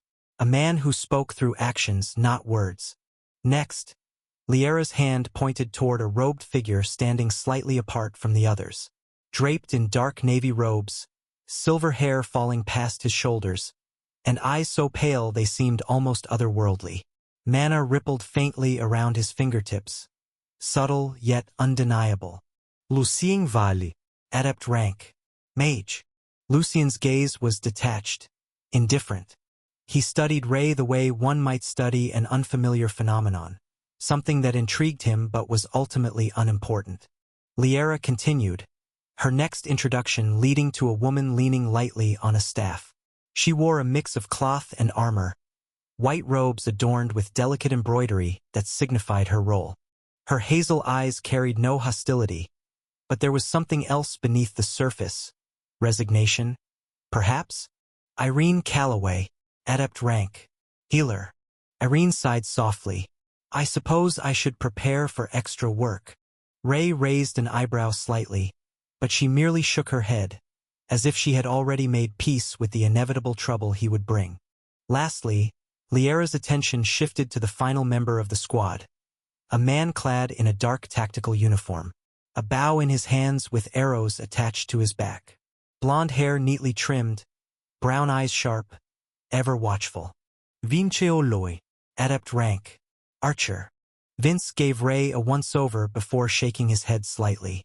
Heard your apprentice rank. His voice was laced with skepticism. Either you have a death wish, or you know something we don't. Ray met his gaze without hesitation and replied, maybe both. Vince let out a short laugh but said nothing more.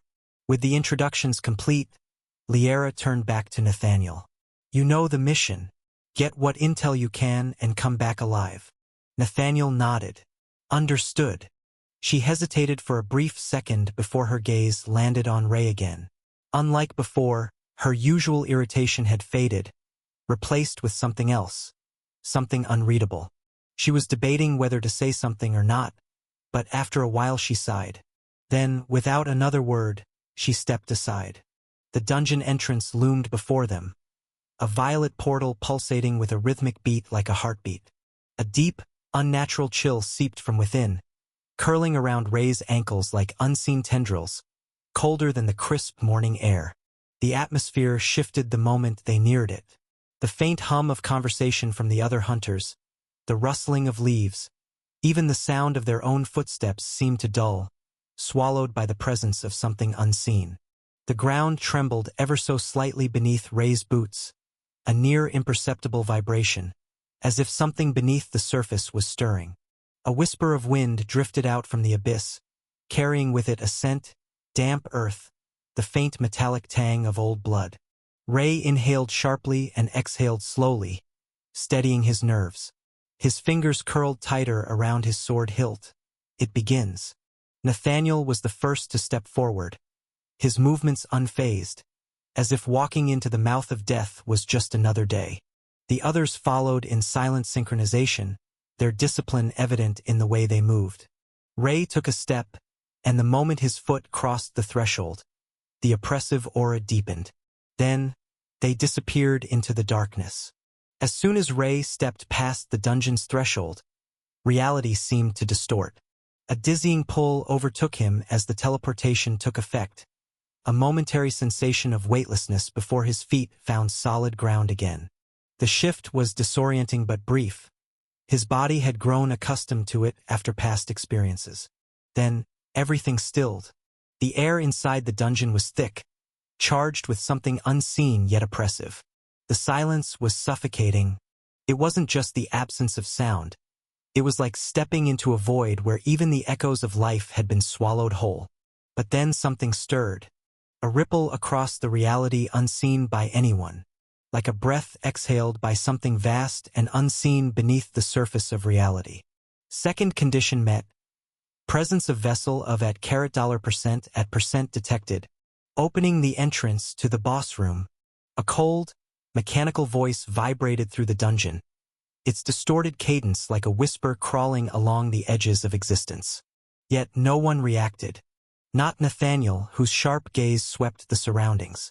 Not Vince, whose fingers twitched near his bowstring. Not even Celine, ever perceptive, showed the slightest flicker of recognition. The unusual voice had spoken, and yet no one, not even Ray, had heard it. All traps disabling. A pulse rippled outward. The unseen tension within the walls unraveled, the subtle hum of mana-infused mechanisms flickering out one by one. Had Ray been able to perceive it, he might have imagined countless invisible threads snapping, releasing their deadly hold. All guardians vanishing. Then came the silence. Not just quiet, true, suffocating nothingness. The ever-present background noises of a dungeon. The distant skittering of creatures, the guttural growls from unseen depths. All faded as if erased. Gone. And in their place was unsettling silence. Nathaniel came to an abrupt stop, his entire posture shifting from alert to rigid. "What the hell is this?" Vince muttered, his voice lower now, uncertain. His hand hovered near his bow, fingers flexing. Celine exhaled sharply, her smirk long gone. "I can feel it." All the presence nearby disappeared. Irene pressed her fingers to her temple, lips moving in a silent prayer.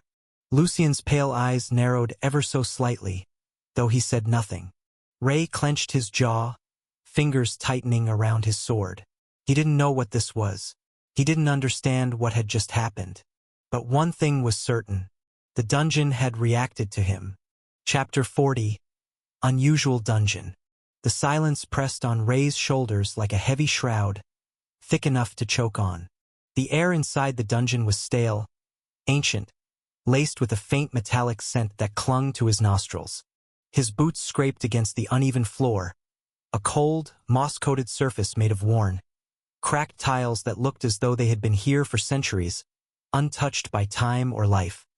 His eyes wandered up to the towering pillars lining the grand hall, each supporting the weight of the vast, vaulted ceiling overhead.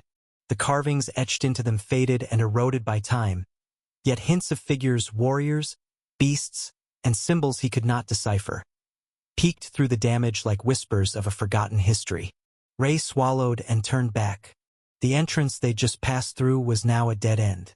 The portal, which should have been flickering behind them like a reassuring beacon of escape, was simply gone. A wall of smooth, seamless stone stretched behind them as if the dungeon itself had devoured their only way out. Nathaniel's squad noticed too. The realization hit them in tandem. Vince was the first to break the silence with a dry, sardonic chuckle. "I guess we're screwed," Vince muttered, resting one hand casually on his bow, though his eyes flickered warily across the room. Celine shot him a glare sharp enough to cut. "Is this really the time to be cracking jokes, idiot?" Vince raised a brow, the corner of his mouth quirking upward. "What else am I supposed to say? Welcome to the vacation from hell." Celine clenched her jaw. "You absolute." "Enough?" Nathaniel's voice sliced through the bickering like a blade, commanding and calm. He shifted his spear slightly, scanning the darkened corners of the grand hall. "Focus." Ray stayed silent, standing a few paces behind them. Their voices barely registered to him. His attention remained on the strange atmosphere gnawing at his instincts, the unsettling quiet, the oppressive weight of unseen eyes. It was like being watched by the dungeon itself. Nathaniel's gaze swept over the area, then to his team. "The dungeon's mechanics are unusual," he said, voice low but firm. "No return portal means this place is a one-way trip until we clear it. Likely, the teams that came before us had the same goal. They must have pushed forward," Irene added softly, brushing her fingers over the pillar next to her. She winced, pulling back as dust and faint traces of dried crimson stained her fingertips. "But why is there no monster activity? This isn't normal." Lucien frowned. "Yeah, dungeons don't just sit empty like this. It's like something wiped everything out." Garrick's voice darkened. "There were a good deal of presence before we entered, but they vanished the moment we entered. Isn't it unusual?" A tense pause settled. No one had an answer. Ray's fingers twitched at his side, brushing against the grip of his sword. "What is this place?" His gut churned. His instincts screamed that this wasn't the usual dungeon scenario. Yet no one was voicing it aloud. He kept his mouth shut, observing them from behind. "They are much experienced than me. If they are not voicing out the abnormality means it must be serious." "Fine." Vince sighed, running a hand through his hair. Let's move before the walls close in or something. I'm not waiting for this place to turn into a tomb. Thus, they pressed deeper into the dungeon. The grand hall stretched into a wide corridor, the walls narrowing slightly as if funneling them deeper into its bowels. Faint beams of mana-infused torches lined the path, their light flickering unnaturally, casting elongated, dancing shadows. As they walked, Ray listened to their footsteps echoing on the cold stone, each step punctuated by the ominous stillness that refused to lift. Celine drifted back beside him, lips curling in faint mockery. You sure you're up for this, academy boy? Ray shot her a sidelong glance but said nothing. You look like you're regretting it already, she teased, though there was tension beneath her words. Ray kept his voice level. I've seen worse. Vince chuckled ahead. Doubt it. This dungeon's off, even for someone like us. Ray's hand remained near his sword. I can handle myself. Sure, Celine said, her smirk fading as they moved deeper into the corridor. Ray noticed the shift first, the faint metallic tang thickening in the air. Soon the others did too. Smell of blood. Their pace slowed as the corridor opened into another chamber, this one smaller and darker. The first thing they saw were the bodies, lots of bodies. Scattered across the chamber floor were the mangled corpses of hunters. Some wore the insignia of the Human Association, others bore no clear markings, rogue hunters most likely, and a few wore the telltale dark garb of black market mercenaries. But there were no monster carcasses, only human bodies, twisted in unnatural angles, faces frozen in fear, throats slit cleanly or torsos punctured by precise, surgical strikes. Damn! Vince murmured, lowering his bow slightly. What the hell is this? And where the hell are the monster bodies? Celine's eyes darted to the untriggered traps lining the floor and walls. Pressure plates, mana threads, spike launchers. All intact. Why didn't the traps activate? Irene whispered, her voice trembling slightly. Nathaniel's brows furrowed, eyes sweeping across the chamber. Celine replied to her question.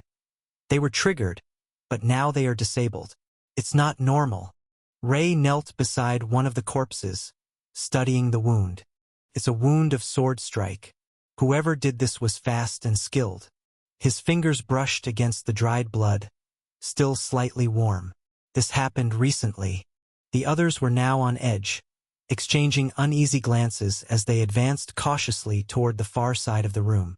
The door ahead remained open, the next passage swallowed in darkness. We will keep moving, Nathaniel said grimly. But don't let your guard down. The group pressed forward. The deeper they went, the more suffocating the silence became, and the smell of blood grew stronger. Then, just as they rounded a bend leading into a new chamber. Stop! Nathaniel hissed, raising a hand. In the gloom ahead, illuminated by the faint flicker of torchlight, was a group of battered survivors. Human Association hunters, clustered behind improvised barricades of broken stone and debris. Their weapons were drawn, eyes wild with desperation. A few were injured, blood seeping through makeshift bandages. One of them, a grizzled man with a graying beard and sharp eyes, raised his trembling gun. Stay back, he barked, voice hoarse. Don't come any closer. Tension snapped in the air like a coiled spring, and Ray could feel the fear radiating from them. Nathaniel slowly lifted a hand, signaling peace. We're allies. There was unusual silence, as if the air was holding its breath. Other hunters were ready to attack at the slightest hint of hostility. The grizzled hunter's ragged breaths were loud in the quiet corridor, his rifle shaking ever so slightly as he kept it trained on Nathaniel's group. His sunken eyes darted from face to face, wild and bloodshot, as though any sudden movement might shatter what little calm he had left.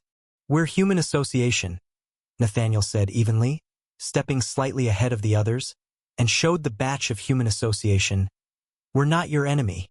Seeing that the man's shoulders sagged as if the weight of exhaustion and dread finally bore down on him, his rifle wavered, then lowered. Stone soldiers, he rasped. They were everywhere. Strong. Too strong.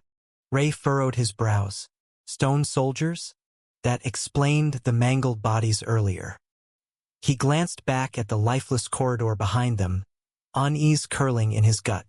We fought like hell, the hunter continued, wiping blood from his cracked lips. Would have all been wiped out if they didn't suddenly vanish. They vanished, Celine echoed, skepticism lacing her voice. Gone. The man's voice trembled. Just vanished like smoke. At first, they came in small numbers, but the more we killed, the more they appeared. Some black market bastards went ahead, leaving us to fight those monstrosities. Vince cursed under his breath. Those damn bastards. Everybody's face showed a faint trace of anger after hearing about it. At that moment, Ray took a step forward, scanning the battered survivors. They were a mess, half-starved, running low on supplies, and their wounds, though bound with scraps of fabric, oozed fresh blood. Many of us got injured while fighting, the hunter added. Gesturing behind him were several hunters, some barely conscious, leaned against the crumbling barricade. Without thinking, Ray reached to his system. They won't make it if we don't do something now. His heart pounded as he thumbed through the options inside his shop. Healing potions. They are low-grade, but they'll work. He purchased several with a flick of his mind, materializing them with a faint shimmer of light. What the? Vince blinked, watching as Ray approached the wounded. They need help? Ray said simply, crouching beside the nearest injured hunter, a young woman clutching a deep gash in her thigh. The other survivors eyed him warily as he uncorked a potion and carefully pressed it to the woman's lips. Drink, he urged gently. To his relief, she sipped it hesitantly, and the magic worked swiftly, knitting the wound shut enough for her to stand. Where did you get those? Celine asked, arms crossed but brow slightly raised in curiosity. Ray shrugged. I'm not letting people die if I can help it. Idiot, Celine muttered. But there was no venom behind her words. Ray ignored her and moved to the next injured hunter. Just hang on, he thought as he handed another potion to a man with a bloodied headband. Nathaniel nodded approvingly but didn't say anything. Instead he turned to his squad. Help the others, he ordered quietly. Celine, grumbling under her breath, nonetheless knelt beside another wounded hunter and began wrapping a fresh bandage around a sprained arm. Vince passed out food, while another squad member offered water to those too weak to stand. Ray kept working, ignoring the sweat beading on his brow. His inventory had enough supplies for now, but each potion he handed out came with a pang of worry. My system points may get depleted like this, but right now they need it. Thanks, a hunter murmured weakly as Ray handed him a crust of bread and a flask of water. Ray offered a tired but genuine smile. Eat up. We've got more walking ahead. Slowly, the atmosphere lightened, if only a little. The wounded were no longer on the brink of collapse, and color was beginning to return to their faces. Now bolstered, the group of 15 reformed, moving deeper into the dungeon. Ray found himself near the back again, keeping an eye on the newcomers. As they ventured deeper into the dungeon, no monsters stirred in the shadows, no traps triggered beneath their feet. The eerie calm was unsettling, as if the dungeon itself had already passed judgment on them and found no reason to fight. The corridor stretched on endlessly, illuminated only by the flickering glow of dying torches embedded in the cracked walls. The oppressive stonework loomed above, the faded engravings almost watching them with hollow eyes. Ray's stomach twisted with every step. It's too quiet, and why do I feel someone's watching me? Ever since he encountered the group of hunters, he had a nagging feeling that someone or something was watching him, and that feeling was not in the least nice. Nathaniel moved up front, spear poised. Be ready for anything, he muttered, eyes scanning the empty corridor. This place feels like a grave. Finally, they emerged into a massive chamber that dwarfed all the others. The walls stretched high into darkness, the faint glow of mana barely illuminating the far edges. A vast stone door loomed at the end of the room, radiating an ominous energy. Its surface was adorned with glowing runes pulsing faintly like a heartbeat, each glyph ancient and powerful. Ray shivered. The mana leaking from the door was suffocating, thick like a storm about to break. But the door wasn't the only thing drawing their attention. At its base, several figures, cloaked in black with crimson markings stitched onto their gear, were working feverishly to pry the door open. Black market operatives. Some worked magical devices, others chanted softly, and a few kept weapons drawn, eyes darting nervously toward the shadows. "What the hell are they doing?" Garrick whispered, his teeth clenched. "They're trying to force the door," Lucian replied with a tight voice. Ray's heart thudded painfully. "Are they insane?" Nathaniel's eyes narrowed. "They're draining the door's wards. That's reckless." As if sensing eyes on them, one of the black market mercs glanced back, his eyes sharp and cold. His gaze swept the chamber before locking onto Ray's group, his expression hardening instantly. Ray instinctively stepped forward, placing himself partially in front of some of the injured survivors behind him. His hand tightened around the hilt of his sword. "You're not touching them." Vince nudged Ray with an elbow. "Oi! Dumbass, you're sticking out." "I'll be fine," Ray muttered under his breath. Eyes locked on the black market operatives. "Let's protect them first. I will figure the rest out later." Celine sighed. "You're going to get killed acting like that." But Ray barely heard her, his body tense, ready to move. "They won't harm these people as long as I'm standing." Some injured hunters exchanged hurried whispers, tension thickening as if a confrontation was inevitable.